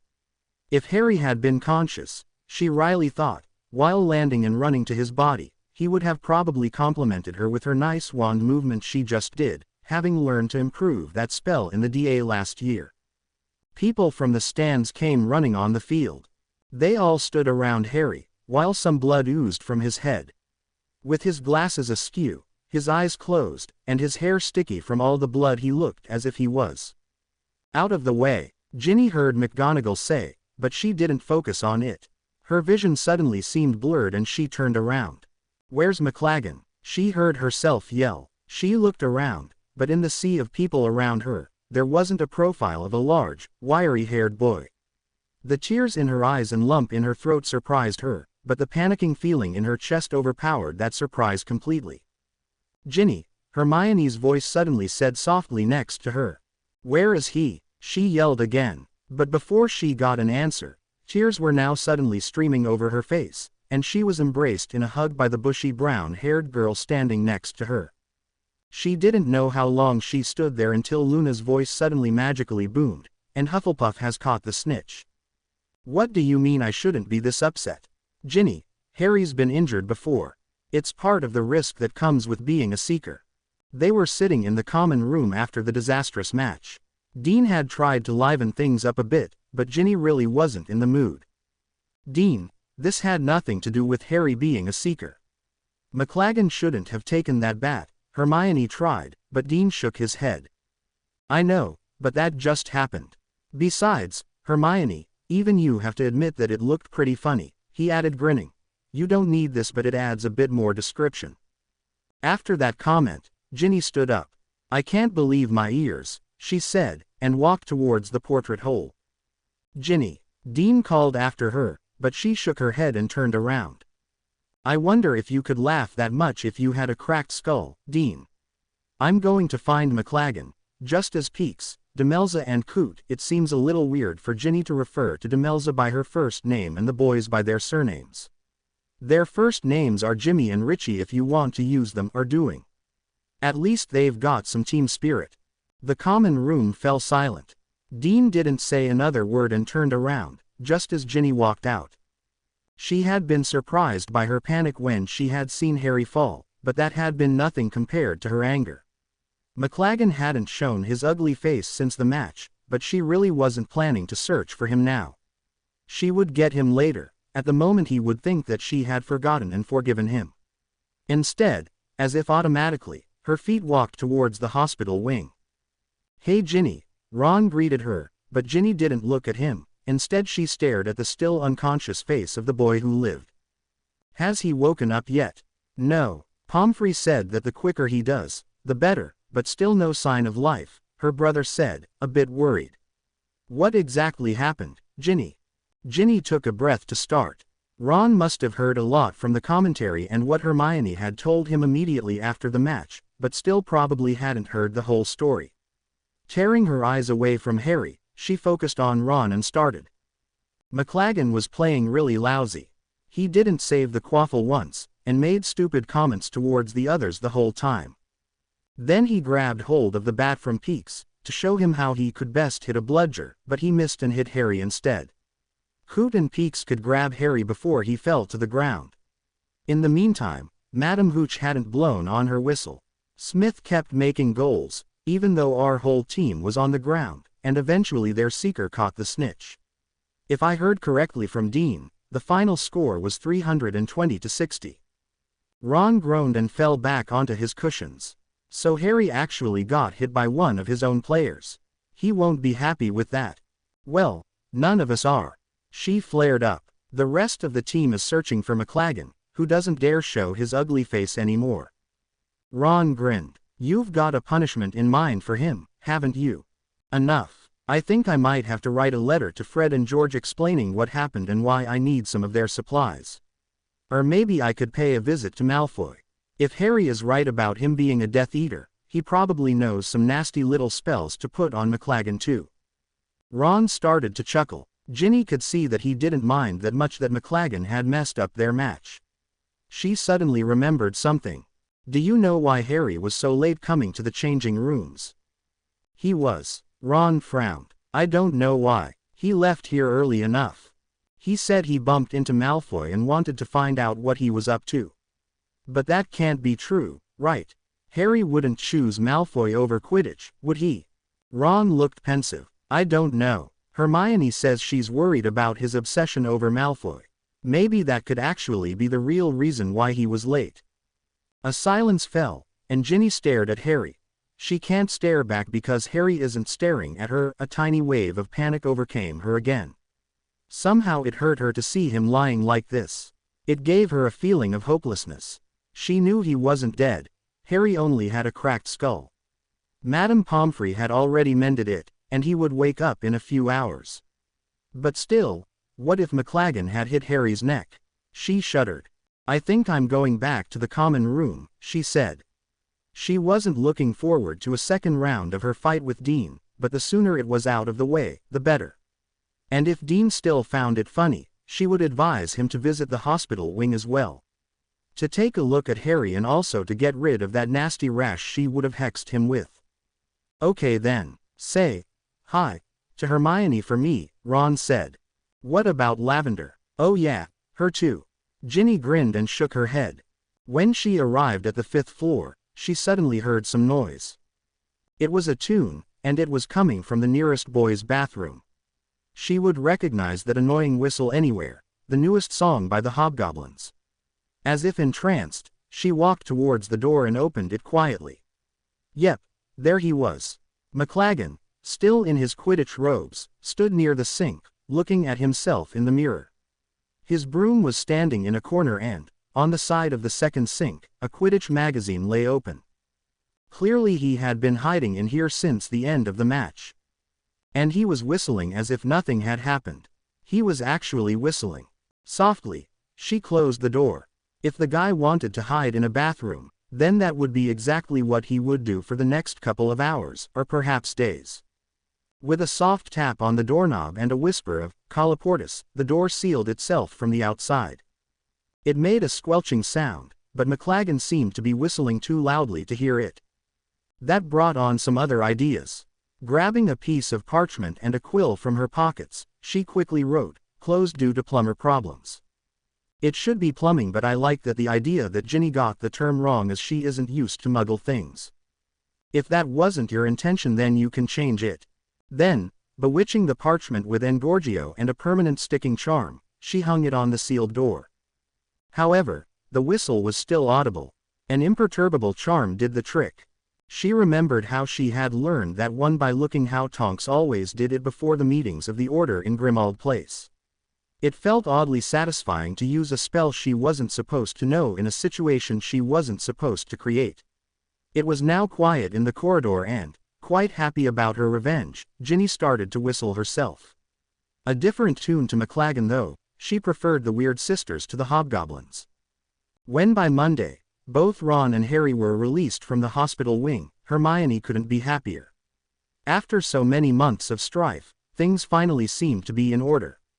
They walked together to breakfast, not bothered by a certain annoying girlfriend, and Hermione happily chatted. "Not much has happened since the game, Harry," she informed him. "No one blames you, or your other team members, everyone knows it was McLaggen's fault. Though it seems as if he has disappeared from the earth," she told him. Both Ron and Harry looked happy about that. And then, just to tease Harry a bit, she added, "The only thing that did arouse some attention was a fight between Ginny and Dean on Saturday." To Hermione's delight, she saw that he immediately looked up. "What did they row about?" Hermione didn't answer immediately. A girl had just dropped her scales and looked terrified at them. "It's all right," said Hermione kindly, hurrying forwards to help her. "Here, Reparo." The girl didn't say thank you, but remained rooted to the spot from fright at the sight of the chosen 1 and 2 prefects. "I swear they're getting smaller," Ron commented, as he looked behind when they had passed. "Never mind her," said Harry, a little impatiently. "What did Ginny and Dean row about, Hermione?" Hermione could barely conceal a laugh and tried to answer neutrally. "Oh, Dean was laughing about McLaggen hitting that bludger at you." "It must have looked funny," said Ron reasonably. Hermione stared at him with disbelief. It didn't look funny at all. It looked terrible, and if Coot and Peaks hadn't caught Harry he could have been very badly hurt. Ron shrugged his shoulders and looked apologetic. Hermione nodded as if she forgave him. He hadn't seen it happen after all and had only heard the weird comments Luna had given. Yeah well, there was no need for Ginny and Dean to split up over it. Harry tried to bring the original subject back. "Or are they still together?" "Yes, they're, but why are you so interested?" To her delight she saw that her friend blushed a little. "I just don't want my Quidditch team messed up again." He quickly looked away and Hermione now grinned. She really got too much pleasure out of this. She should actually feel sad for Harry. It was just a bit too ironic that now Ginny seemed to be completely over him. He had started to like her. Harry. Luna ran after them and they looked up. "Oh, hi, Luna. I went to the hospital wing to find you," said Luna, rummaging in her bag. "But they said you'd left."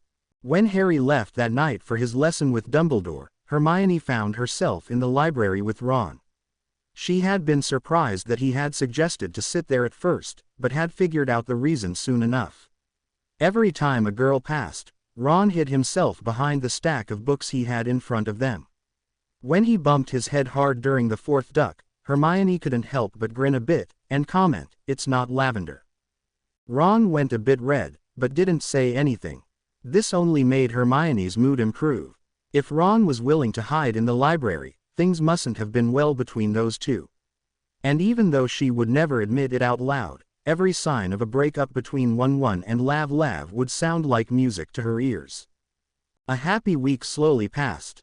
McLaggen had been found on Monday morning, just after the first lessons, and, as soon as the word spread, Madame Pomfrey had to close the hospital wing off because vengeful Gryffindors kept pulling tricks on him. Hermione overheard Ginny on Tuesday morning telling Ron how she had been the one who had locked McLaggen up.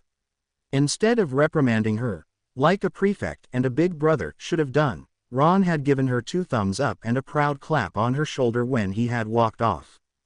Meanwhile, Harry had other things on his mind. He had told Ron and Hermione how disappointed Dumbledore had been. Hermione could tell that Harry really felt guilty for not getting information out of Slughorn.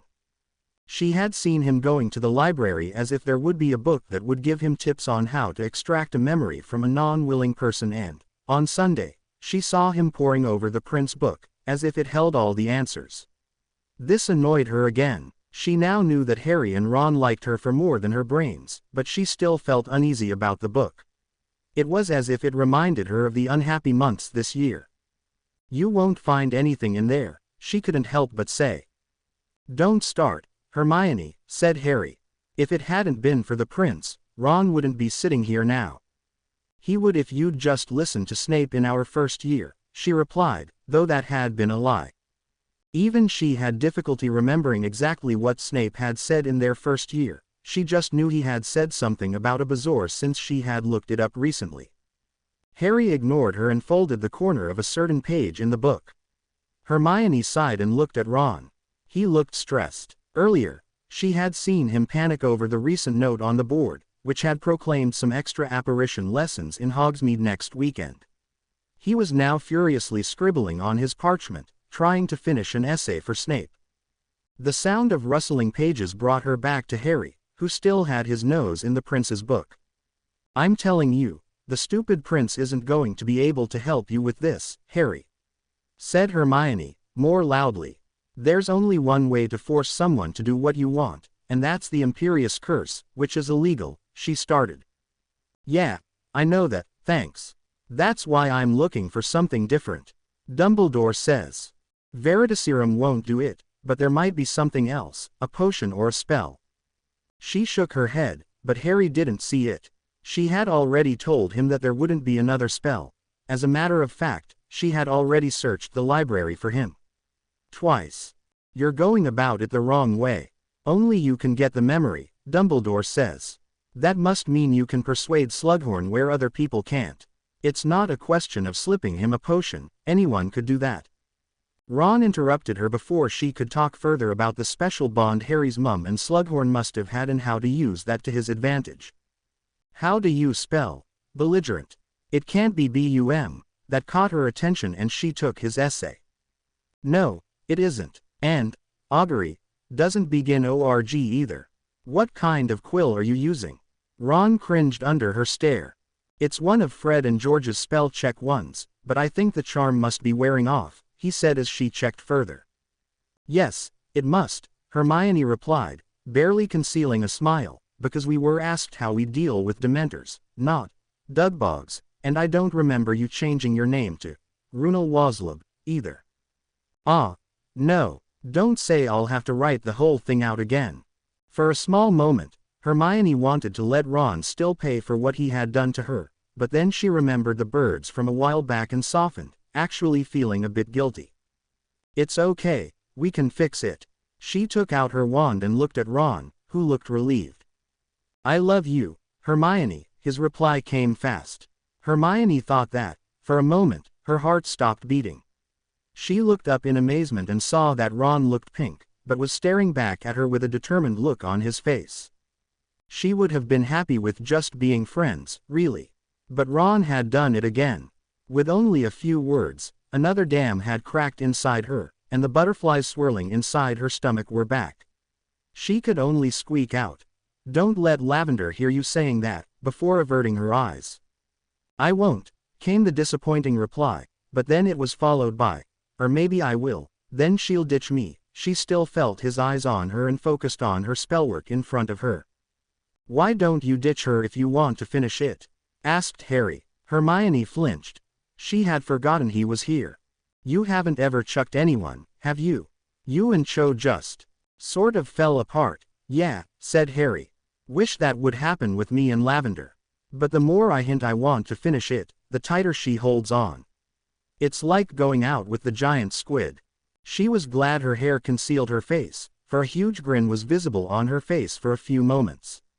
Even though Ron was actually a bit of a coward by not breaking it off with Lavender personally, Hermione found him braver than she had ever been in her own life.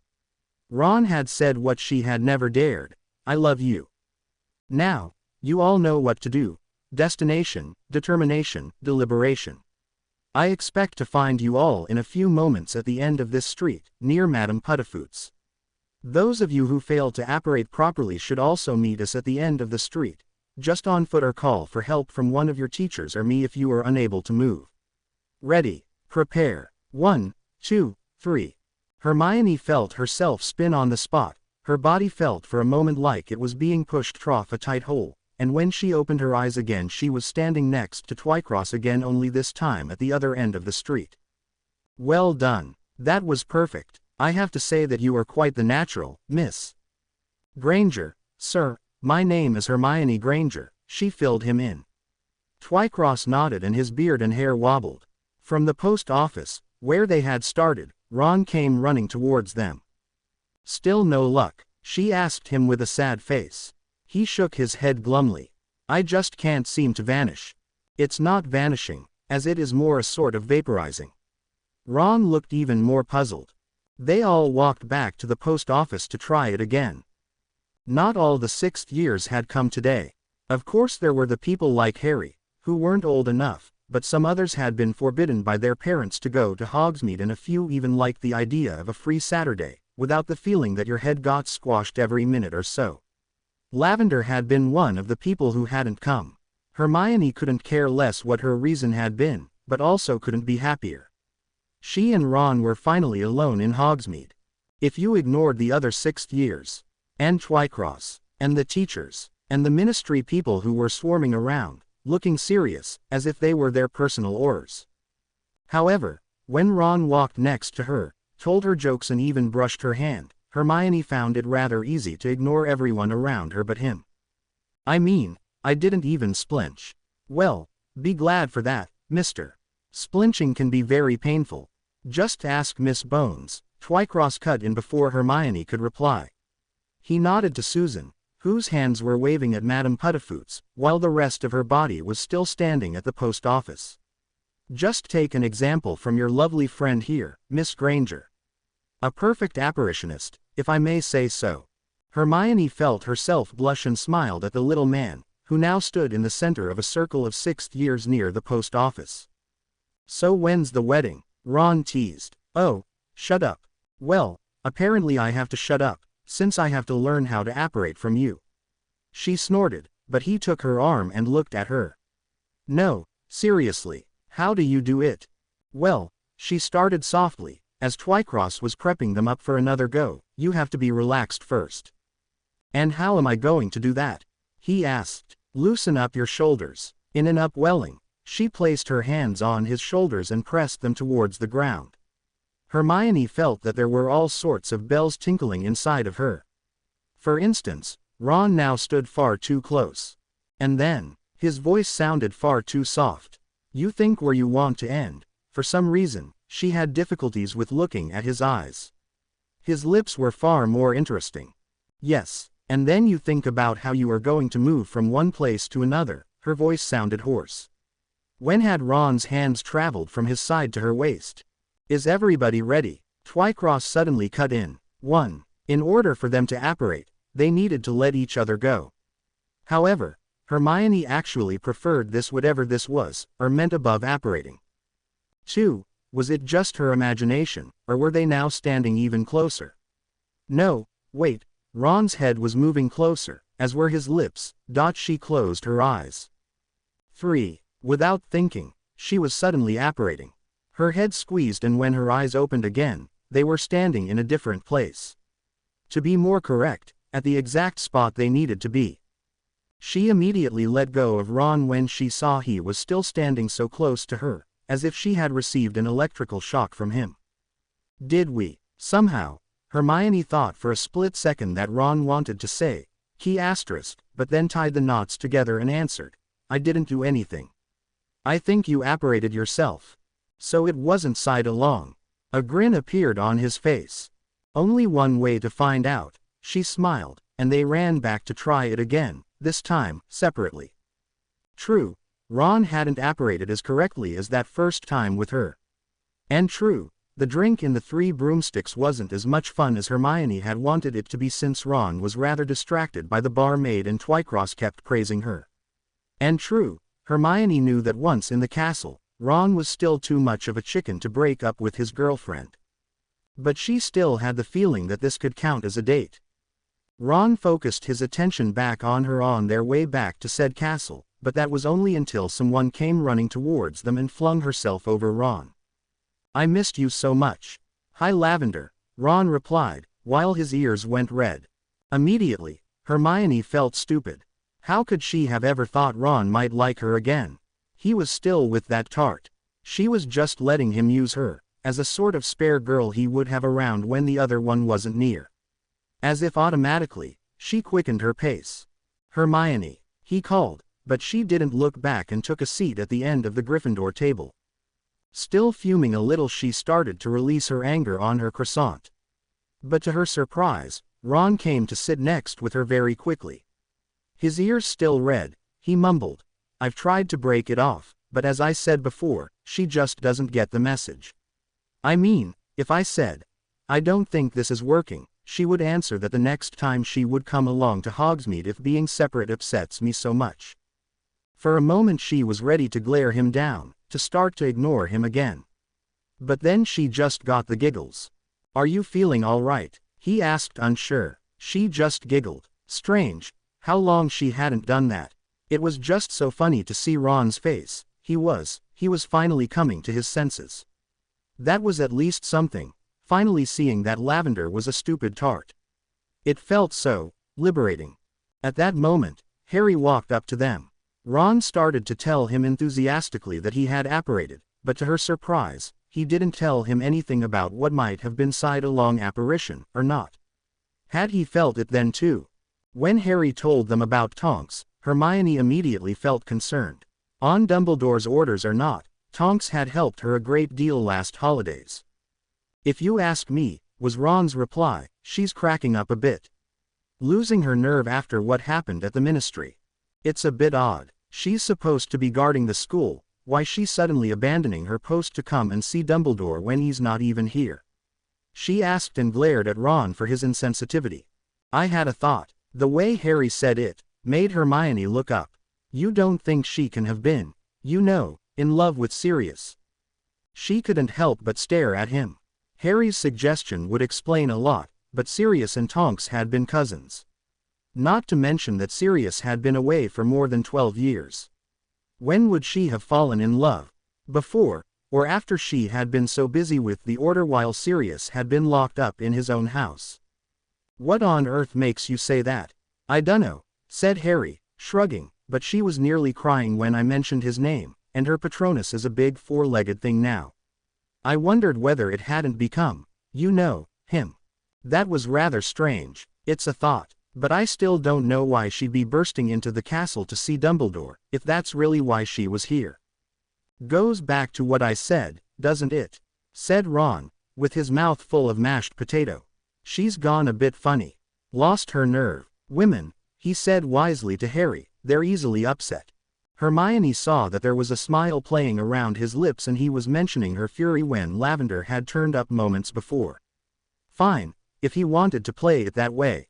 And yet, I doubt you'd find a woman who sulked for half an hour because Madame Rosmerta didn't laugh at their joke about the hag, the healer, and the Mimbulus Mimbletonia. They had made up again, and Ginny was enjoying the nice April weather under a tree, lying on Dean's stomach. However, she couldn't really relax. The situation between Dean and herself bugged her. Rowing, making up, rowing, making up. She had the feeling that this was all they were doing lately. Since when had her fun with Dean been diminished to an endless row? When had her relationship become a drag? She had talked it over with Hermione. The girl seemed to be in such a good mood that even her advice had seemed happy and reassuring. According to her, she and Dean were just getting through a rough period.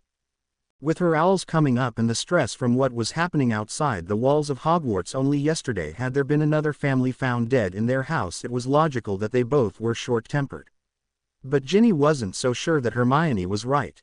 The truth was that Dean saw her as a desperate little person. He had slowly started to treat her like everybody else in her surroundings did, as a little girl, a little sister, that needed help with everything. She thought back to their conversation from just a few moments ago. He had been claiming that he was, with all good intentions, protecting her.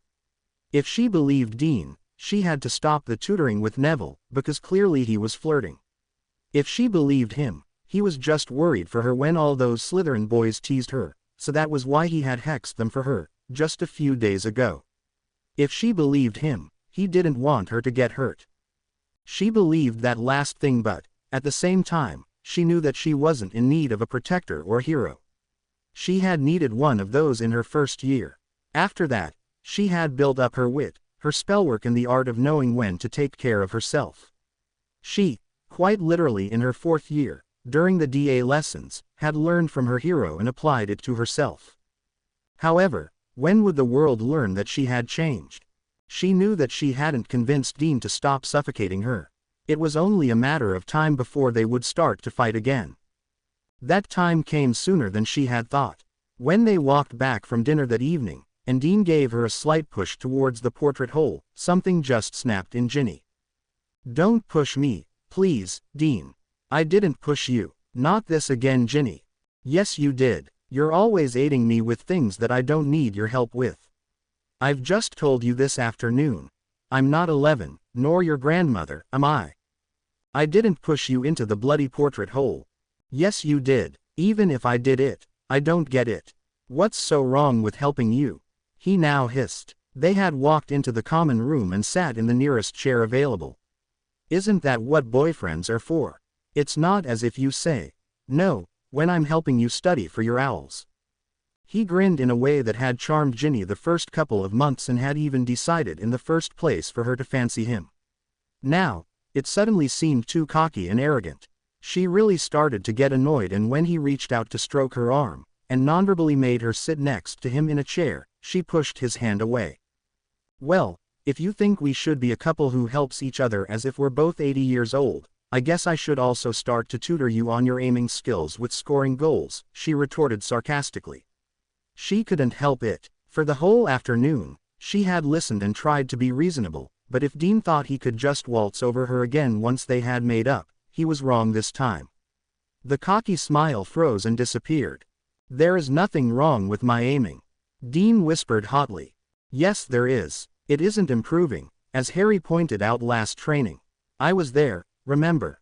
Ginny had definitely hit a nerve. Not only had she mentioned something about her being better at Quidditch, a fact they both had tabooed ever since Dean had replaced Katie, but the boy who lived's name had been mentioned.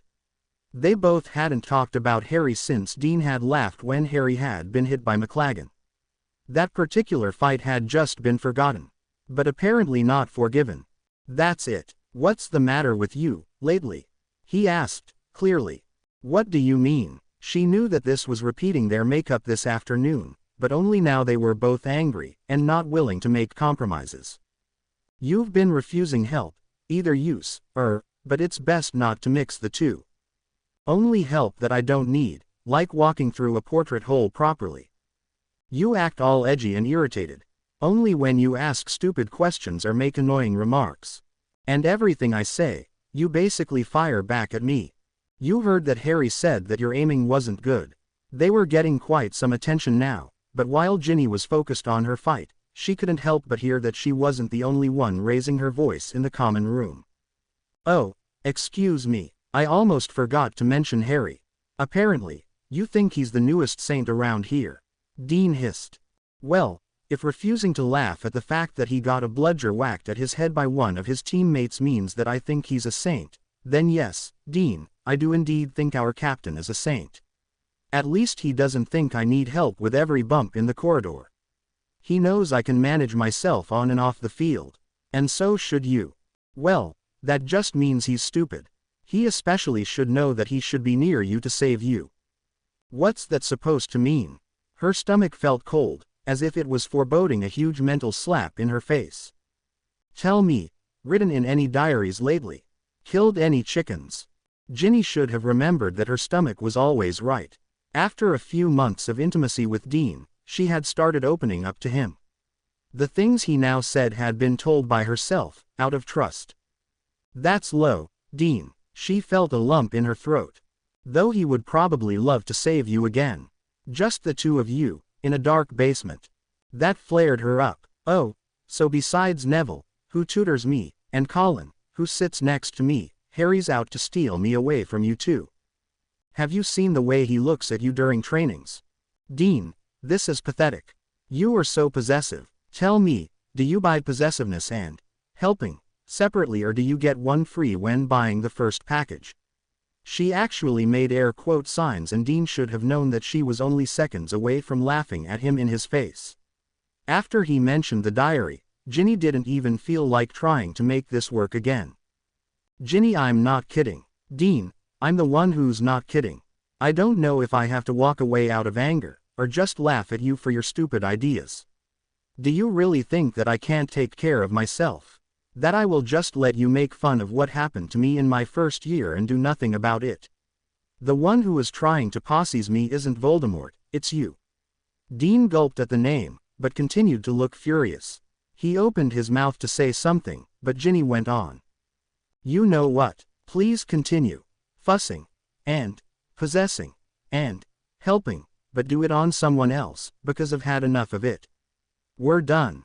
A silence fell between them, in which Ginny could hear a shrill voice of a girl. However, she remained focused on Dean. He looked as if he wanted to give a very long reply, probably containing a lot of swear words, but when he finally spoke, it was in a cold voice, and the only thing he said was, "Fine. Goodbye, Ginny." He then took his bag and stood up, leaving Ginny alone. Just to have something in her hands, she grabbed a book out of her own bag and pretended to read. But she wasn't reading. She was enjoying the feeling of finally being free again.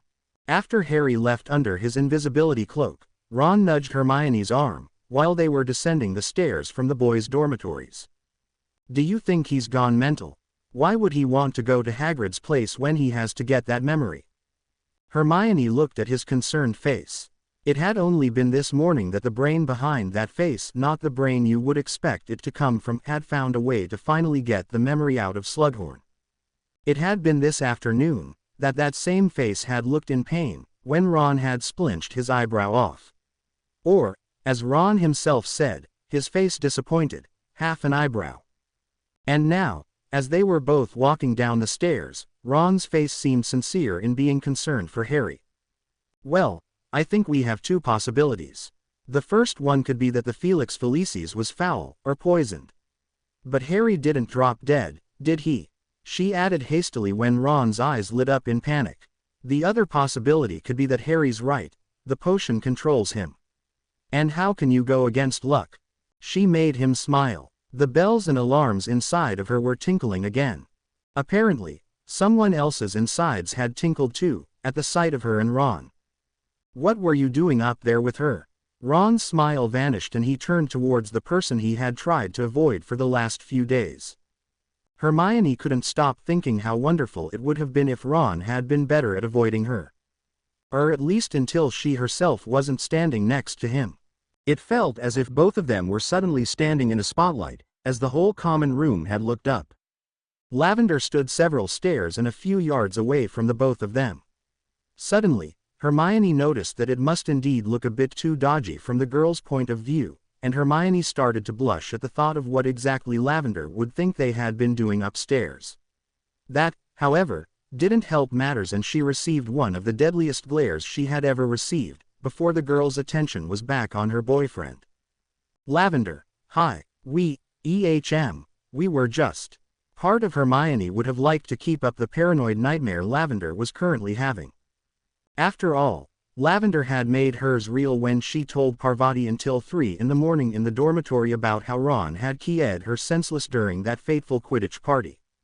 But as much as Hermione's insides screamed for the breakup she had been hoping for since the day that this relation had started, she couldn't bear to see Ron so flustered and helpless.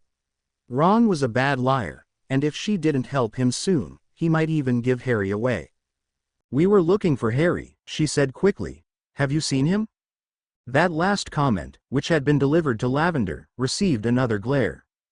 "Don't you dare talk to me," Lavender hissed at her. "This is between me and my boyfriend. He disappeared after dinner. As prefects and friends, we wanted to, but Lavender cut Ron off. Why couldn't you look alone? Why did she have to come with you? You're always with her, even while you perfectly know what I think of her." Hermione started to shift. Besides the fact that she had been dragged into something she knew was going to get ugly, she somehow heard a hallelujah choir in her head. She got it all in one night. A breakup and Lavender making a fool out of herself in front of the whole common room. Lavender, she's just... Oh, please Ron, I'm not stupid. I know what friends are, and she... Hermione wondered if Lavender could speak her name for once, instead of saying the words she and her, as if there was supposed to be standing in for the word prostitute is not your friend. "Excuse me?" Ron was still trying to keep the space between him and his girlfriend as large as possible, but for a moment he stopped looking like a mouse that felt trapped. He was now staring at Lavender in utter bewilderment. "Oh, please. Everyone can see it, Ron. You two don't act normally around each other. You are always quarreling, or fighting, or not speaking to each other. It's not normal. Do you do that with Harry too?" "No, but Lavender cut Ron off again, pretending she didn't hear his answer to her rhetorical question. "I told you, she has a bad influence on you," Lavender said, in a stage whisper, as if Hermione, and the rest of the common room, wasn't supposed to be hearing this. Strangely enough, Hermione didn't feel that appalled. It wasn't as if she hadn't had any other crosswords thrown at her, and the glare Lavender had given her lately had spoken for itself. Ron, however, did. "Lavender, Hermione is the sole reason that I passed my owls and am now in the 6th year of Hogwarts. How could that be considered a bad influence?" Hermione actually turned crimson upon hearing those words. Praising her wasn't a very smart move Ron made. However, he didn't give Lavender the chance to interrupt him and continued. "No, you listen to me. Who was there to lend me her copies of all her notes in 1st year, even though I was a complete prat for most of the time? Who gave me a pile, just as high as Harry's firebolt in 5th year, with facts about history of magic? Who helped me with my apparition? I did? No, Lavender, you told me that it would be all right, that I could do anything, and then you started to distract me by beginning to talk about Quidditch. Hermione told me that I could do anything, but would have to study hard for it. And then I haven't even started about the times she has helped Harry and me with other stuff." The last sentence came out lame, but Hermione felt her face glow anyway. It was nice to hear from time to time from your friends that they needed you, even though they had a potions book lying around that seemed to be smarter than you. Lavender was crying a bit now. There were some whisperings in the audience. Wait, common room. "If she's so fantastic, why don't you date her? You have already allowed her in there." She pointed at Ron's chest. "For all I know, you could have already had an affair." Even though the suggestion had made the both of them shine in an even deeper shade of red, Hermione couldn't restrain herself from rolling her eyes. "You could leave it to Lavender to play an excellent drama queen." Ron shook his head. a bit cautiously because of the tears. Lavender started to rant again. But she is playing tricks with you. She's obsessed with attention. That girl is only interested in you when you are standing in the spotlight. When you got poisoned, you suddenly got interesting again. Shut your mouth, Lavender.